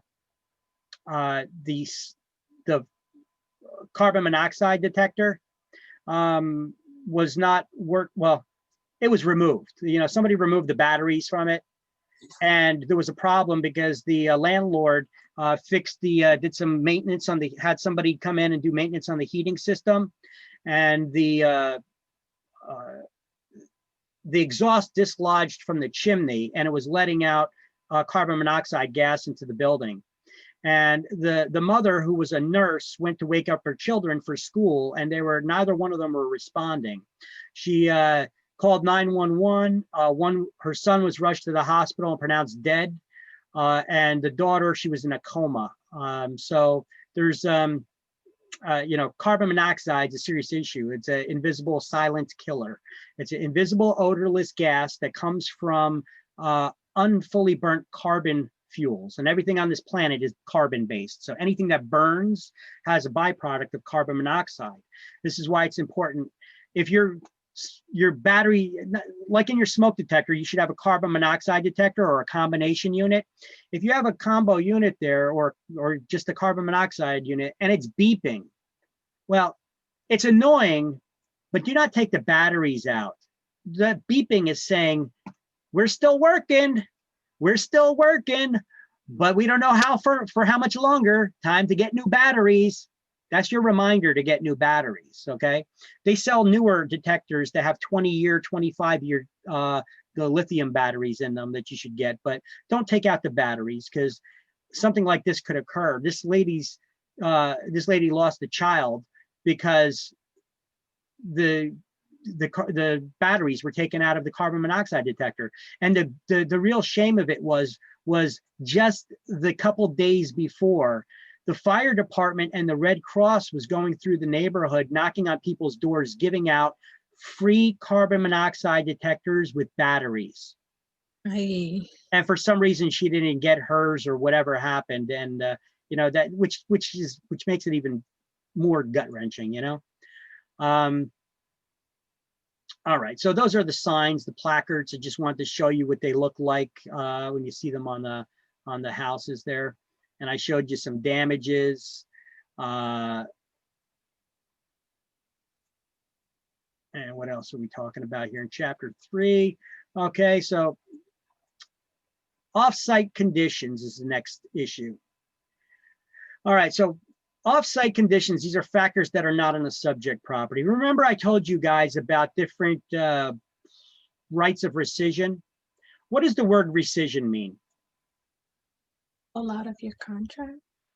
The right to rescind means to take back, or your right to cancel a contract within a given period of time.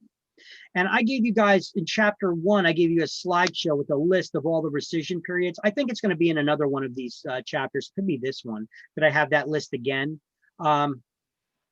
Yeah, right. It's going to be the very next slide. Okay. Well, here's that definition list I had for you. The word rescission is the right to cancel a contract within a given period of time. And throughout this course, these are all the rescission periods I put on one slide for you. All right. You have a 7-day right of rescission for new construction for out-of-state properties marketed to New Jersey residents. You have a 7-day right of rescission for new construction in-state when there's a large subdivision with 100 lots or more, or if it's less than 100 lots, if there's common area elements, like with condominiums and cooperatives. You have a 7-day right of rescission to cancel your contract on that new construction. The 5-day right of rescission, that's the one we're seeing right here. This is for the discovery of off-site conditions. Once again, for new construction only, not for resale properties, for the discovery of off-site conditions. What is an off-site condition? It is any factor that is not on the property that you're purchasing. So your right to back out of a contract for new construction, for maybe the city dump is down the street and you didn't realize that before when you made the offer, and now you found out that the city dump is down the street and you don't want to buy a new home down the street from the city dump. So that's an off-site condition. Off-site conditions could be many factors. It's anything that's not on the subject property as a reason to back out. Okay. You have your 3-day right of rescission for resale properties. That's not new constructions, any property. That's your attorney review period, that 3-day attorney review period. And then those are all the rescission periods for for purchase contracts. The rescission periods for lending, for mortgage contracts, you have a 3-day right of rescission for any loan to refinance property that you already own. And there's a 0-day right of rescission for purchase money mortgages. What's a purchase money mortgage? It's any loan that's used to purchase real estate. You could just read that term backwards. Mortgage money to purchase. So purchase money mortgage, if you read it backwards, it's mortgage money to purchase a home. Okay, there's your way of understanding. A lot of times people refer to as seller financing as a purchase money mortgage as well. We went over this once before and we'll go over it again. Okay. Purchase money mortgages, we'll go over them in the mortgage chapters 13, 14, and 15. Right now, we're going to go over Megan's Law. Anybody ever hear that? Yes. It's a law that alerts the community to the presence of convicted sex offenders in the area. All right. But we aren't allowed to tell the buyer that, right? Sure we are. We're just not allowed to make a list and disseminate the list to people of where the sex offenders are. We could tell concerned buyers or renters that, hey, if you're worried about the sex offenders, listen, we're not supposed to tell you where they are. You're not supposed to check where they are until you actually live in the house. So you've closed on the sale. Let me read this. This is kind of interesting, actually. I'm on page 49 reading this under Megan's. You know what? Let's read some, let's highlight some stuff so that we're caught up. Under the disclosure issues, in that second paragraph, we highlighted the first sentence.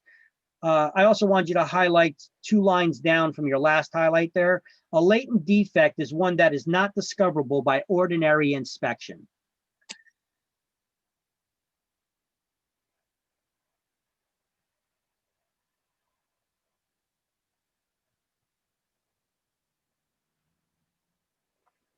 The following paragraph, just put a little bracket around it and write clue report. It's nothing for exam. You're not getting clue reports on exam, but that's just for your own edification. That's a little golden nugget for you. Skip the following paragraph after that. In the same fashion, a buyer's broker is required to disclose material defects that would affect the buyer's ability to complete the transaction. That means that they also have a fiduciary obligation to, not just fiduciary obligations, but we need to treat everybody fairly and honestly in a transaction. If you become aware that your buyer lost their job or their check bounced that they gave you as deposit check, we got to treat everybody fairly and honestly in that transaction and inform the other side of the transaction as well. That's what that stuff's talking about. All right. The following paragraph talks about the New Jersey Administrative Code. Says that social conditions and psychological impairments are not considered physical conditions. For instance, noisy dogs or unpleasant neighbors, they do not affect the property's physical condition. So we're not required to investigate and disclose such things. Our job is hard enough to find you a house in this price range with this kind of a want list, right? So our job is hard enough to now have to worry about interviewing neighbors and knowing if their dogs are noisy. Look, the next buyer that may come in here may love dogs and they may be okay with it because, hey, good, then I know my neighbor's not going to be arguing with me because my dog's always barking, you know? So those are social conditions. We're not required to investigate or disclose those things. Now, highlight suicide and other unpleasant events associated with property are also non-physical conditions. And then I want you to write in the book, because they do not have it in the book, the term stigmatizing factor above that. Okay, because that's what a stigmatizing factor is. Now, do we ever have to disclose if anybody ever died in a property? No. Does it affect the physical condition of the property? No. Then we're not required to. Whether it was of natural causes or somebody got murdered, we're not required to investigate or disclose such factors because they don't affect the physical condition of the property. Licensees are only required to investigate and disclose material defects that affect the physical condition of the property. You know what? I'm going to show you some videos in a few, but I want to go over a few more things, and then I'm going to show you some videos. We're going to have a little fun for a few. All right. Off-site conditions in the second paragraph. Actually, you know what? Let me read this section. Okay. It says in 1995, several families sued a developer and a broker, alleging that they both knew that a development was located a half a mile away from a hazardous waste dumping site, and they failed to disclose this fact. Okay, wait a minute. You as a real estate agent, you got to be now disclosing to people that there's a hazardous waste site a half a mile away? Jeez. Well, I got to investigate the whole town now, inspect the whole town? So that it was located a half mile away from a hazardous waste dumping site, and they failed to disclose that fact. The trial court ruled in favor of the developer and the broker, stating that there's no duty to disclose to potential purchasers the condition of someone else's property. However, that was appealed. And on appeal, that decision was reversed because not all judges ruled the same way. The New Jersey Supreme Court ultimately held that conditions beyond the limits of a specific property may be considered material facts that must be disclosed to prospective purchasers. How the hell are we going to keep track of everything like that? Well, that's kind of crazy, right? So as a result of this decision, 2 disclosures for off-site conditions are now included in all contracts. One refers to new construction, the other to the resale of existing properties. Highlight, the new construction notice includes a 5-day period in which the purchaser may cancel a contract. The resale notice does not include a similar right of rescission. It just tells that buyer, do your due diligence before you make an offer. Okay, so if it's new construction, that buyer has 5 days to get out due to off-site conditions. If they discover something, new construction, you better investigate the area before you make your offer. Okay. Now, Megan's Law, that's where we're at right now. We're going to highlight the first line. Megan's Law requires that the community be alerted to the presence of convicted sex offenders. Now, let me continue reading. Megan's Law was enacted in actually, you know what? Forget about reading. I'll just explain it according to the slide. Only people who live in the area can make inquiries about the sex offenders, where the sex offenders live. Only after they close on the sale or lease. After they close on a sale. But you may not want to buy a place or lease a place knowing that there's sex offenders in the area. You want to know that in advance, right? Well, the county prosecutor maintains a list of all convicted sex offenders in the area. Every time they move, that list is updated. So you could make an inquiry into them. However, they're not going to tell you because they'll only disclose that information if you already live in the area. So how could we help them? We can't do that searches of that stuff, but we are not expected to be experts in all things, but we are expected to know who the experts are in all things. So real estate agents can refer a concerned buyer or renter to this Megan's Law registry on the state police website. And I posted a link here for you. I'm not going to go to it because it's not going to allow us to do a search for a sample search. And even if it did, it'd show people up there, and I don't want to start getting into that. This is the state police website, njsp.org/sex-offender-registry. All right. We cannot make a printout of the people that live in an area.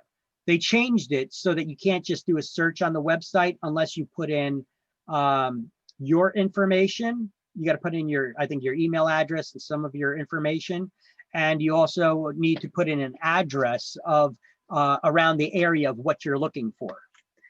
Before you could just search on a map and then scroll around. Now they want you at least to put an address in before you could do a search. And then it'll tell you, it'll actually pop up on the map, just like a Google map, you know, where you can locate where stores are. You can locate where all the sex offenders are. And if you hover over it, you could click on it. It'll bring open the file. It'll show you the picture of the sex offender. It'll show you what they were convicted of, not just accused of, but what they were convicted of, and if they're first, second, third degree sex offender, and all that good stuff. All right. You cannot go there printing out those lists, though. All we could do is share with people. If you're concerned, you can go to the state police website, the Megan's Law Registry, and I suggest that you guys don't go making lists for them, trying to be helpful agents, because no good deed goes unpunished. Your luck, you're going to miss the one guy who just moved in across the street that wasn't updated in that database yet. And then they're going to sue you because you intentionally left them off that list because you're so evil, right? It works like that, right? That your luck, you're going to print out this list trying to be the most helpful agent and you're going to get screwed, right? So try not to do that. Just inform them where they are at. So we're also going to highlight in the second paragraph, last sentence, licensees are not permitted to inquire about or give any information regarding the presence of convicted sex offenders in a neighborhood. So you don't even do the legwork on it. And in the book, they got that njsp.org, the state police website link. I got the direct link here on the slideshow, and that direct link is also in the class links Word document. All right, stigmatizing factor, we already went over that. Unpleasant events like rape, murder, suicide, home invasion don't affect the physical condition of the property. All right. Misrepresentations. Now at the bottom of page 49, puffing. Okay, there's nothing wrong with puffing. I'm not talking about Puff the Magic Dragon either there, okay? So let's see, although there's nothing wrong with that anymore in New Jersey, that's been legalized, right? So let's see, we're gonna highlight the second sentence here. If you got an older book, maybe a little bit different, but it's still there. We're gonna highlight extravagant statements of opinion, like this house is the most gorgeous, has the most gorgeous view in the world, are permissible as long as they're offered as opinions without any intent to deceive. And then at the end of that's the end of the line there, we're going to highlight the word puffing. That's the definition of puffing. There's statements here. I got a better definition of puffing right here on the slide. Puffing is exaggeration of opinions as salesmanship. It's a part of salesmanship. There's nothing wrong with it. You guys should puff, okay? There's nothing wrong with it as long as you're not intending to mislead somebody. Any statements of fact have to be accurate. But look, you're salespeople. You should be puffing in your advertisements, in your marketing, or in person. Aren't these the most gorgeous floors that you could eat off these floors? They're gleaming, so sparkling clean. You could eat off of them. Now, I wouldn't go eating off the floors, but you know, it's a statement of exaggeration, right? It's as salesmanship. Wow, isn't this the most gorgeous kitchen you've ever seen in your life?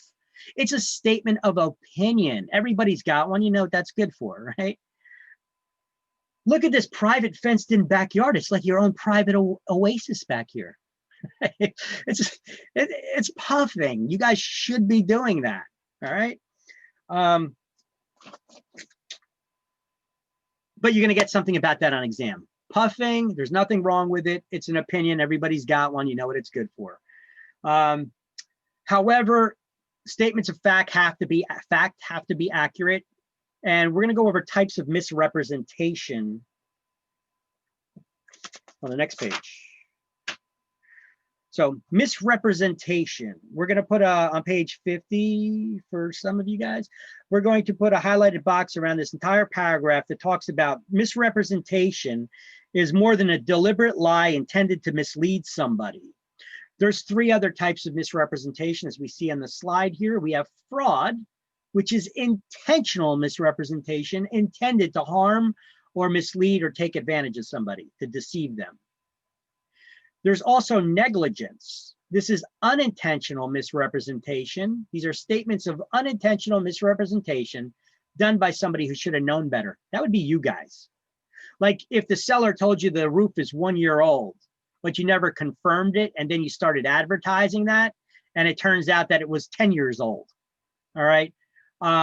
Well, you're guilty of negligence, okay? Because you should have known better. Trust but verify, right? Because the general public was going to be considering you're the expert, so you should have verified that already. So also, if you're showing homes, right? Sometimes we're a real estate agent, we're showing a house, and a buyer's like, hey, where's the property line? Is it here where the row of bushes are, or is it where the ground kind of like dips a little bit? And you go over there and you're like checking it out, and you're like, I think, well, you know what? It don't matter what you think, because whatever you say now is wrong. Unless you were lining up a couple of surveyor stakes that you saw that were still sticking out of the ground, there's no way. It's impossible for you to tell where the property line is. Only a competent surveyor who measures the land can tell you where the property line is. It's not where the fence is. Maybe that neighbor put the fence 10 feet over the property line. You don't know. That right? is so true. We just got a fence put in our yard, and our neighbor was outside looking. And my husband says, they're like, oh shit, they're gonna find out. Yes, yes. Yep, it happens, you know. And there's property line disputes all the time, you know, especially somebody sold the house or the house was vacant for a while. Maybe your neighbor put up the fence, and the old person that was living there, they knew that it was going over the property line, but they didn't want to have any confrontation, you know. But now they're selling you the house. Where's the property line? I tell you what, if that neighbor keeps that fence over that property line for more than a certain period of time as defined by law, They it can can take be you to court and claim reinstated. ownership of it. Yes. Okay. We're going to go over the type of easement that is in a later chapter. Okay. Now, I just have a quick question. yeah. So, how would we verify like how old the roof is or where the property line is? Like, what's the tool we have to Okay. verify? So, let me see the age of the roof. Well, roof is structural. So if you're going to be doing anything that's structural, you're required to get a permit. So Gotcha. it doesn't matter if you're the homeowner replacing the roof yourself, you need to get a permit to do it. Okay. If you had a contractor do it, well, you should have at least paid them. So even if you didn't do it with a permit and you paid somebody else to do it, you should have a contractor's bill. You should have a materials bill. You should have some kind of evidence that you replaced the roof, right? Gotcha. So just ask for receipts, basically. Yeah, pretty much something. You got to show me something. Otherwise, I can't advertise that you got a new roof. Gotcha. Okay. I could say newer if I go out there and it looks newer. Right. In my opinion, then I could say it's a newer roof. Newer than what? Newer than the house. Right. That's a little bit subjective, right? Newer is a subjective term, but 1 year old is absolute, and you better confirm when using absolute statements. Okay. Gotcha. Thanks. And I'm going to tell you from experience. I went in for a listing, and I had a husband I was talking to him at the kitchen table. The wife stepped out of the room for a little while. She's walking back in as I'm talking to the husband, and he's telling me that the roof is the roof is it's new. It was only replaced 3 years ago, so it's only a 3-year-old roof or 2-year-old roof or something like that. And the wife comes in, and she's like, "What's that?" And he's like, "Oh, I was just telling him that the roof was 2 years old or 3 years old." And she slapped her husband, and she's like, "What are you talking about? That's when Jimmy got married. That was like 7 years ago already." Oh, wow. How time flies. Now, if I just ran with that information, I'm publishing false information out there, right?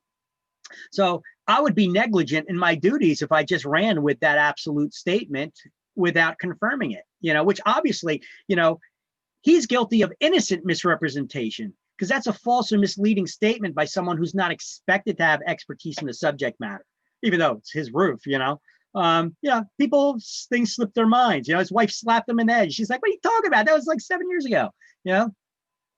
Oops, my bad. Yeah, well, it would have been definitely my bad if I wrote that down and I published it, right? Now, so some of the best ways to avoid misrepresentation would be never present opinions as fact. Okay, that's puffing. Okay, always refer questioners to the expert source. Right? Is this legal? You'll have to talk to your attorney about that. Is this safe? You know what? We should ask your New Jersey licensed home inspector to take a look at that for you. Not your cousin Vito to know some stuff about construction. We got to ask somebody, a New Jersey licensed home inspector. Where's the property line? Got to talk to your surveyor. We're going to get a survey for that. You want to know if there's pests? Well, we got to get a pest control company to find out if that's an active termite infestation or if it was one that was already treated. How much is the home worth? Well, I could give you a CMA, but ultimately an appraisal is what's going to matter, right? How is this going to affect my tax situation buying this income property? You know what? You're going to have to talk to your tax attorney or CPA about that one. Where are the sex offenders located? I'm not law enforcement. You're going to have to either talk to the county prosecutor or you could check the state police website's Megan's Law Registry for that. See, our job is not to be experts in all things, but it is to know who the experts are so we can refer people to them, right? They got oil tank in the ground. Is it leaking? Well, we should get an EPA certified company in that can test to see if the tank leaked, test if it's been if they're no longer using it, if it's been decommissioned properly. That means that they dug the top of it out, they cut the top off of the tank, they drained the tank, they cleaned the inside out, and then they filled it with an approved aggregate and certified it because they test the soil around it to make sure it did not leak in the ground. Same thing would be with septic tanks. Septic, You guys know what a septic tank is? It's a tank that goes in the ground. Instead of having a public sewer when you flush the toilet, you know how everything just magically disappears? Okay, never to be seen again. All right. Well, in a septic tank, it actually goes to a tank in your yard that's buried close to the house. There's a big concrete, steel reinforced concrete tank in the ground. Now the waste goes there, but eventually that waste will fill up that tank. So you, depending on the usage and how you maintain that tank, you're going to need to get a company to come in and drain it periodically. They come in with a big, it looks like a big oil tanker truck, but it's actually a giant vacuum cleaner. And the guy sticks a tube down there and it sucks up all the stuff out and gets rid of it. All right. So you got to maintain it properly. And another way to maintain that so that it doesn't have to get vacuumed out as often is periodically, whether it's bi-weekly or monthly, the homeowner should flush down their toilet active bacteria. They have to buy bacteria that they flush down the toilet that eats solid waste so that it doesn't fill up that tank as quickly. And then the liquids will run off into a far area of your yard and soak into the ground. Okay, the earth is a great filter. Which I'll have some images on that to show you how those septic systems work. All right. So you need to know the 3 types of misrepresentation. Fraud is intentional. Negligence is unintentional by someone who should have known better. That would be you. Or innocent misrepresentation. These are false, misleading statements by people who are not expected to have expertise in the subject matter anyway. Puffing is exaggeration as salesmanship. It's an opinion. Everybody's got one. Anything wrong with it? Nope. Nope. No. You should be doing it. You guys should be puffing. Okay. Just be careful that when somebody starts asking you about, what do you think about property values? Are they going to be going up or what? Or how much do you think property values are going to be going up by? The market's turning around, isn't it? Listen, I could give you my opinion, but based on my expertise, but I can't give you any guarantees because, you know, change in the economy, change in a presidency, change in third world matters. A war can break out in some third world country that could affect real estate here in New Jersey. I don't know, you know, I can't give you a definitive statement in that regard, but one thing I can tell you is historically, real estate is cyclical. It goes up, it goes down. But over the long term, real estate is usually a good investment over the long term. And did my whiteboard ever open yet? All right, close that and try to open it again. But, you know, so real estate historically is a good investment. Sorry,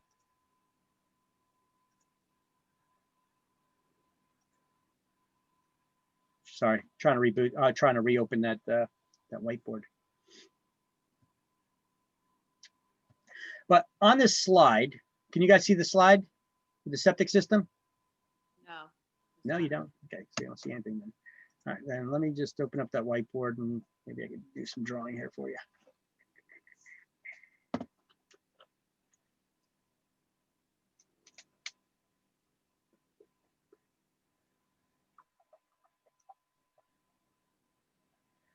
Yeah, hurry up and wait. I know. Technology can be frustrating sometimes. Ah, here we go. Finally opening up on us.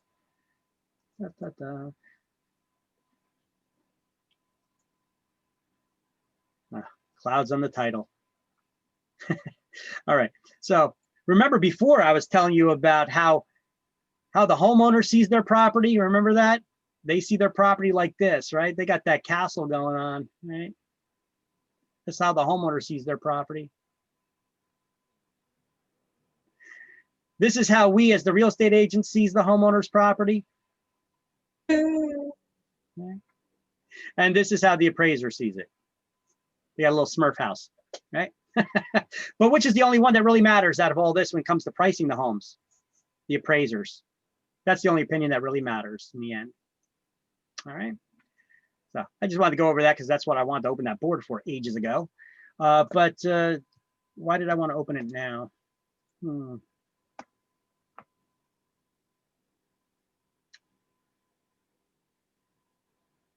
Oh, talking about the real estate market being cyclical over the long term. So basically real estate works like this. You got a real estate market, it goes up, it goes down, property values go up and they go down.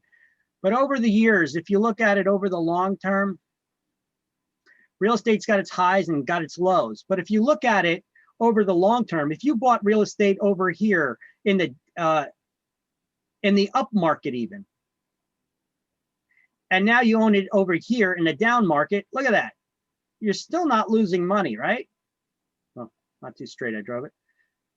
You buy it over here, you bought it here, and you're now here, here, here. You're all in the green. Look, even in this down market. So historically, real estate over the long term, you don't usually see these dips so low that it would have dipped and you'd lose money again.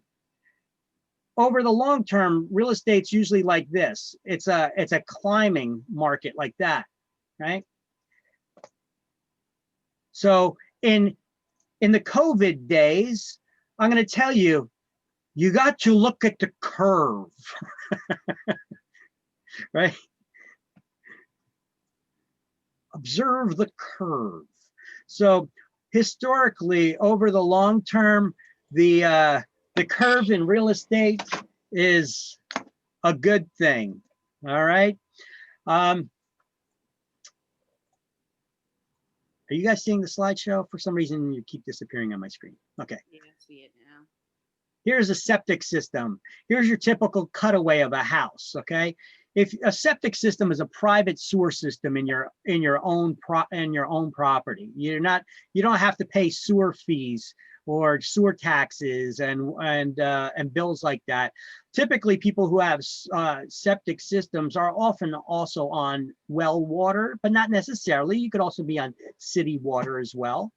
Well, well water means you also don't get a water bill. If you got well water, that means that you have a hole that was drilled deep enough into the earth on your property that's got a pump down in it that pumps the water up into your house. And so you're getting the water straight from the earth. So you're not getting a water bill. You just got to have a pump that's working that pumps the water into your house. Now, if you're buying that type of a house, you're going to want to make sure that the well water is tested, make sure there's no contaminants in it. You're going to want to make sure that it's got sufficient water supply. If you've got a septic tank, this private sewer system in your yard, you're going to want to make sure that it's not, first of all, full. Otherwise, I'd want that seller to empty it before. I'd literally want them to empty their stuff out of the house, but it's not in the house, but it's part of the house, right? Before I buy it, all right? So every time you run the water, you take a shower, wash the dishes, flush the toilet, brush your teeth, that water comes out the pipe and it goes into this tank. You see this tank has two compartments in it. These compartments are separated, but there's a tube at the top of the tanks, a pipe that'll allow, once it fills up, the water will flow into the next tank, okay? So the solid waste sinks to the bottom and the water would flow over. And then it would flow out. There would be a backup tank here in case any solid waste still went through. And then you've got tubes that are tubes of perforated pipe that are still buried in the ground that go to the further parts of the ground of your yard. And as the water is flowing through those pipes, it's flowing out of the holes that are in the pipe and they leak out into the dirt and they leach into the soil. And the soil in the ground works as an excellent filter. Just make sure that your well water is nowhere around here. Otherwise, your well water may taste funky. All right. That would not be good. All right. So this is how the private private sewer system would work on your own property, saves you from bills, you know. And if you got a good working septic tank system, you don't get sewer bills. If you got a good working well water, you got nice fresh water. If you tested it, make sure that's not contaminated. You got nice fresh well water, you don't get a water bill either. You know, those are good things. Now, if there's any faultiness in the system, okay, you could now have backing up of sewers. You could have, if this was overfilling, then you're going to start getting stenches, a stench, the smell coming out to the leach field where the grass will be a lot greener. However, the problem with that though is you should not have any strong odors or any odors for that matter, because from your typical waste system. If you do, there's a problem there. Now, can you tell if a house has private sewer or a public sewer just by looking at it? Not necessarily. You would have to go outside and inspect and see if they have the drain pipes or vents. Now, this is typically in the backyard, not the front yard like this, or on the side of the house leading to the backyard. But here's just a cutaway convenience purposes for you to see that. All right, now how does the public water get to your house? Well, here's a nice image I have for you. You guys ever wonder how when you turn the water on at the faucet, how the water flows and it comes pressurized into your house? You guys ever wonder that? That water could be coming from miles away from a big water source. It could be from a lake or wherever that it's coming from. Where does your city get its water from?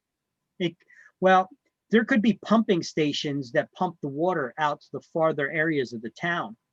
Now, typically cities do have pumping stations, but those pumping stations would usually also pump out to a water tank like this. You guys ever see a water tank in the town?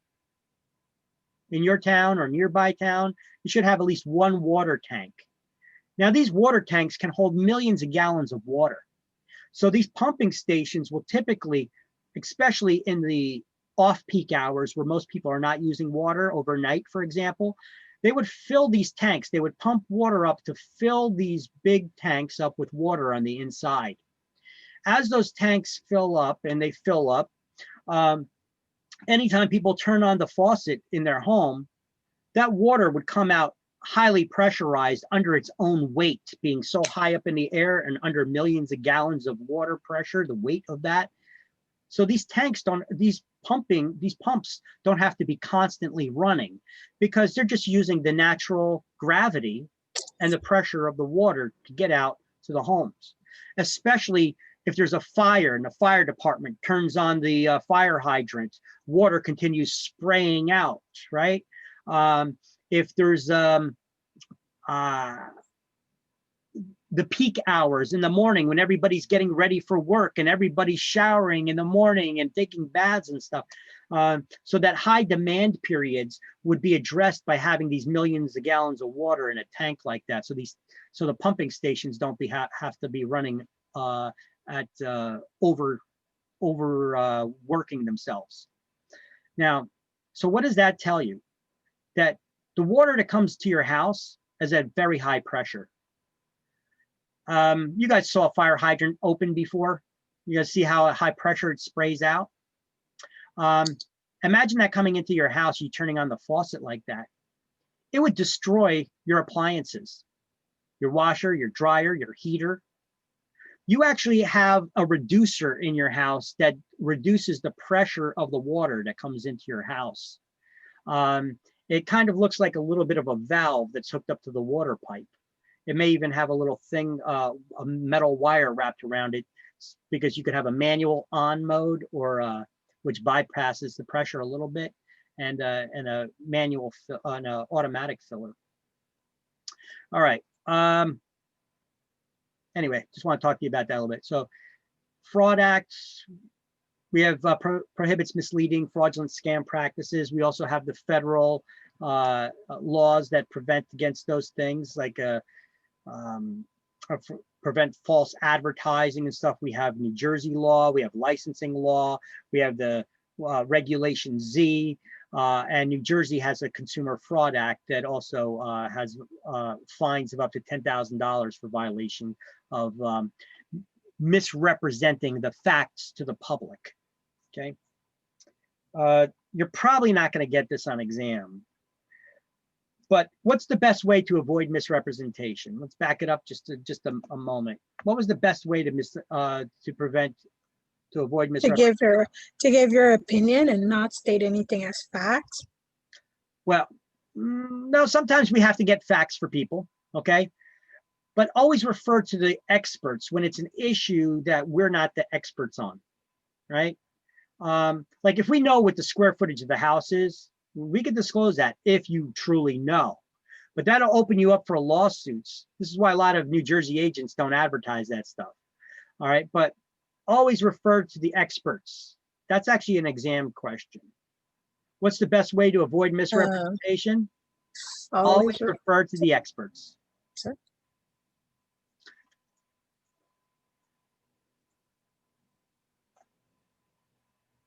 So we're going to highlight the title on page 50 down the bottom, to avoid misrepresentation. And then 3 lines down, we're going to highlight, oh wait, no. Yeah, we'll highlight this. Absolute statements should be avoided. You know, like your home is sure to go up $10,000 in next year, you know, or I can definitely sell your house. How do you know that? I hope I could sell your house, you know, I'm going to do my best to sell your house, but I can't guarantee that I'm going to sell your house. What if the real estate market turns and there's no buyers and you overprice it? You know, there's a lot of factors that play into that. But we will highlight the next sentence. It says, many requests for information should be met by referring the questioner directly to the expert source. That's on the top of page 151. Under to avoid misrepresentation. So we highlighted the title, to avoid misrepresentation, and then like the 4th sentence or so, requests for information should be met by referring the questioner to the expert source. Always refer to the expert source. I know it may seem like you're shirking your responsibilities off onto somebody else, but no, we're not doing that. We are actually just being responsible and not trying to pretend that we're something we're not.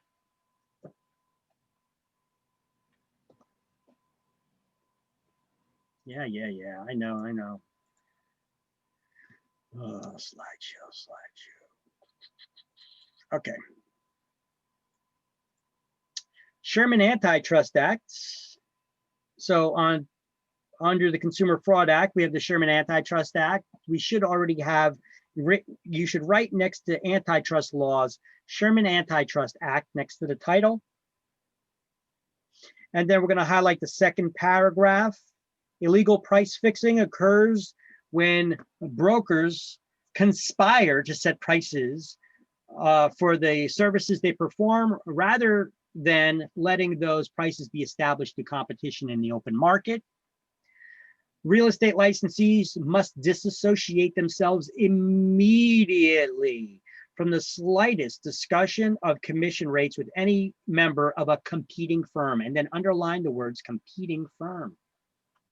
Because, and then let's go down to the very last paragraph on this page under Sherman Antitrust Act and highlight Sherman Antitrust Act. People who fix prices or allocate markets may be found guilty of a misdemeanor punishable by a maximum $1 million fine and up to 10 years in prison.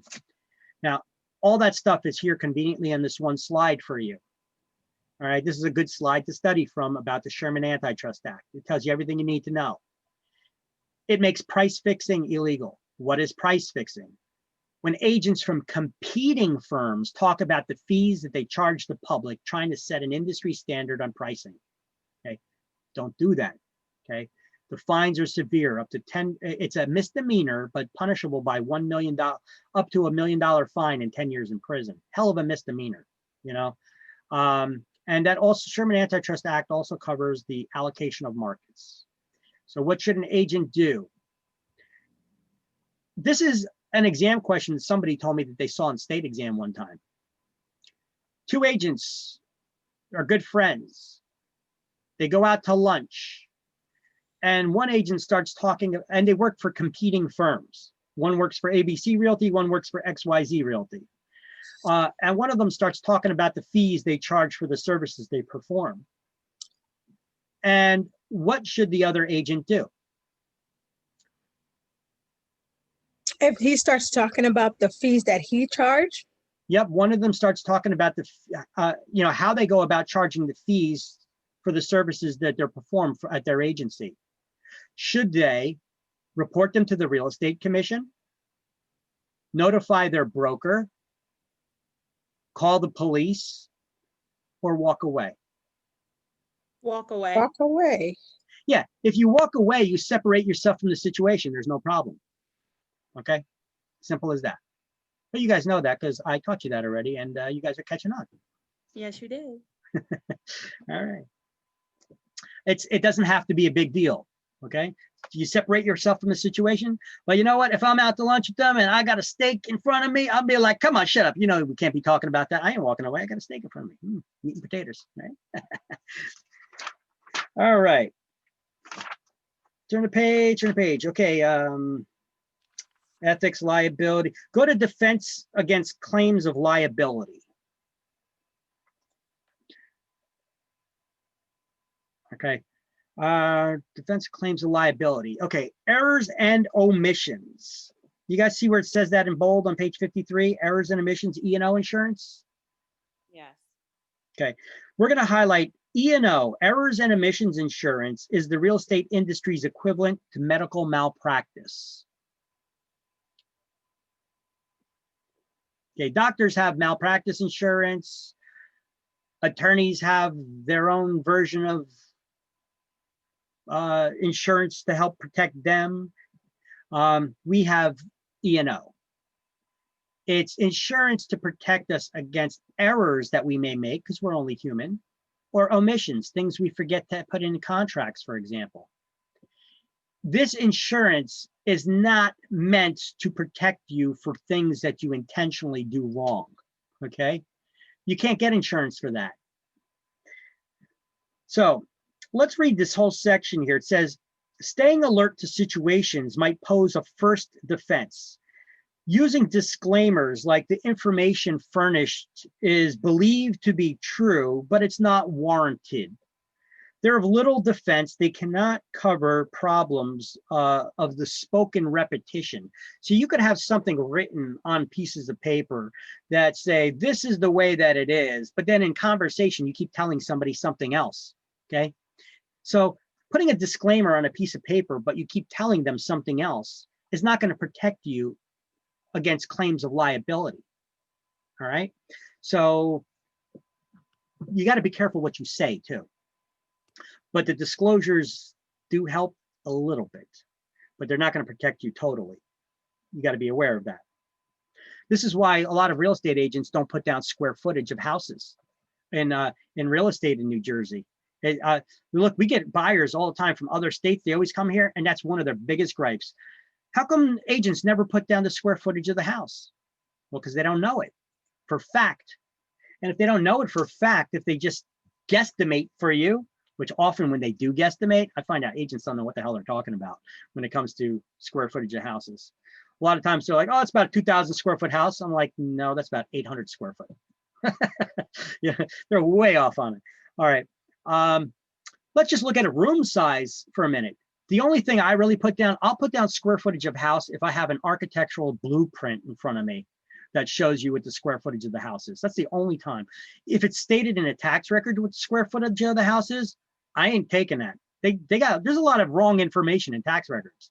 Okay, you could still get sued just by passing along incorrect information, right? I'll put down room sizes, but not always. You know when I'll put down room sizes? When they're big. What? Oh. Why am I going to be bragging about his small rooms, right? Instead, what's your job title? What's the license you guys are trying to get? Salesperson. Salesperson. So why don't you learn how to sell, right? Learn how to sell. What's your job as a salesperson? Sell a home.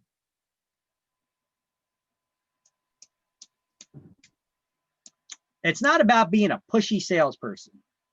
Your job is to get them into the office, because now we could start signing paperwork and get a working relationship between the parties.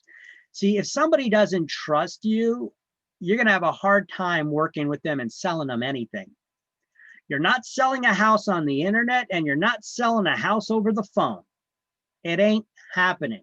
You could have virtual tours till your heart's content, but is somebody going to lay down hundreds of thousands of dollars on a home that they've never actually been to? Well, maybe the owner of Amazon or Facebook would, but you know what? That's a lot of money for you and I. We don't got it like that. We're not spending it like that, right? I'm going to want to actually go to the house and take a look at it before I spend the money on it.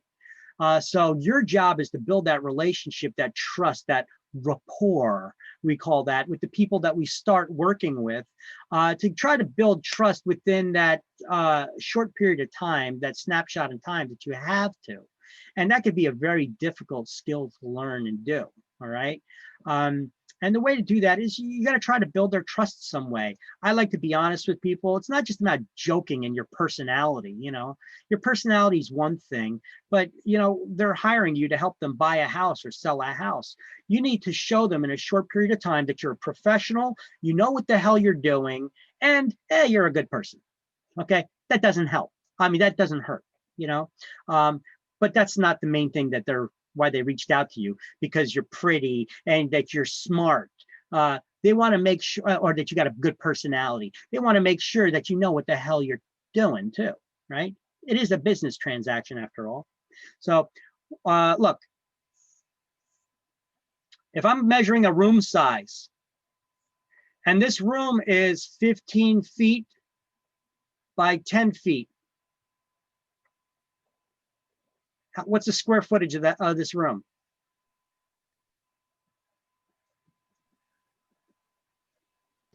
$150 square feet. 15 times 10, right? There you go. You get your 150 square foot room. Right? By the way, that's the same way that you measure lot sizes, right?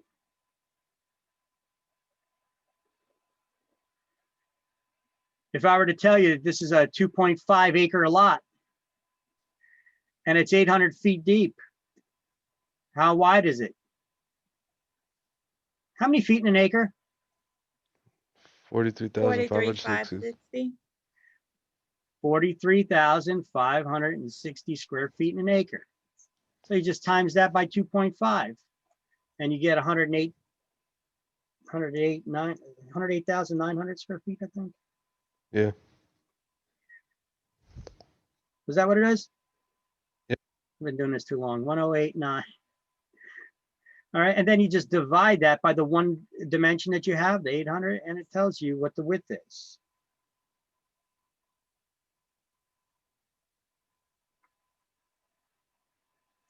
It's 136 feet and change, right? Anyway, that's how you do that. But anyway, my point over here, so we did a little bit of math. We just digressed a little bit. Okay, so you took a measurement over here. What if in this room, there's an area where the chimney goes? So you got a little sheetrock over here like this. So this area is not usable. It's like a bump in the wall. Is that a 150 square foot room, that 15 by 10? Yeah. Is it? You got to measure, what about this bump that's taken away from the square footage of this area within here? It's taken away usable space, right?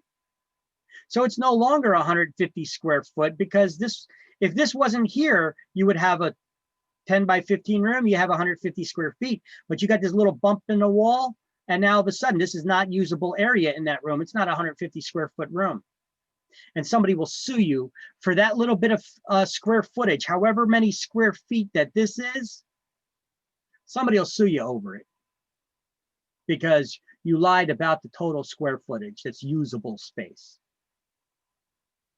Now, what if it was in the middle of the room?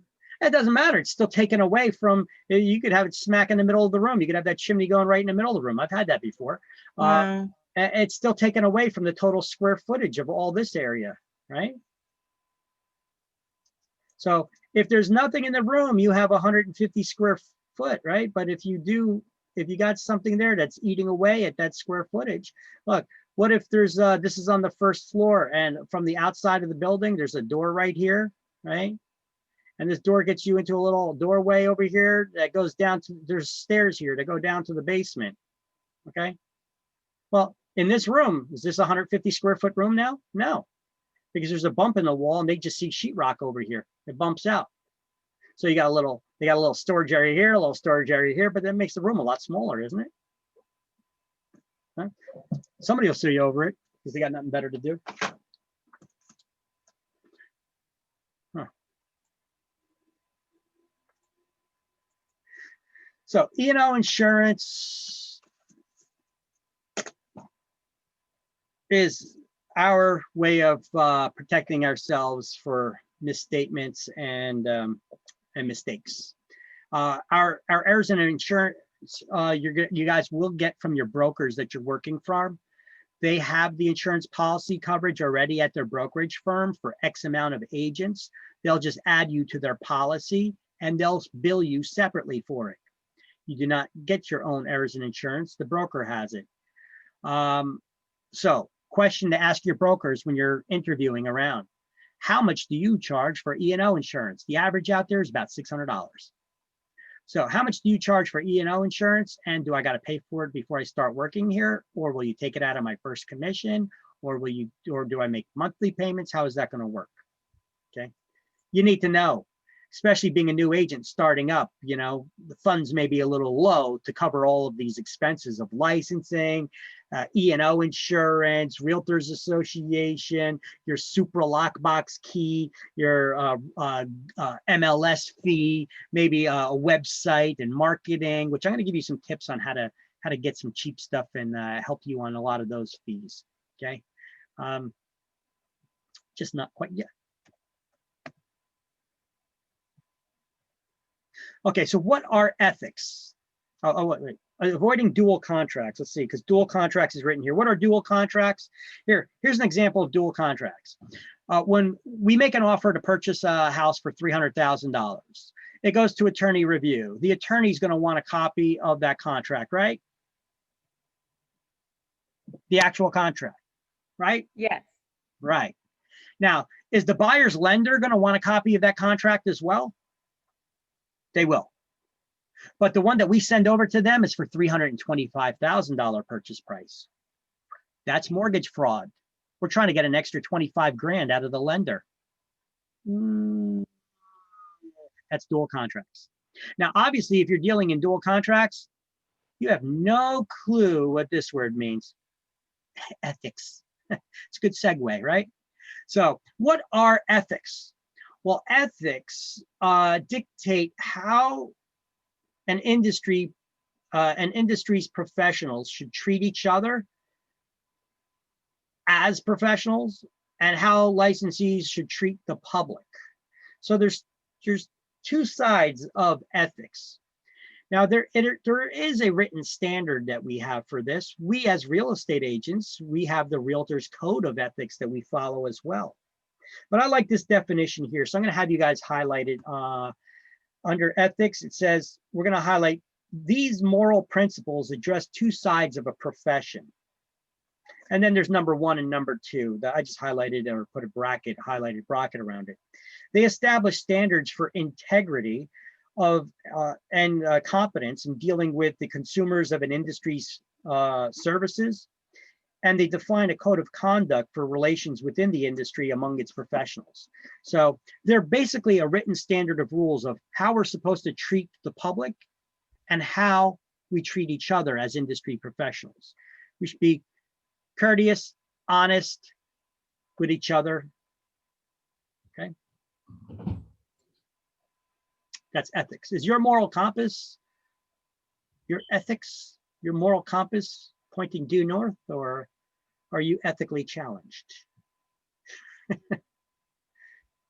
All right, so professional organizations. We have NAR, National Association of Realtors, that created the Realtors Code of Ethics. It's been around since 1913. Here's a little cross-reference that it's printed in the back of page back of the book on page 342. You could also get it from realtor.org. I have some links here, online learning. Oh, actually, I think I have the link as well in the Word document. Where is the Word document? Can I close it?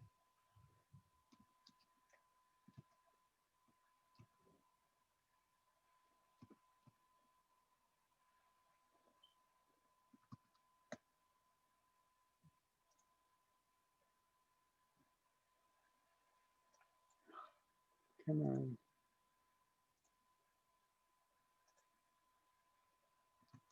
Sorry, I got to close some of my windows. I got a bunch of windows open here.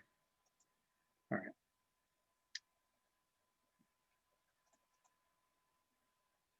So in the Word document, I have a direct link to the Realtors Code of Ethics as well. Or COE for short. So the 2020 Realtors Code of Ethics, I have a link to that as well. You guys can get more information about the Realtors Code of Ethics online. So if you don't have version 14 of the book, it is, I have a direct link to it here, which I think I have it on our Facebook page. A link to the shortcut to the Realtors Code of Ethics on their website. After you guys get licensed and you become members of NAR, National Association of Realtors, you're required to take a Realtors Code of Ethics training class within 60 days, I believe, of you getting licensed.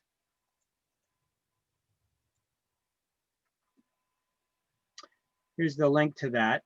It's free. It's a free class, but if you take one locally, you may have to pay for it. But either way, you could take it online, slideshow, you watch a slideshow, the videos, you answer some questions, and then you got to do that every 2 years. That's a requirement. This has nothing to do with your ethics class for your for renewing your license, though. This is separate. Okay. Effective January. Well, let's see, something new here. Code of Ethics Standard of Practice. Okay, so look, it's a live document, meaning that they do update it regularly too. And you could see all the sections here. The preamble, duties to clients and customers, the different articles of the Code of Ethics. I'm going to repost this on our Facebook page. Well, actually, I can't. It'll be a little while. I'm in Facebook jail right now, so I can't spend most of the year in jail. All right. But you guys can see it. It's in the Word document nonetheless. I have the link here for this is the actual Realtors Code of Ethics where you could read it. And if you need to complete the Code of Ethics training class,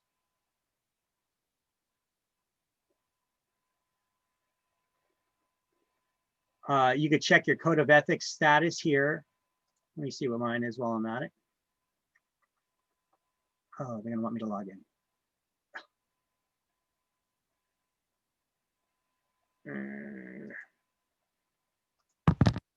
Anyway, so you could check your the Realtors Code of Ethics up there, and you could take that class there. I have the link to it. You're going to have to take it. It's mandatory. You're going to need to take it in order to be a member of the Realtors Association. And there's other NAR designated classes that you could take here. I just want to finish up here. I know we're over time for today already. I just noticed. Let me just finish up here. We could finish up with this chapter and be done, okay? There's a lot of designation classes you guys can get to specialize in different things. Like, so if we turn the page here, we're on page 54 and 55. NAR has something called the, New Jersey Association of Realtors has something called GRI, the Graduate Realtor Institute. It's like an advanced degree of real estate. It can substitute taking the broker's class to get your broker's license as well. NAR's big on educational classes. They sell a lot of that stuff to us, but they got some good classes out there like SFRs to learn all about short sale foreclosures. We have ePro, which teaches you about technology and tools that are out there, software and hardware tools, how we can integrate them into our real estate business. CRS is a good designation for you guys to work towards if you're in residential real estate. It's a certified residential specialist. It's good because it also gets you in a referral network where CRS agents only send referrals to other CRS agents. I mean, if you right now, you start working here in New Jersey and you get a client that's moving to California or somewhere in the middle of the country, do you know any of the agents that are good that could close them and they'll help your clients if you know that you'll earn a commission on it in those areas? Probably not. But CRS agents, they're serious about their business and they take a lot of ongoing training classes as well, too. So they're more highly likely to close on the transactions. So they have a referral network of other CRS agents that they could refer to online, you know, and you also don't got to go through your brokers of sending the referrals that way too. You could find good people to send it to. CCIM is a great one to take if you want to get involved in commercial real estate. And let me see, SRES is a decent one. That's the Senior Real Estate Specialist. You know, you're going to learn about the unique challenges of dealing with senior citizens. Sometimes when they're empty nesters, you know, the kids are all grown up, they're adults, they moved out of the house long ago. You know, maybe the parents, they don't need to have that big house anymore. Maybe they can't maintain that big house, cutting the grass and maintaining it all on their own anymore. You know, New Jersey's not a cheap state to live in. We're one of the highest tax states in the nation. So those seniors that may be living off of Social Security and their meager savings may not be able to continue paying those extremely high taxes in New Jersey. It's time to downsize for them. Okay, well, how do we get them a loan to buy a house? How do they help them pack their things and move? You know, may be difficult for somebody that's older, right? Well, this class, the Seniors Real Estate Specialist, will teach you about some of those designation classes. And look, you can learn a lot about those online designation courses here. Onlinelearning.realtor, New Jersey Realtors Association. Here's their website, njrealtors.com. And here's some of those other courses that you could take. And that concludes that. Okay, you guys want to do the key terms now or tomorrow? I just have a quick question. Sure. As a salesperson, are we required to be a member of the NAR? The NAR? Are you required to be a member of a Realtors Association? No. Look, if you want to go in commercial real estate, most commercial agents are not. However, if you want to be a member of, you want to deal in residential real estate at all, you're going to need to be members of MLSs. What, there's 8 MLSs in New Jersey, right? I think 7 of them require you to be a realtor in good standing for membership. Oh, okay. That means that you're a member of, you know, the reason why they do this, I'll share with you a little secret. Every one of those MLSs is partially owned by a local Realtors Association. So they put in their rules that in order to be a member, you have to be a member of the local Realtors Association. Isn't that a conflict of interest? Yeah, but you know what? Go ahead, try fighting the system. Okay, so you need to be a member, basically. Even though they say you don't, you do, if you want to do business. Gotcha. Okay. All right, so you want to bang out the key terms to review and then be done with this chapter, and then we can just start fresh in chapter 4 tomorrow morning? Got a couple minutes left, or has anybody got to go? Okay. Yeah. Okay, so let's bang it out. There's 3 key terms to review because this was a long chapter. So once again, this is the way that it works. I read out the answer on the right-hand side of the page. You guys are going to shout out what you believe the corresponding answer to it is on the left-hand side of the page. There's no penalties for wrong answers, so shout them out as you got them. Are you ready? Don't be so excited. Yeah. Come on. Here we go, guys. Regulations prohibiting price fixing. Antitrust. Trust laws. 2 is A, antitrust laws. Agent who takes a buyer as the principal. A general agent. An agent who takes a buyer as a principal. Special agent. General agent. An agent. Buyer's broker. 5 is B, buyer's broker. Broker's usual compensation. What do we call that? Commission. Commission. See, some of these you could answer without even looking at through the answers. 7 is C. A third party in a transaction, not the principal. A customer? Yes, 9 is D, the customer. Revealing to another any pertinent information. Disclosure? Disclosure, 11 is E, correct. Brokers taking both parties as the principal. Dual agent. Dual Agency. agent? 12 is F, dual agency.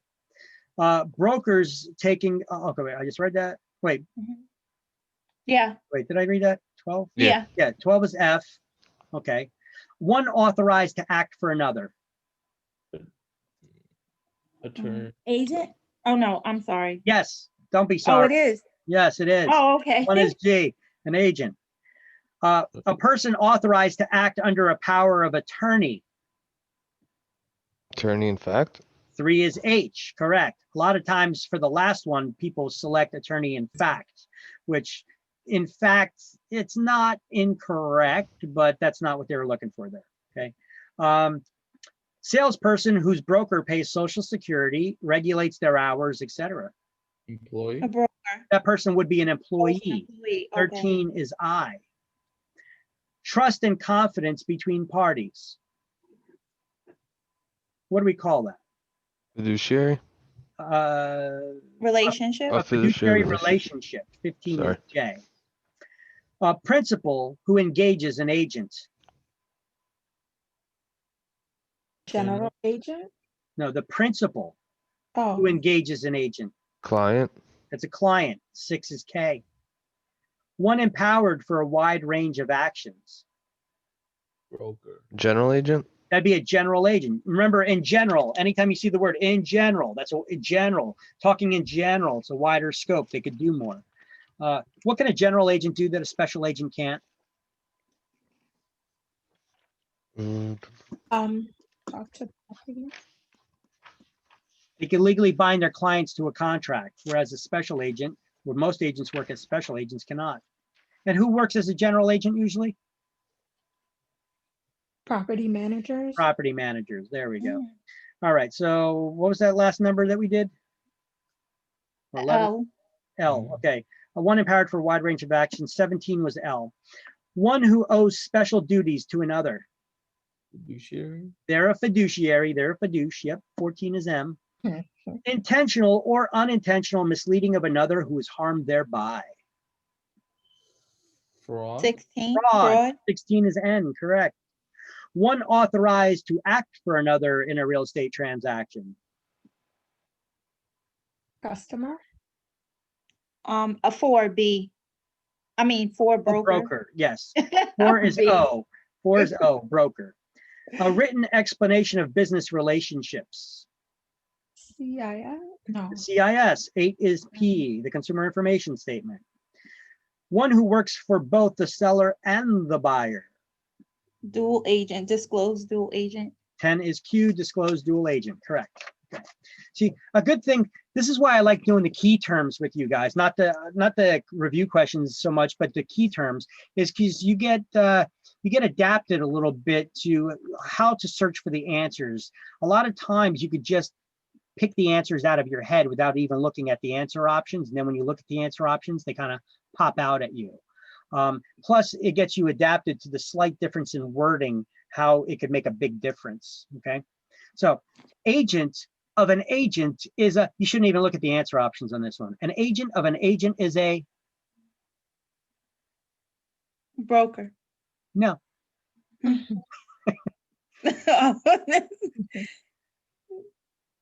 An agent. You of gotta, an you gotta unmute yourself, Kate. I saw you talking and you said Yeah, it it's right. sub-agent. That's a It's a sub-agent. sub-agent. Yep.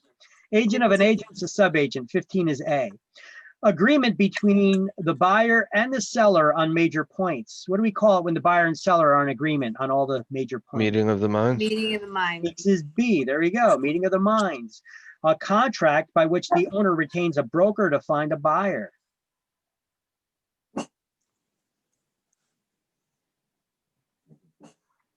What do we call a contract where an owner retains a broker to find them a buyer? It's The listing contract. There you go. 5 is C. 5. Harmless exaggeration as salesmanship. Puffing. Puffing, that's right. So 11 is D. Illegal sharing of commission with the seller Commingling. or with anybody for that matter. What do you call giving money to somebody who doesn't have a kickback? license? It's a kickback. It's a kickback. 2 is E, correct. Okay. So you got to try to ask yourself a question about the question sometimes, the phrasing to try to reword it. One authorized to act for another in a specific transaction. Power of attorney. Transaction No, broker. one authorized. So they're looking for a person here. Transaction broker. Oh, Special agent. it's a special agent. 14 is F. One qualified and prepared to purchase. Ready, willing, and able buyer. A ready, willing, and able buyer. 12 is G. Person licensed to assist the real estate broker.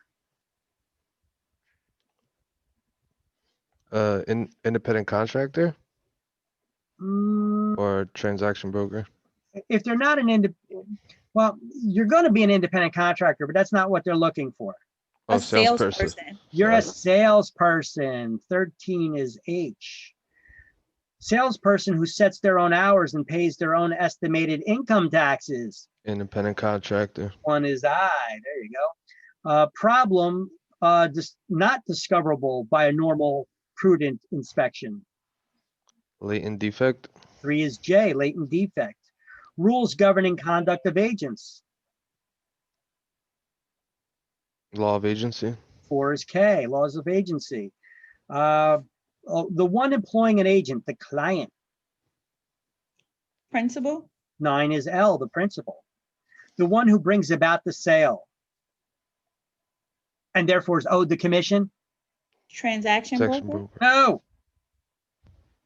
What do you call it when 2 agents are in dispute as to who's owed the commission? Oh, The one procuring that brought cause. about the sale. The Oh, procuring cause. You see how they take a little phrase from that line Yeah. and they put it there? They want to see how well you remember. They're actually taking phrases from what we went over. All right, so 10 was M.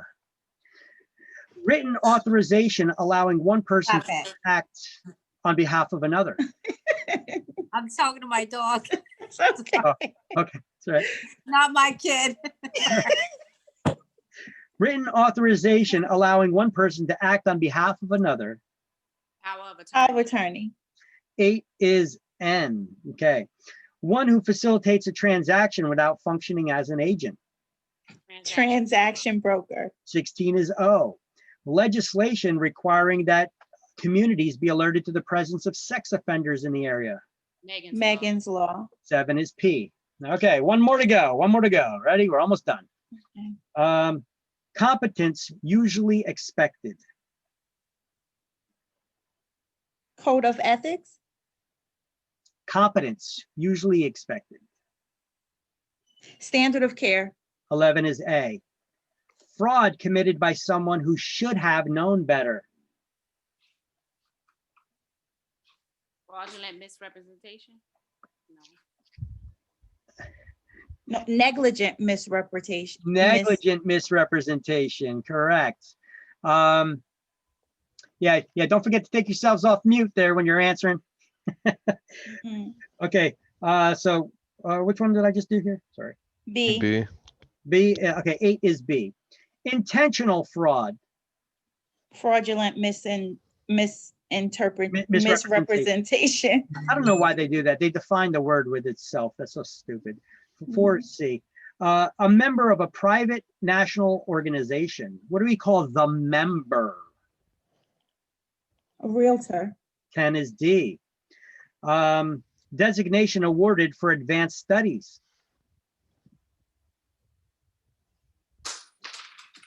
Graduate Realtor Institute. The GRI, correct. 5 is E. Private nationwide organization of brokers and salespersons. NAR. NAR, National National- Association of Realtors. 7 is F. Problem when serving best interest of both the client and oneself.